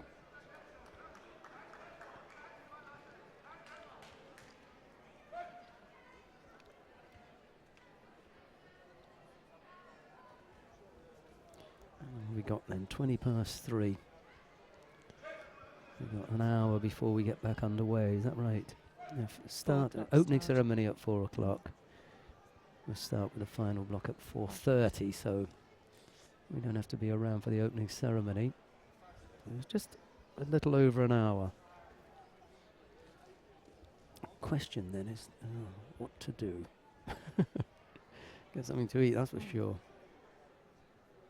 They got some lunch left for us.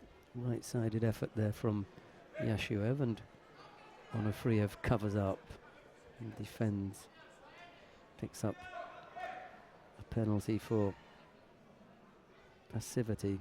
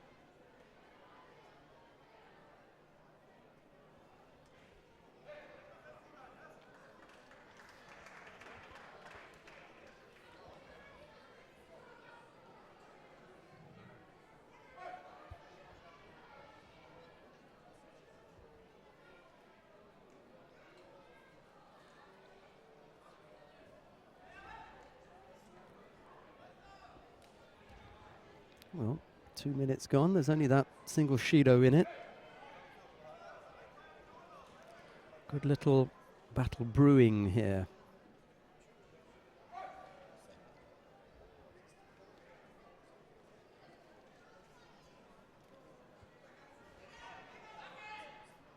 He wasn't 100% committed to that. You saw at the end of it, his top half of the body was away. He just had the leg up there.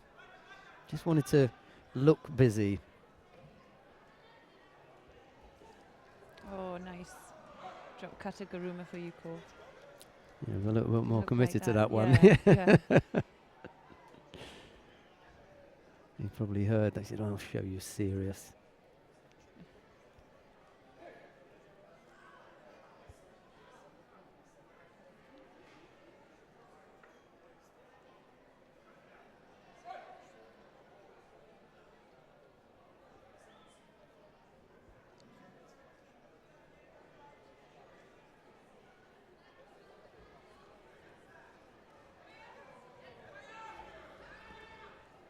There's a nice flurry of attacks there.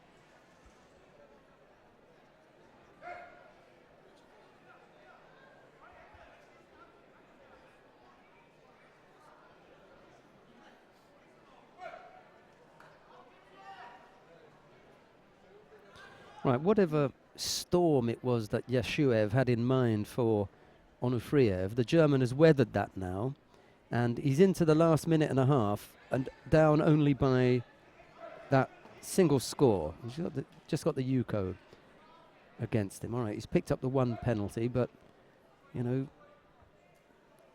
he's got to change what's happening now?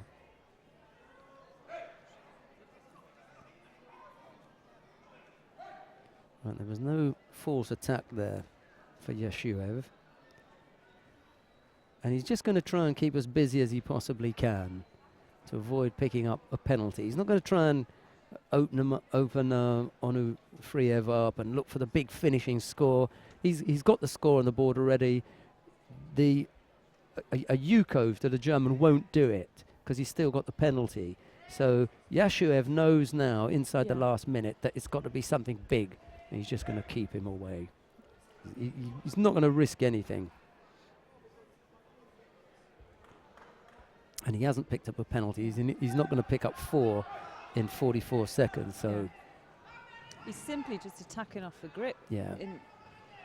There's no way for the German to come in. Bit of Ashiwaza. See, these are not genuine efforts to throw here. Just want to give the impression of making an attack, and that's enough.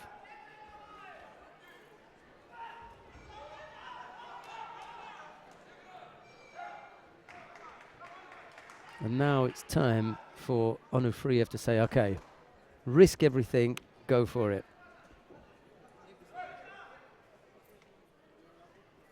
He's got no other option but to go for it here.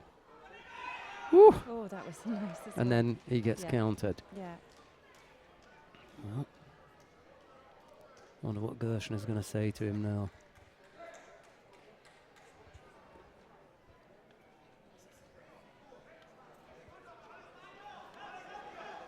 Well, 4 seconds is the fastest time I've ever seen anyone thrown in.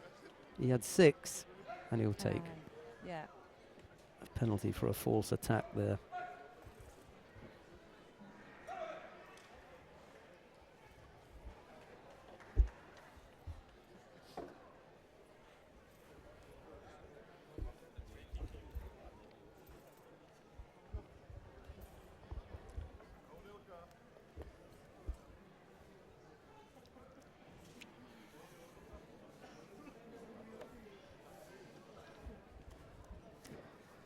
Well, that win for Yashuev puts him into the final.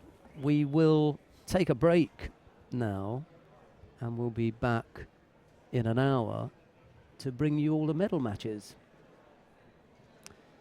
We hope you've enjoyed the first part of the day. There was, a good bit of action in there. There were a few good techniques. I can think of the Ashiwaza from Basile, the beautiful Okuri Ashibara. There were some other good things in there, like Konkina and Mezhetskaya. The problem for Mezhetskaya was that they had to fight each other. Choban looked okay in the 57s. I think that's a good-looking final. Choban and Konkina. Khametov, should be some good action. Yeah, look forward to seeing some good action in the finals. Don't know, who do you fancy for 57 then, Koniko or Chobin? He's going to call it. I'm just wondering what kind of... they're different fighters with different skills. Konkina, she may have better throwing skills than Choban. Choban's definitely got a bit better newaza. She's a newaza specialist, but it could be when Choban was down at 52, she really threw well. I haven't seen her doing the same up at this weight yet. I'm not entirely convinced that she's comfortable at the new weight, irrespective of how long she's been in there. She may not have the kind of strength that she needs to get past Konkina. So I'm going to go for the Russian there, who also appears to be enthused by her beating her biggest rival, which was Mezhetskaya, and the number 1 seed as well. Yeah. So Konkina's knocked off the number 1 seed. She's in the final. She now has to face the number 2. So for me, she's had the hardest. She will have had the hardest day, because in order for her to come away with the gold medal, she will have had to have beaten one and 2. Right, that is in the under 57 kilo category. We haven't covered all of the others, but we'll look forward to bringing you that in, say, in an hour from now. Yeah. Yeah, okay. See you then.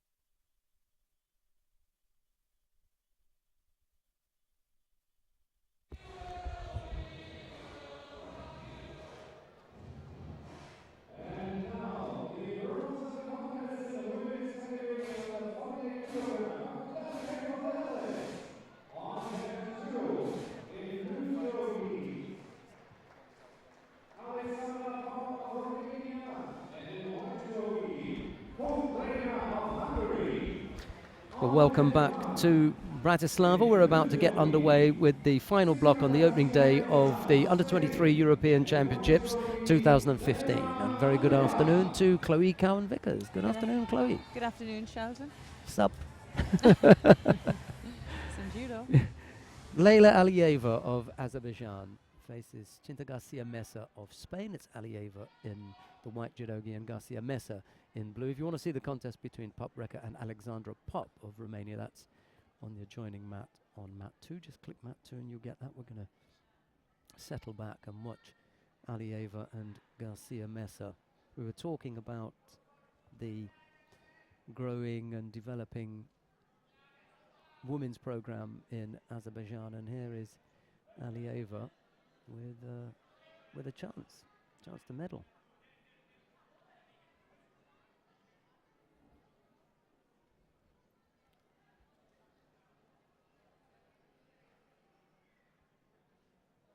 That looks well defended. Yeah.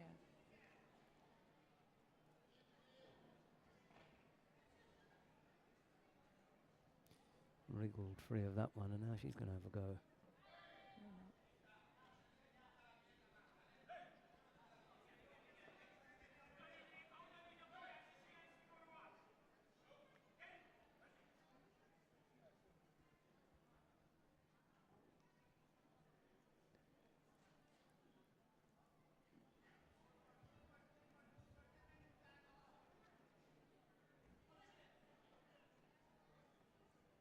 She's got a. Oh, it must have been across the face there.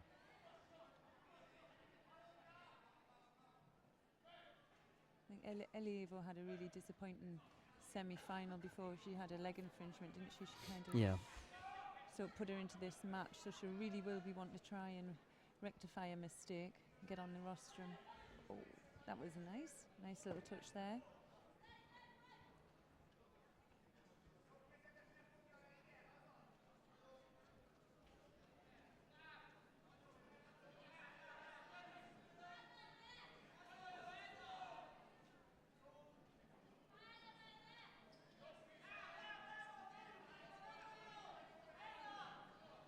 Nice, she has control there of the shoulder.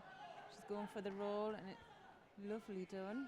Can she sit back? She's lost that again. Is she going to go again?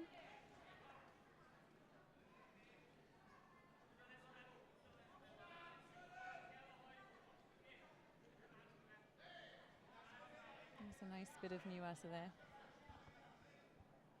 by the Azerbaijan.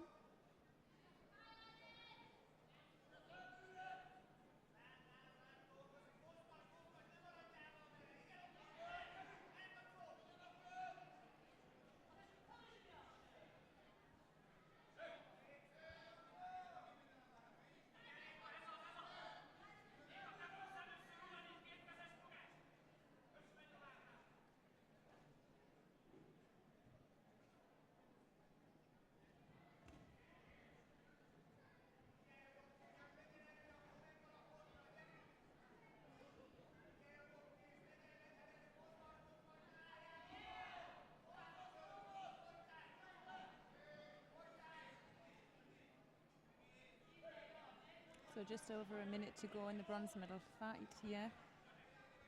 No score.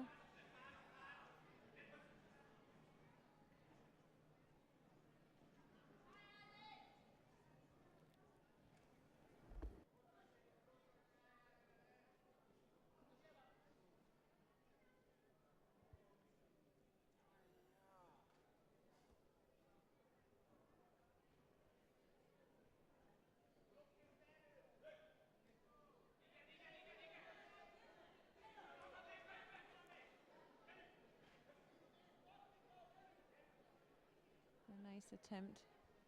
I don't think the shimmy was as there. Aliyeva looks a bit too comfortable in that position.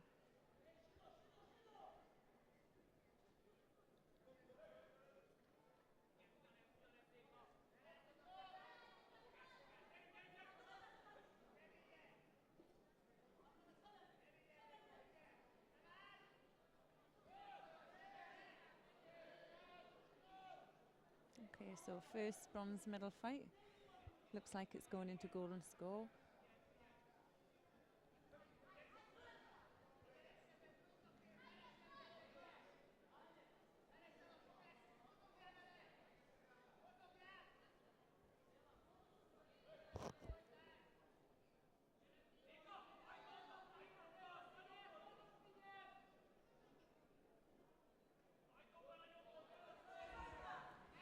I think although there's been a lot going on in this match, neither players look close to scoring.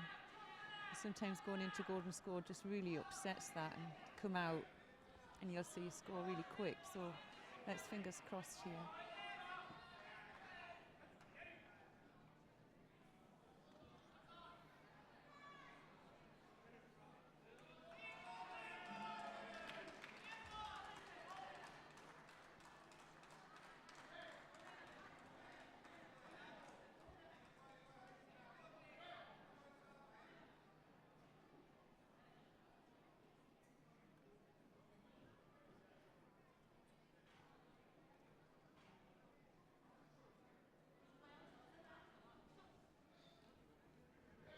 Alieva's got to be careful here. Half a minute gone. She hasn't managed to come up with a positive attack yet. So she can't afford for Garcia Mesa to put in another strong attack here. Yeah, she needs to back that up with something else, nice combination, but not that.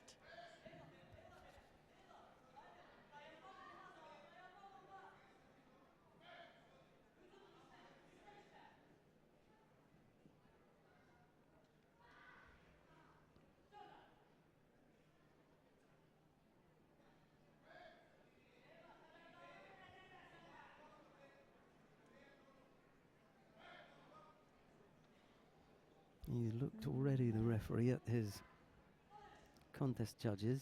Yeah. And Garcia Mesa, even though she doesn't look to score, she's just looking that bit more positive. She's up quick. There we go.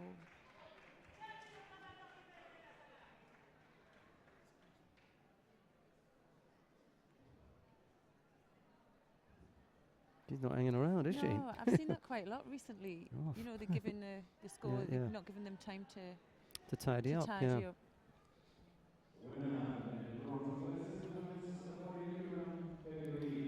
Well, 5th place for Alieva. It's not a bad effort, is it, to be honest? Bronze medal to Garcia Mesa of Spain. The other medal went to Alexandra Pop of Romania. We've got the final of the under 48 kilo category now. Noah Minska of Israel faces Milica Nikolic of Serbia. It'll be Minska in the white judogi and Nikolic in blue.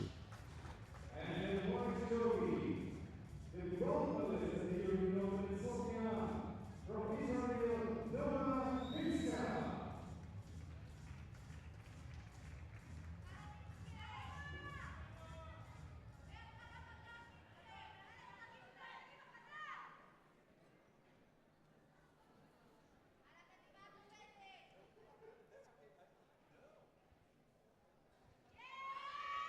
Oh.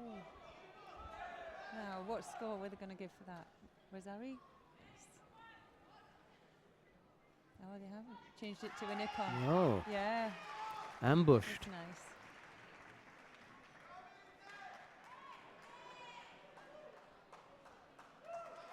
So it's all over. Yeah, quick win there. Yeah.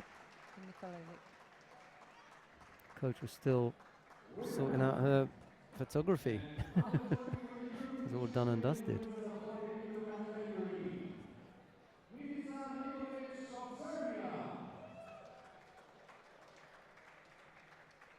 Oh yeah. Can't argue with that one. Ladies and gentlemen, now the bronze medal of men's 60 kilogram category. Really put her flat on her back, didn't she? On match 2. Right, who have we got then? We're going to stay on. Where would you like to go? 1 or 2? Stay on 2. Yeah? Yeah, we'll stay on 2. Okay, we've got 2 Dutch fighters on the map. Well, one is on 1, Tornica Jakodea. He faces Jorg Onufriev. And here we've got Matthias van Harten of the Netherlands. He faces Denislav Ivanov of Bulgaria.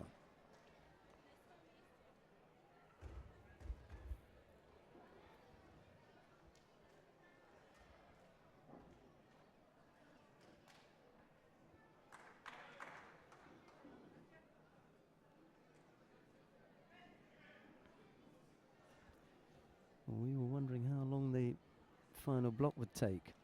At this rate, There's something big coming here, yeah. Nice Ichimata for Yuko. No? No score.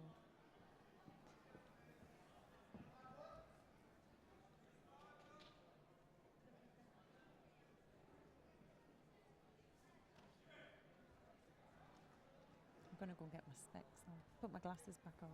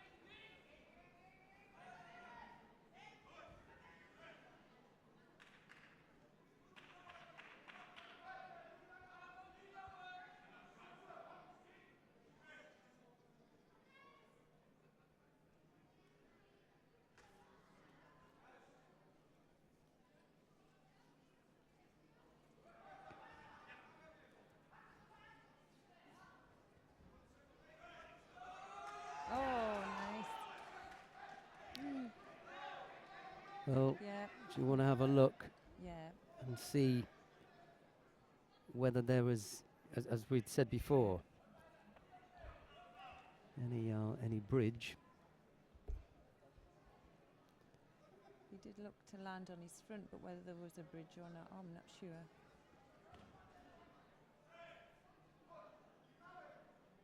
Ah.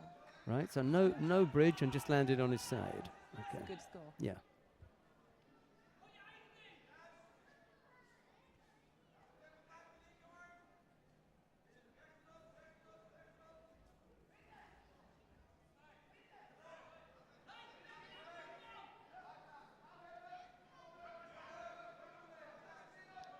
He did so well to keep him down there.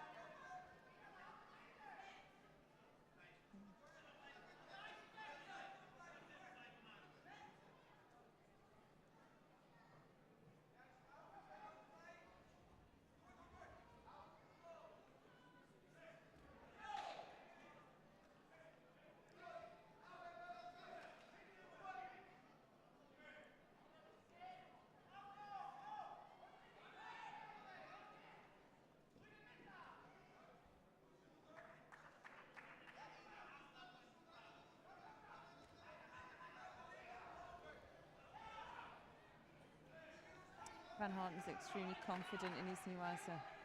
You see that. Still 2 minutes to go. Only one Yuko on the board for Van Harten.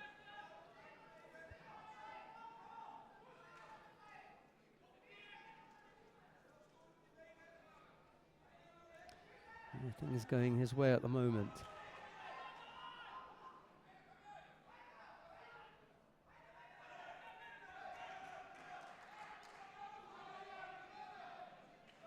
Yeah, he's conscious to keep his work rate up to a level where he's comfortable, whereas Ivanov is looking to tire a little bit more quickly.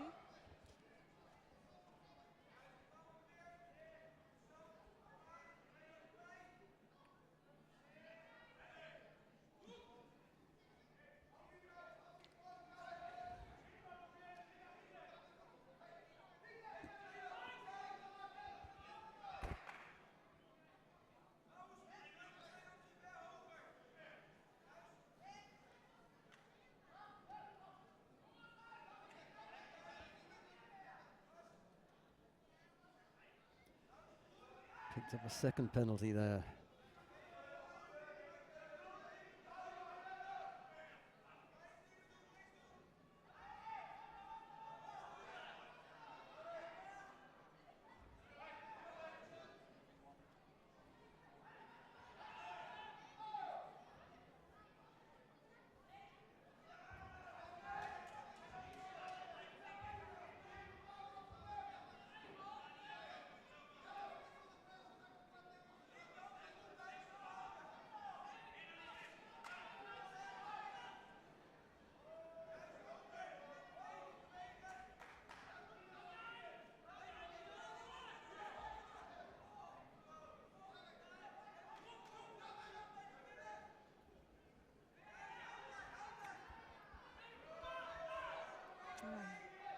No, he's in there for the strangle. Or is he? Yeah, Yeah. Done. Yes.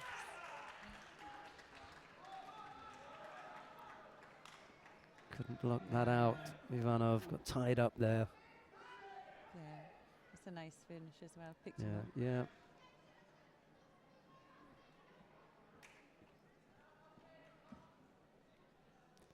Well, his teammate, Jacadeo, is also going to take the bronze on the adjoining mat.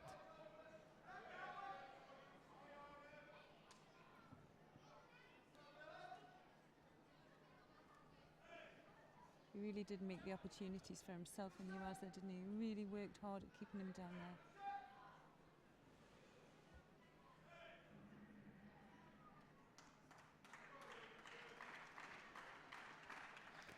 Matthias van Harten takes the bronze medal.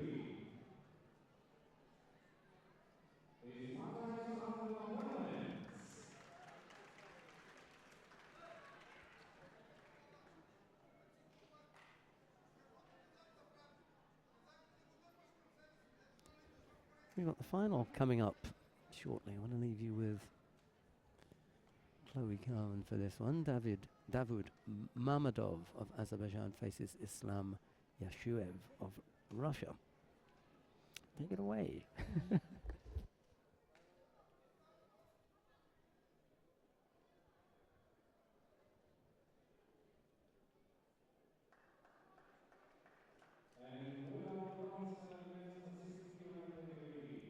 Yeah, just looking at who Mammadov beat on his way through to the final. And he beat the number 1 seed, Karakazidi of Russia. And then he beat De Loreto of Italy. And in the semi-final, he beat Ivanov of Bulgaria as well. So he had a good run, and he's meeting Yushevev of Russia in the final. And the players are coming onto the mat now. So Mammadov in white and Yushev of Russia in blue.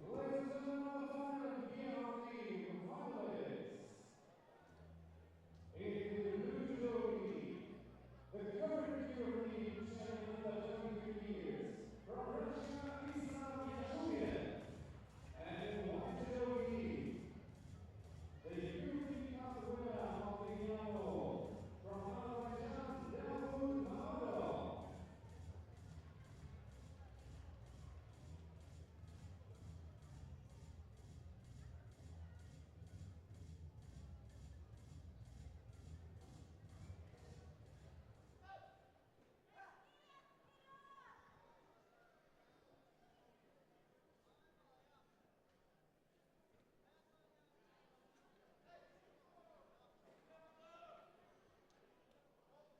Judo just for ducking the head under the arm there.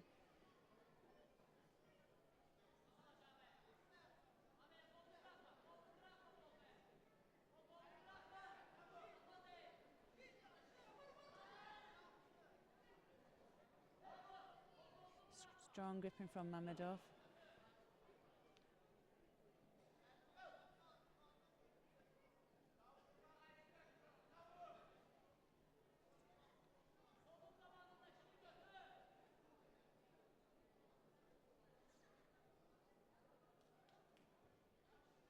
It's a Temiwaza attack.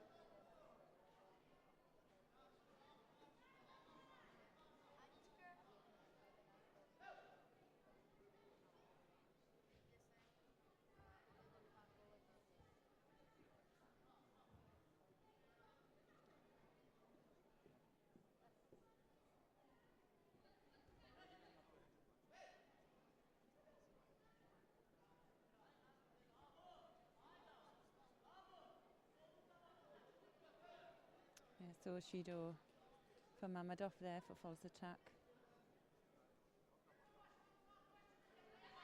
Oh, nice Uchimata there. Wazari scored. And you do wonder, Mammadov came out so quick in that first minute. He's starting to tire.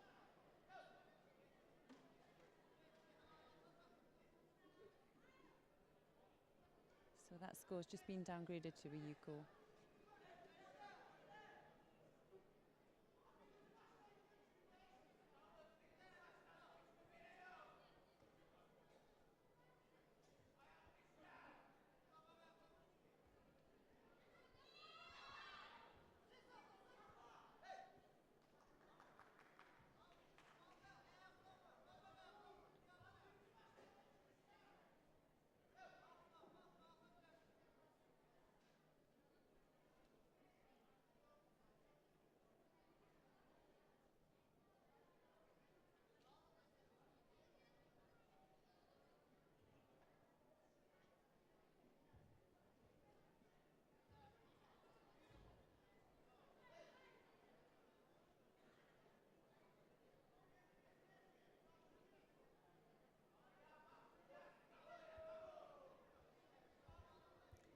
So a second penalty there for another false attack for Mammadov.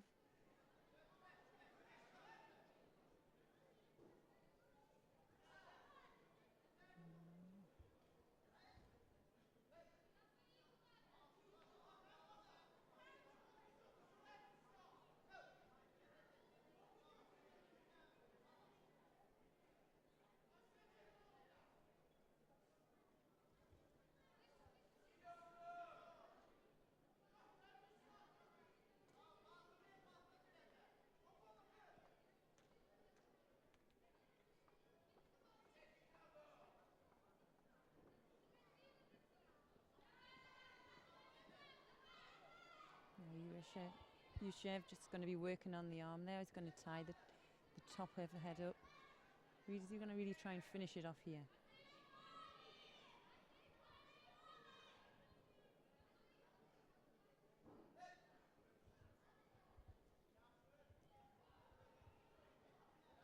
So Mammadov has it all to do now. A minute 40 to go. Still has time.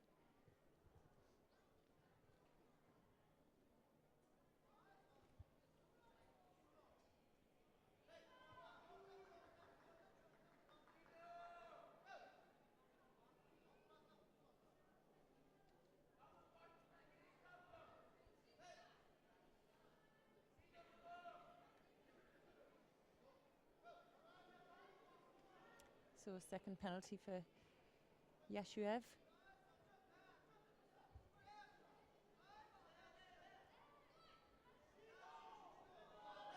This is where he really has to be careful. He doesn't want to get a third Shido on the board when he's so far ahead.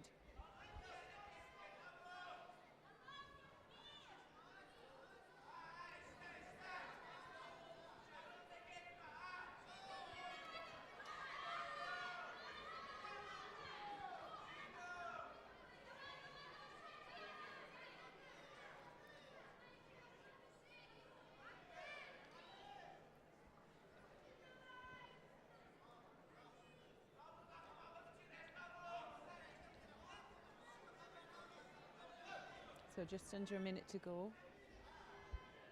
The Russian coach is telling him not to change anything.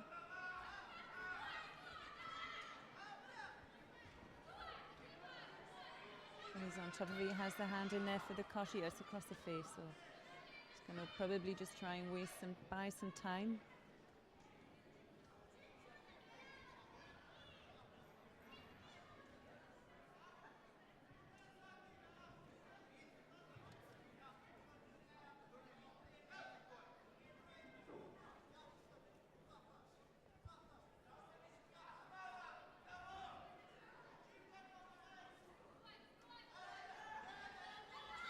Oh, with a nice ouchi.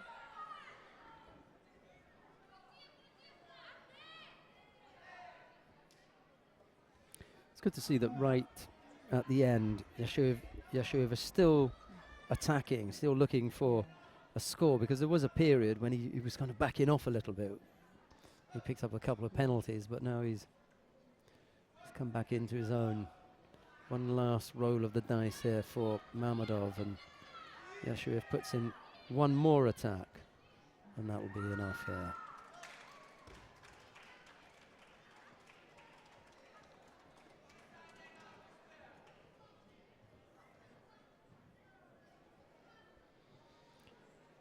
Yep. Islam Yashuev of Russia retains his title, despite the fact that he was unseeded here. Even was defending champion unseeded. It's an unusual situation, but the seeding process was senior European ranking list, and some of these are not fighting senior European, so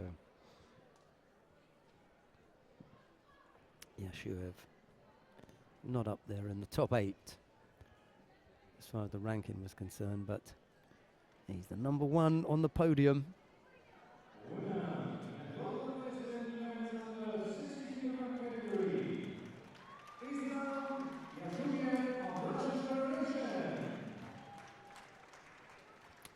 So, Russians with another prospect at under 60 kilos, as if they needed any more. We've got a few good ones, including the current Olympic champion, although he's now moved up to 66, Arsen Galstian. Beslan Madranov is still in there. He's a useful fighter. Maybe Yashuev is going to get up there next. Right, we've got the awarding ceremony for the women in the under 48 kilo category about to take place. Let's go down to the far end of the competition hall and have a look at that lineup.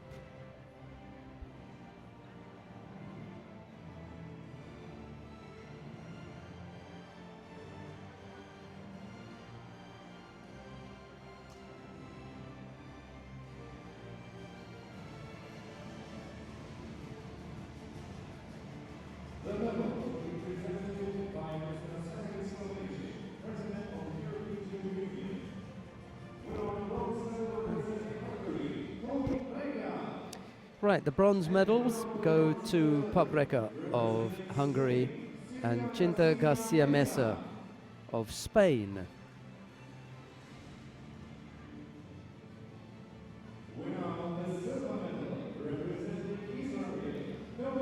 Silver medal goes to Noah Minska of Israel.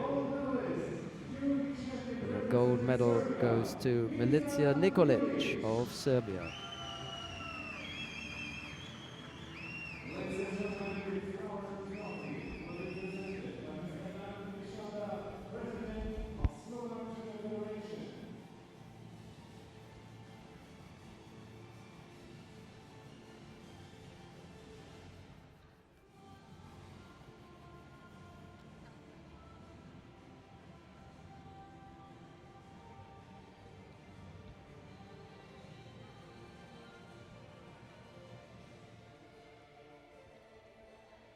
Ladies and gentlemen, now please rise for national anthem of Serbia. And now the national anthem of Serbia.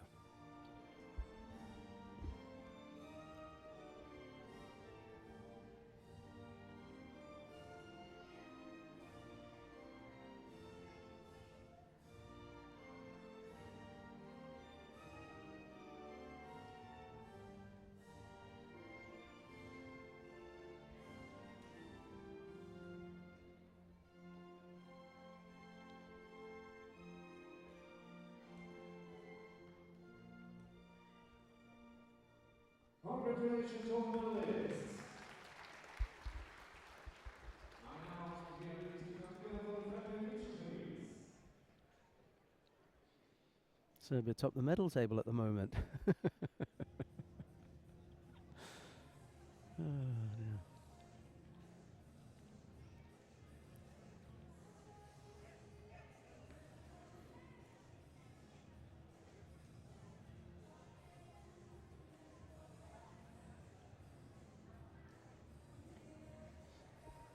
Yeah, I just want to have one picture of the quartet so that we can have that for the draw next year.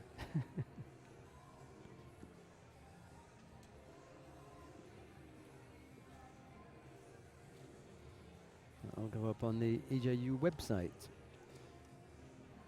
tonight.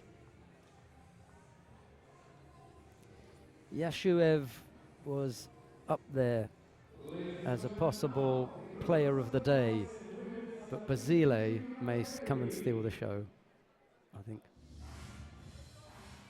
We shall see.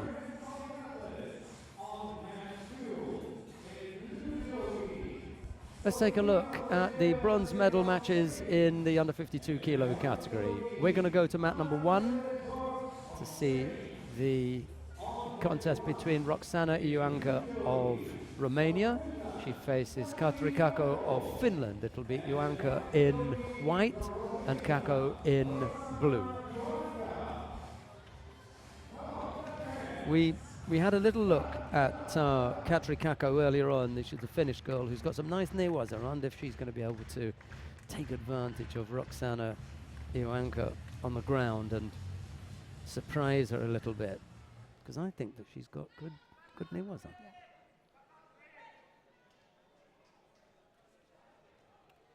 Yeah. You make a slip there and she's going to make you pay.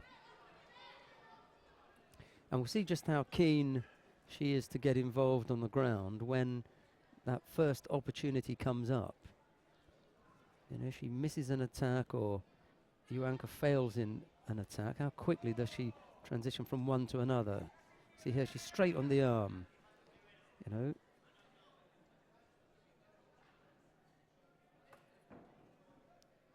Yeah, she's the one who is the aggressor on the ground, definitely. And then we'll see whether Ioanka recognizes that and then becomes reluctant to get involved on the ground. When you realize that your opponent, you know, is super keen to take you on the ground, you then look at your own game and think, well, hang on a minute, you know, am I up for this? Because she might be a little bit better than I am.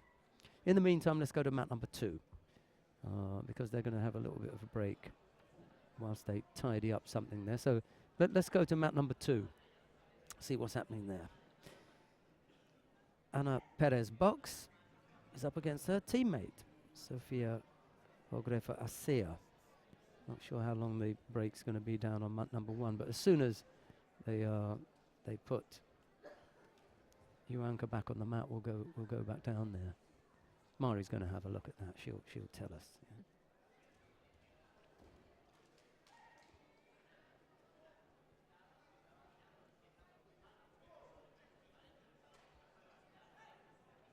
Just a single Shido against Perez at the moment.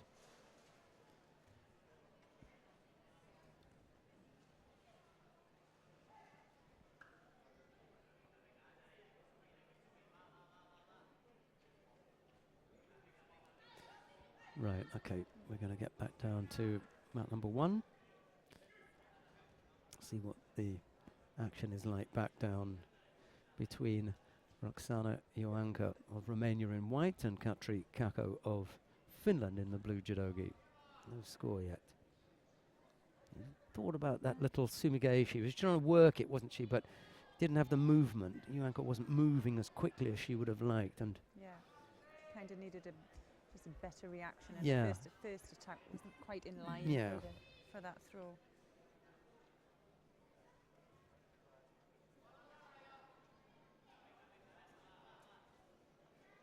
Yeah. Successfully blocked that. That's a nice pull back into the contest area. Definitely fancies her chances on the ground.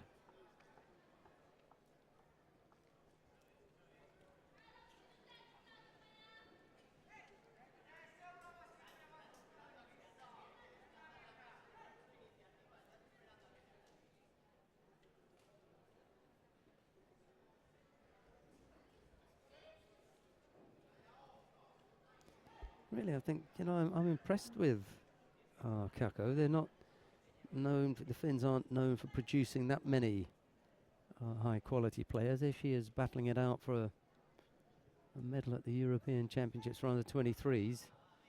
That's not a bad effort. And she's looking, you know, competent. Yeah, she's certainly been the most aggressor, hasn't she? And here she goes for a Nuwaza attempt again.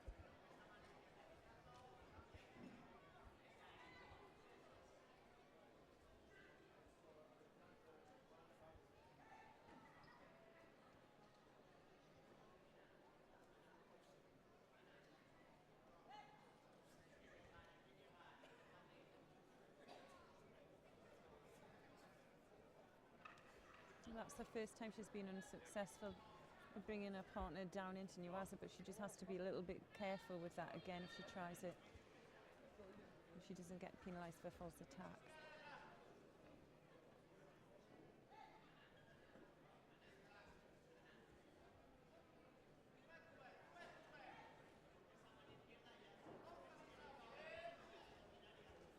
That's a nice attempt. Yeah, you saw the thinking there, but just didn't come off.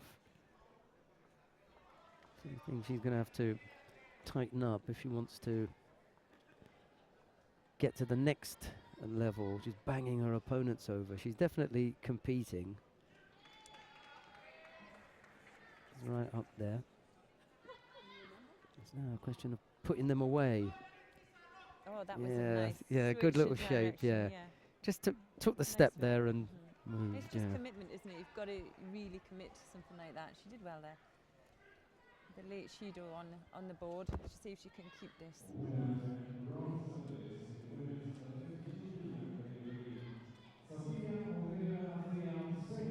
She was looking to go there again, but that was slightly untidy that time round. 20 odd seconds left to go. Shame for Kako if she loses it from here.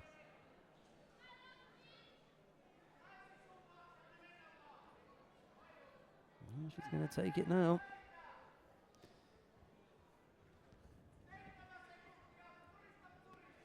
Contest is going to end with Kako in her strong suit, you know. Tachiwaza or Niwaza, there she was finishing off in Niwaza, and that's a good performance. We know the Romanians have got good lightweights. We were talking about 48, 52, 57, and here is the Finn getting past Roxana Ioanka of Romania, just on the back of the single Shido that the Romanian picked up. A bronze medal to Katri Kako of Finland. She did really well. Yeah. Really well. And second bronze medalist in the women's 52-kg category is Katri Kako of Finland.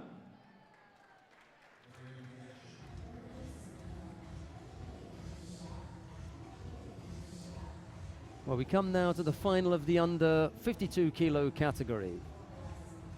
This features Tina Sikic of Croatia.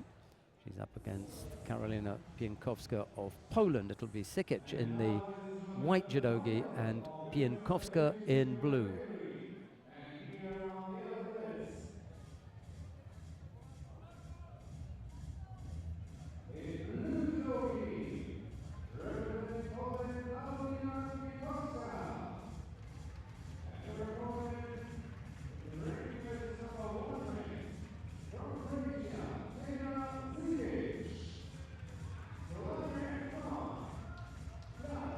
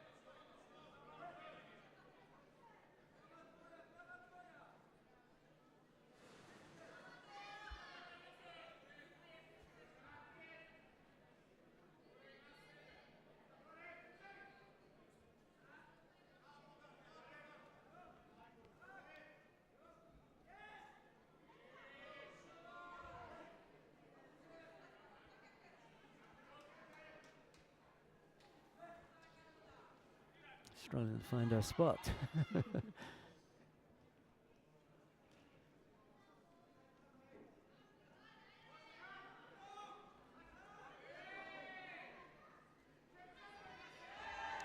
it was a nice Satemi Maza. She's got a strong grip in there, but nothing comes from it.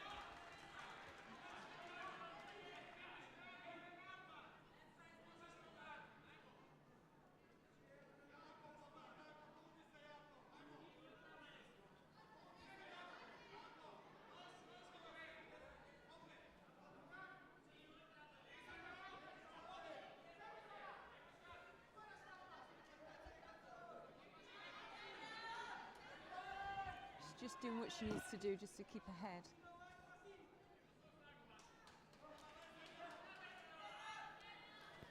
Sikic picks up the Shido. Piankowska's the fighter with the score on the board. She leads with a little over 2 minutes left to go.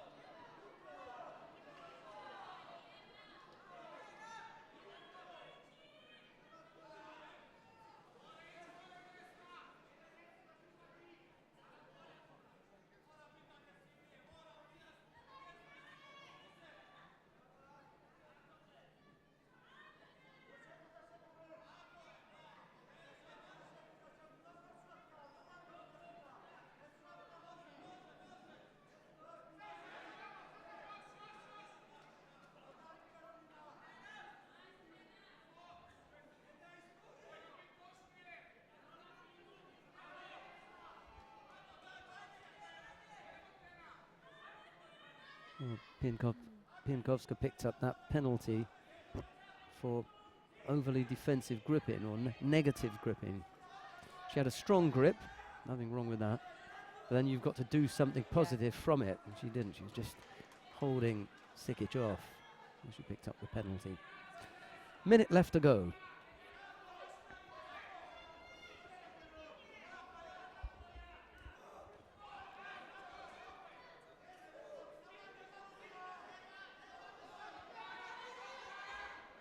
Well, that's a chance there.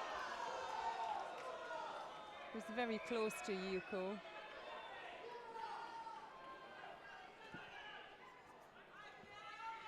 It's really the first time she's kind of aligned her up for the Uchimata.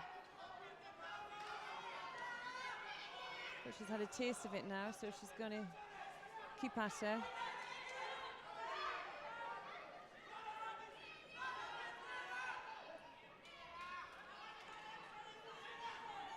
So 30 seconds to go. Everything's heating up a little bit now in this final match.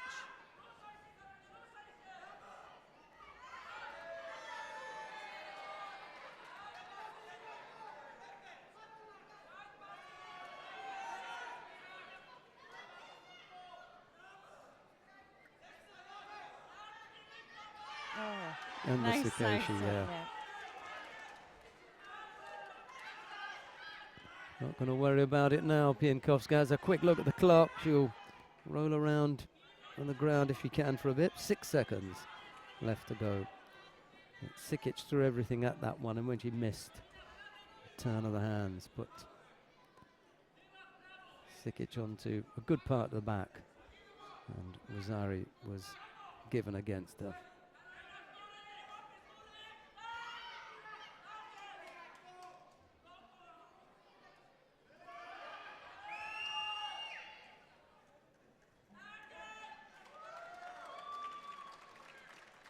He wasn't messing around, the referee, was he?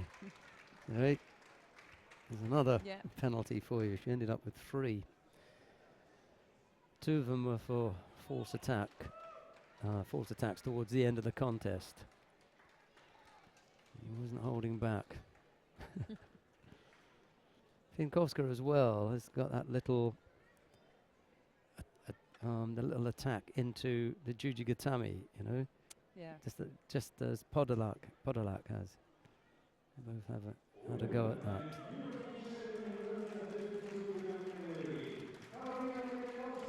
So, Karolina Pinkowska of Poland takes the gold medal in the under 52 kilo category.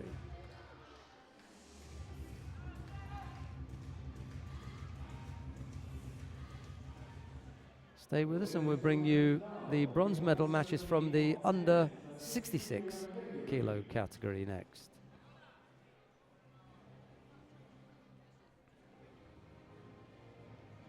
I wonder if we could have a look at, well, we're going to go to mat 2 because Matteo Piras of Italy will face Islam Khametov of Russia. Oh, we got the awarding ceremony for the under 60 kilo category, that's right. Okay, who have we got there then?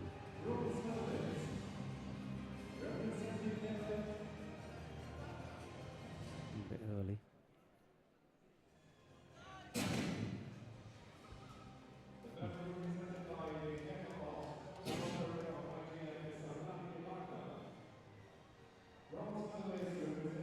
Right then, the bronze medals go to Matthias van Harten and Tonica Jacodia of the Netherlands.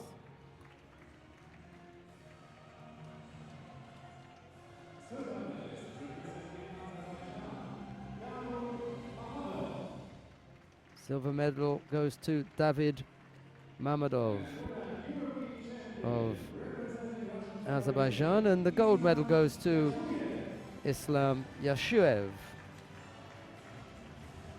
of Russia. Retains his title. And just for the last time, even though he wasn't seeded. It's really got to be. To have, you know, a gold medalist and he wasn't seeded. You know, who retains his title. I mean, that in a way, that makes a mockery of whatever seeding system they used here. The guy was the gold medalist from last year. He came in here, he's won it again. He was clearly the best player. You didn't seed him. Whatever system you used for selecting that, he just showed you that it was wrong. I'm going to lose my job soon.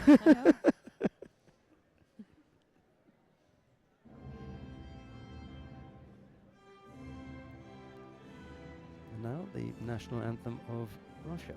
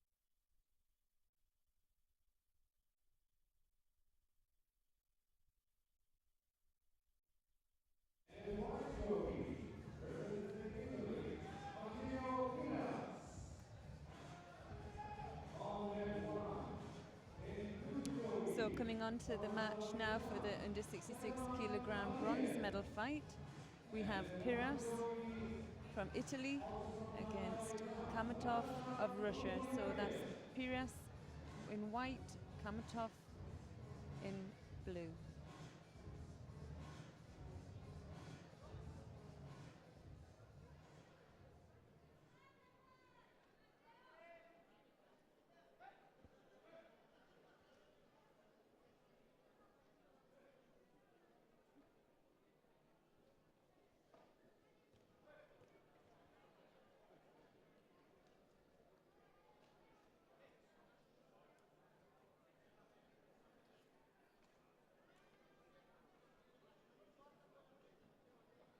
So Pires there takes a Judo for impingement of the grip.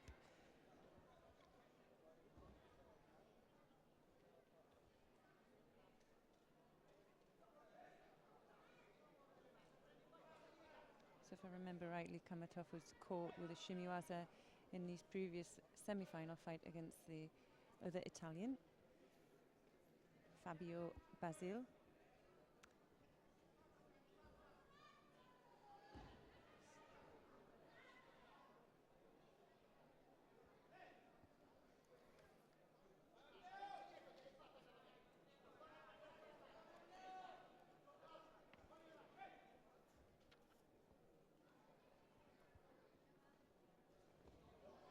Oh, that was a lovely Tayatoshi there for Yuko.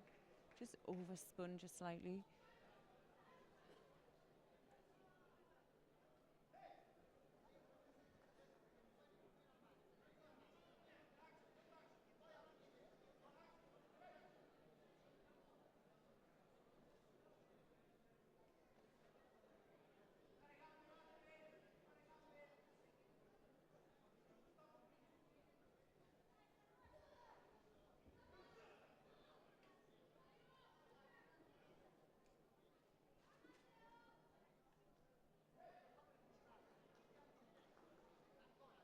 Just showing us a little attempt at a Nuaza roll there using the bottom of the jacket, probably to secure his hand in, but whoa.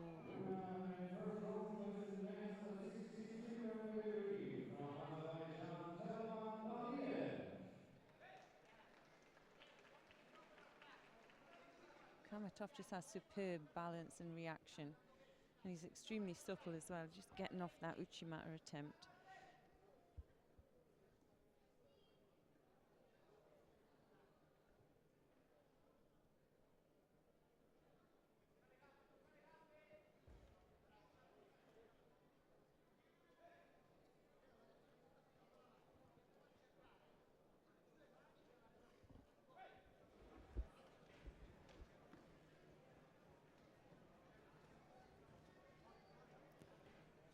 Two minutes gone.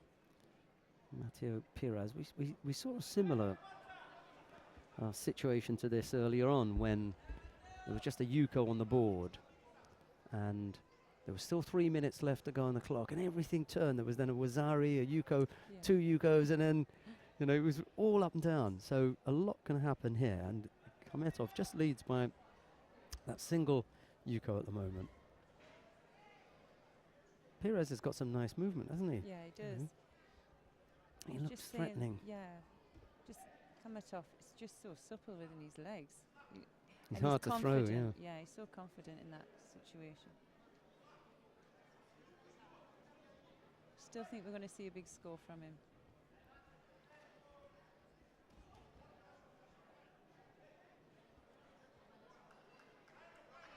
Slightly different now that we've reached, well, I think it got there when we got to semi-final situation. The fighters looked a lot more astute, you know, they were a lot more mature in the way that they dealt with judo situations. A little bit earlier on, there was slightly untidy judo, but not now. This looks very good. Oh, yeah, that was impressive. Like you said, Yeah. he was looking for the big finish. I think for me, he was the standout of this weight category. And he did get caught with that lovely shimiwaza earlier on, but I think he's been my standout judo technician today. Well, he was downed by one Italian earlier on, but a bit of revenge, if you like. You can't win them all, Mari. You can't win them all. I wonder if Elisabetta Frattini saw that one. Piraz in flight. Yeah. Here comes lift off. Allora.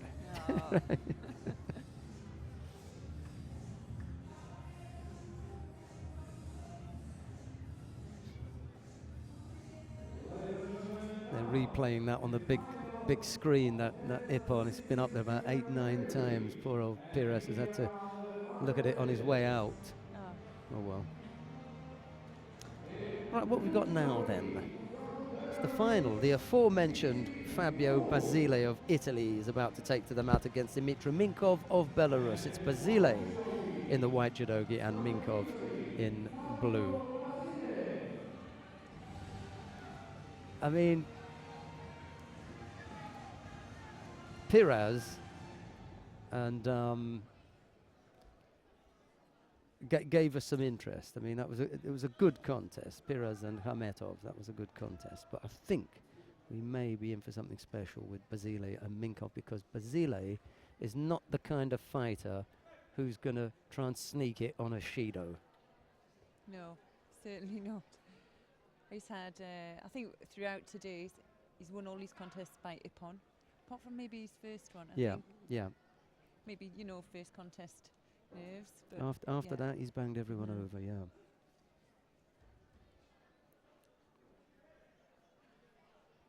He could make it 4 out of 5 here if he puts away Minkov. It's just his style. Goes toward an Ippon finish on every occasion. That's what he's looking for.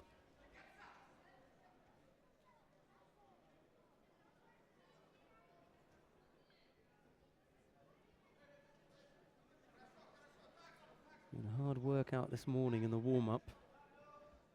I heard some slaps and bangs when I looked around. It was him, Basile. When he was on the receiving end, he was warming someone else up. He was getting slapped.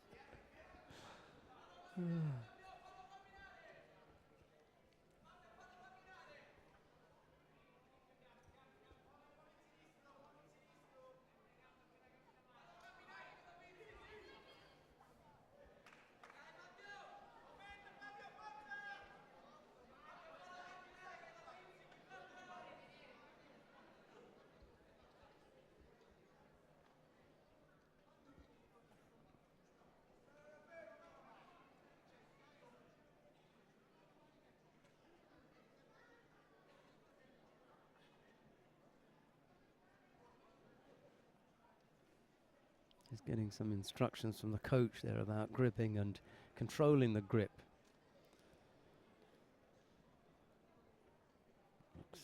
Looks as though he's doing okay to me.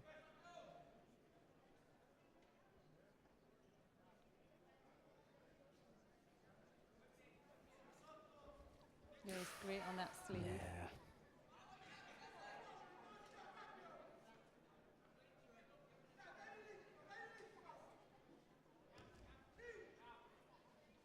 We may get another look at some Ashiwaza, Chloe, because he threw beautifully earlier on with that Ukuri Ashibara, didn't he? Yeah, he did. The timing was perfect. I wonder if we'll get another look at that. He just stepped up a little bit, didn't he? He suckered the referee there, to be honest. Put in a few attacks, just made Minkov look passive, and that single Shido is on the board now. We were also saying that the condition of the Italians is a really high level, and his work rate, he can keep up that work rate all throughout the fight.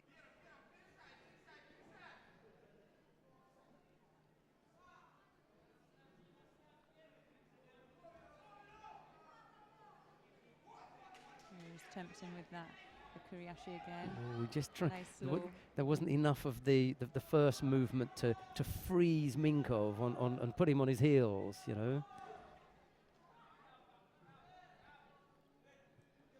given that just a little bit more turn to the front, and then the action to the rear would have caught the Belarusian. In the end, he just had him stumbling rather than being thrown. It's a second penalty that Minkov has picked up.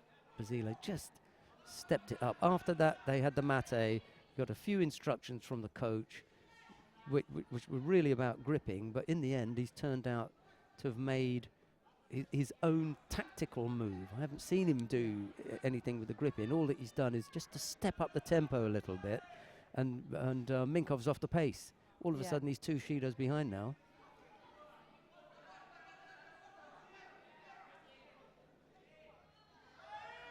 Oh, nice attempt there. Yeah. Thing is, he has got good tactics, but he's also trying to throw as well. He's not just trying to attack or, you know, be defensive in a way where it even can look positive. He is really trying to throw, and in Uasa as well, he's really trying to score. The thing about that kind of output is sooner or later you're going to reach your maximum output level, because he's in again. All of this is draining. I mean, it's physically draining. There's a minute 46 left to go. Yeah. You know, it is really. I mean, it's the coach is throwing his hands up in the air, but Basile's doing all the attacking. You know, poor old Minkov hasn't got an opportunity to attack. You have to make it. You can't wait for 60 seconds, which is what that says up there. You haven't attacked. You know, you can't wait for that long for an opening. You have to create one.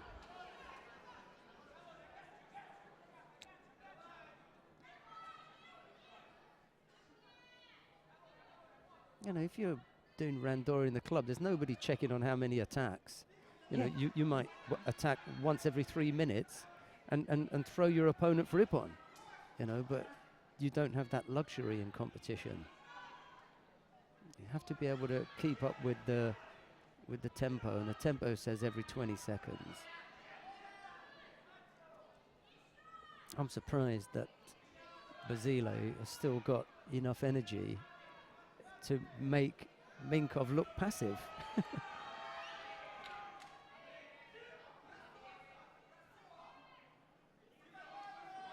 In good shape though. Yeah, and that was how he managed it. You know, he'd thrown everything at him, and the only way you could do it now was by keeping him out. So he picked up a penalty for negative gripping there. Had a strong grip. Minkov couldn't move, but he just blocked him out.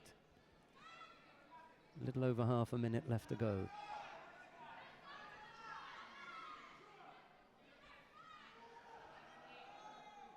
And he's spent now. So we know that he's got 4 really good minutes in him. The last one is hang in there minute. Ooh. Almost at Tsubame Gaeshi there.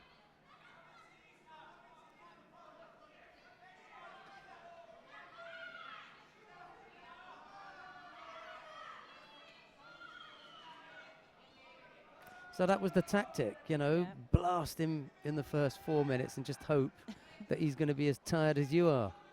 He's picked up a second penalty. There's only 10 seconds left.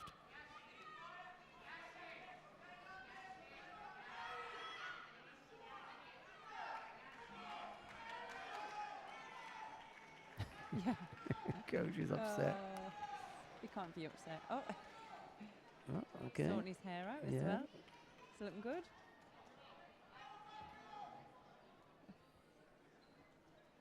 What's all that about?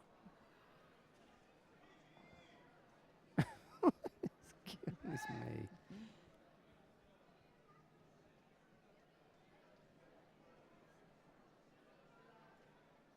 Anyway, I suppose it's an age-banded competition, so you should expect a degree of immaturity.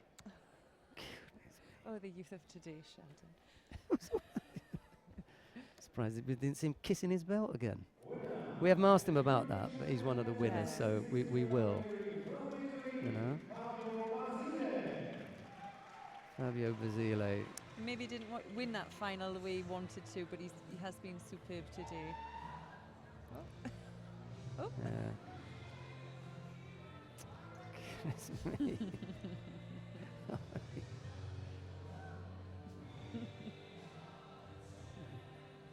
Just when you thought you may have grown out of that kind of behaviour.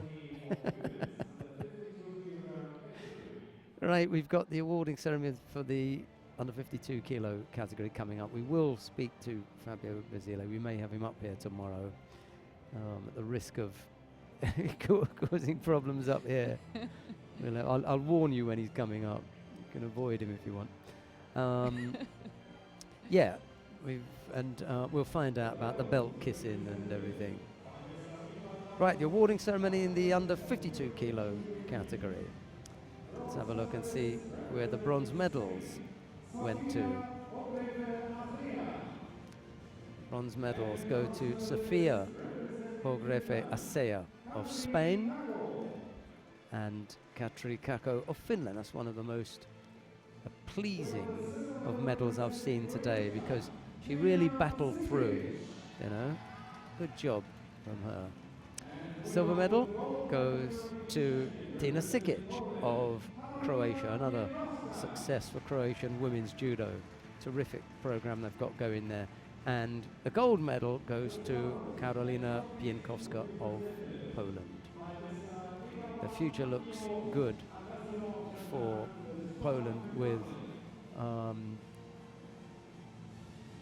Borowska coming up, Podolak coming up, Pienkowska on the mat, well, on the podium at the moment.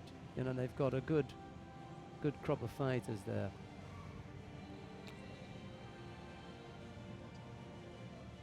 Ladies and gentlemen, now please rise for national anthem of Poland. And now the national anthem of Poland.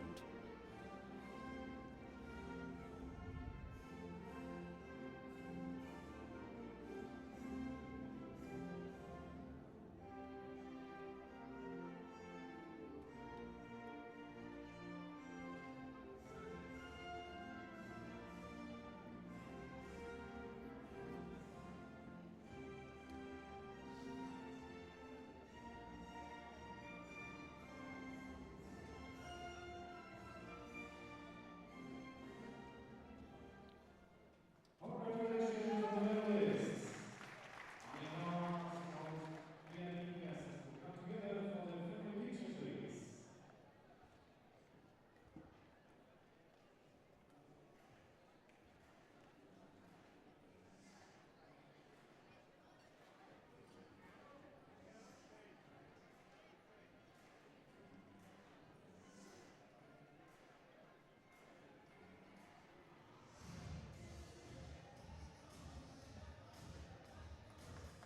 Yeah, she's happy now. Singing along, and gold medal round her neck, so why not?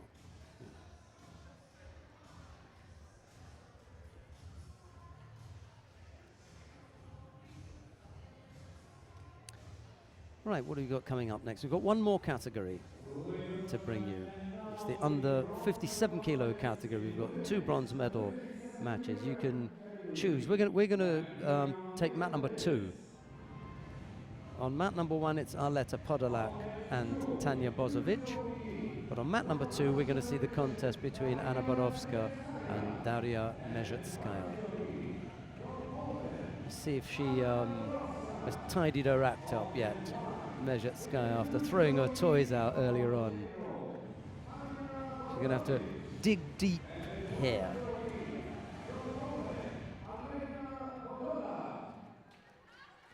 Have they got 2 Polish coaches out there?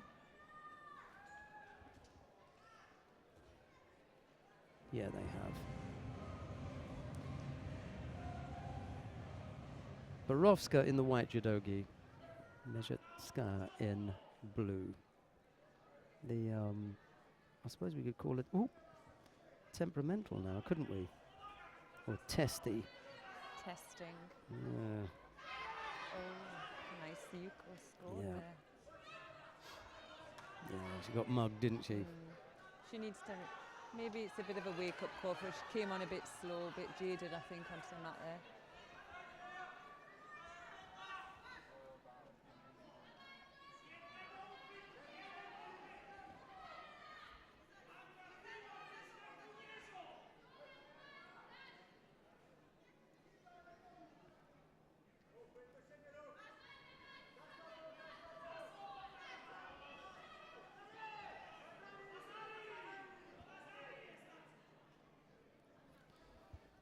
He's the junior European champion, Borovska. So Mezhetskaya with her hands full. Mind you, she won a world medal herself at junior, so was a bronze medalist at the World Championships, so junior World Championships. Yeah. She's gone over there though.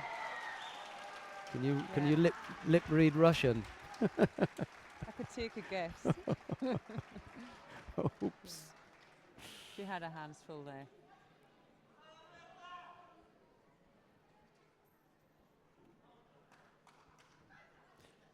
The day didn't end the way Mezhetskaya wanted it. She wanted to be on the podium. At the very least, she wanted to be on the podium. But she manages bow, handshake, does everything. No toys out on this occasion. Well, back to the drawing board. Yeah. I just hope she came out today with such confidence, and I think that's what draws me to some competitors, you know.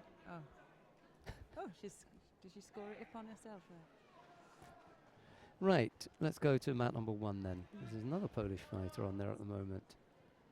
This time it's Aleta Podolak. She's up against Tanya Bozovic of Montenegro. It's Podolak in the white judogi and Bozovic in blue.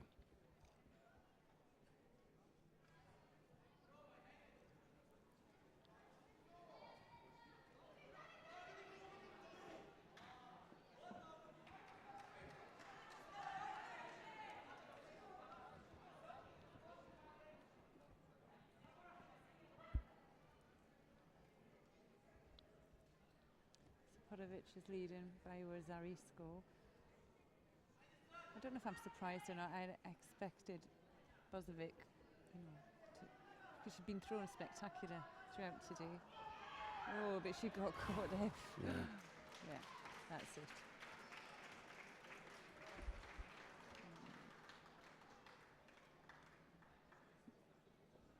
You all right? Yeah, thought she was going to give her a hand up No, then. I mean, I know. Podolak, you okay? No, I'm not actually. Oh. Big So smile. maybe maybe she was carrying that injury into the fight.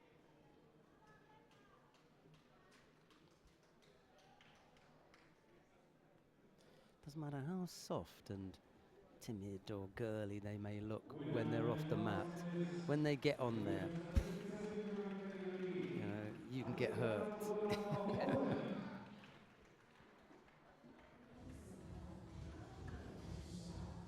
Yeah.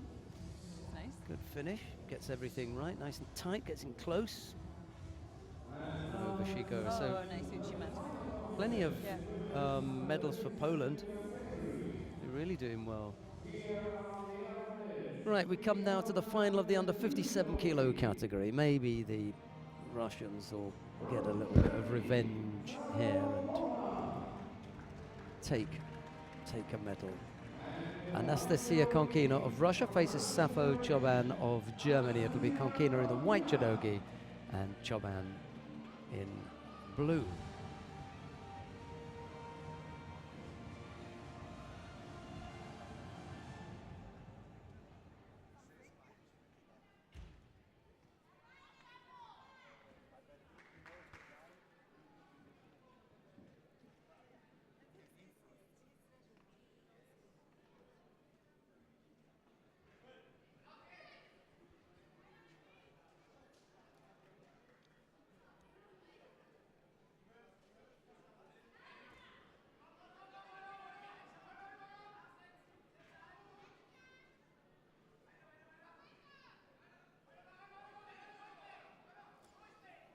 Safo Choban was the junior world champion at under 52 kilos a couple of years ago.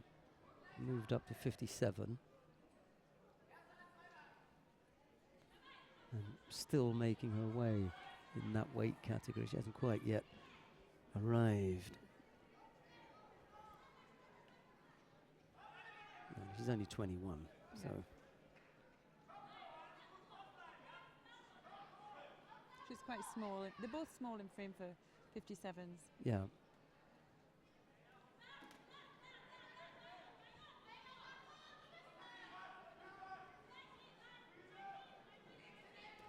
Well, we've seen Konkina throw with Uchimata earlier on. She threw her teammate for Ippon. But Safo Choban has also got a good Uchimata. Oh, that's a nice little touch there. Has she got the shimmy on? Yes. Yep. Too sharp. It's the second time she's done that today, Safo Choban.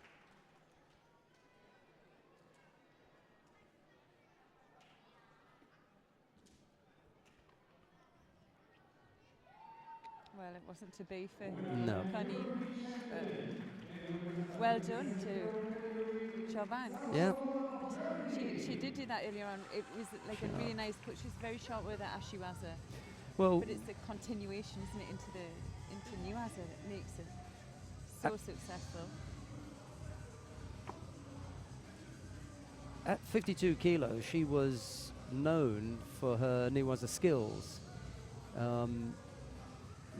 She's still been working on, getting into that weight category. So maybe she hasn't had as much opportunity to show those skills off. But she did today. So this is the next level up from juniors. So she's done it here. It's to translate that into senior judo now, maybe at European Open level.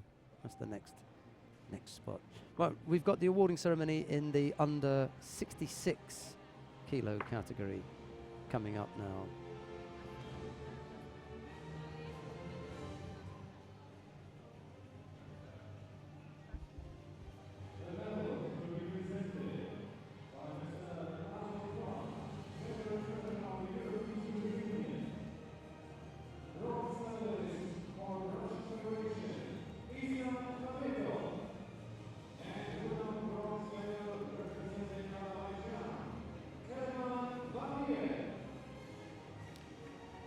Right, the bronze medals go to Telman Valiev of Azerbaijan and Islam Kametov of Russia.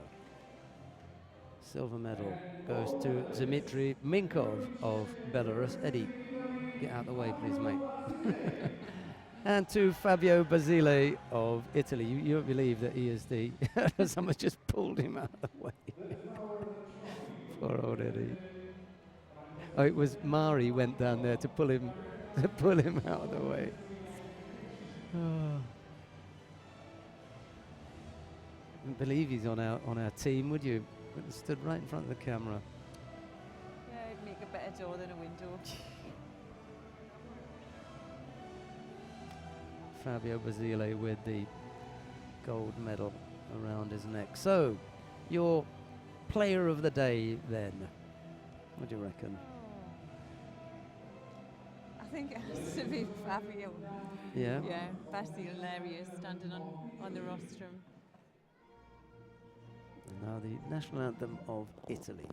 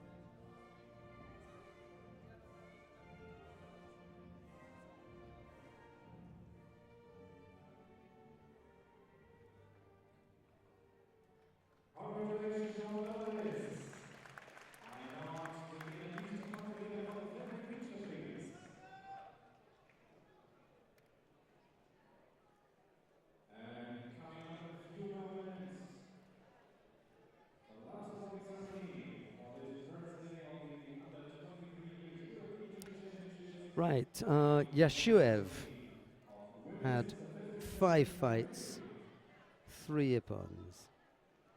I'm going to have a quick look and see what happened with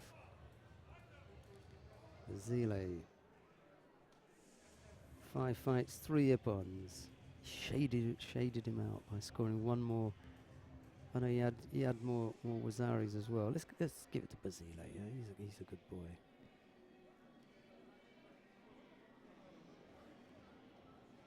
We're going to give it to Basile. We're going to give it to Basile because he had.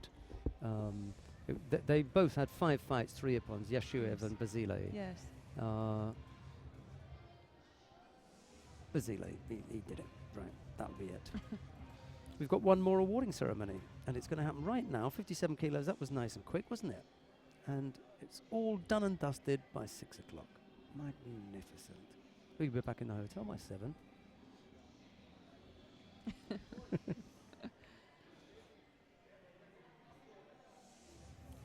That's Safo Choban smiling, Podolak dancing. They're all happy.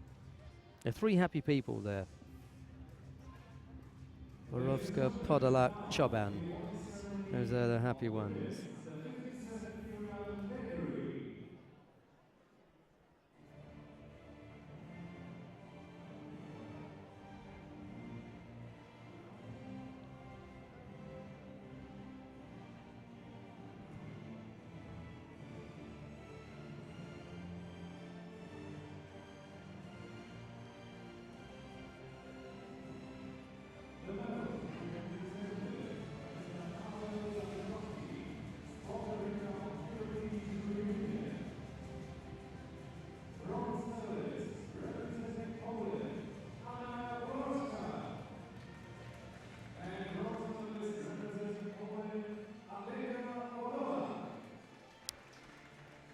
Right, Anna Borowska and Oleta Podolak are the bronze medal winners.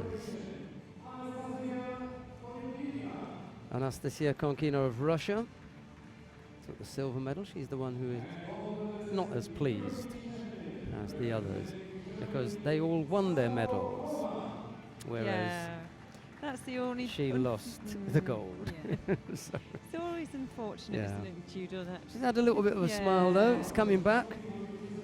Safo Choban is the gold medal winner. She's had some good wins today though, so although she lost that final, she did well, especially against her teammate, didn't she? So yeah, Daria's got some working out to do, and a few things that need to be ironed out.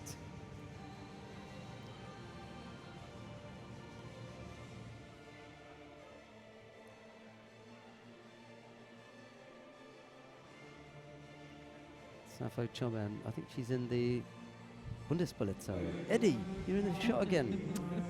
He just keeps getting in there, doesn't he? Now the national anthem of Germany.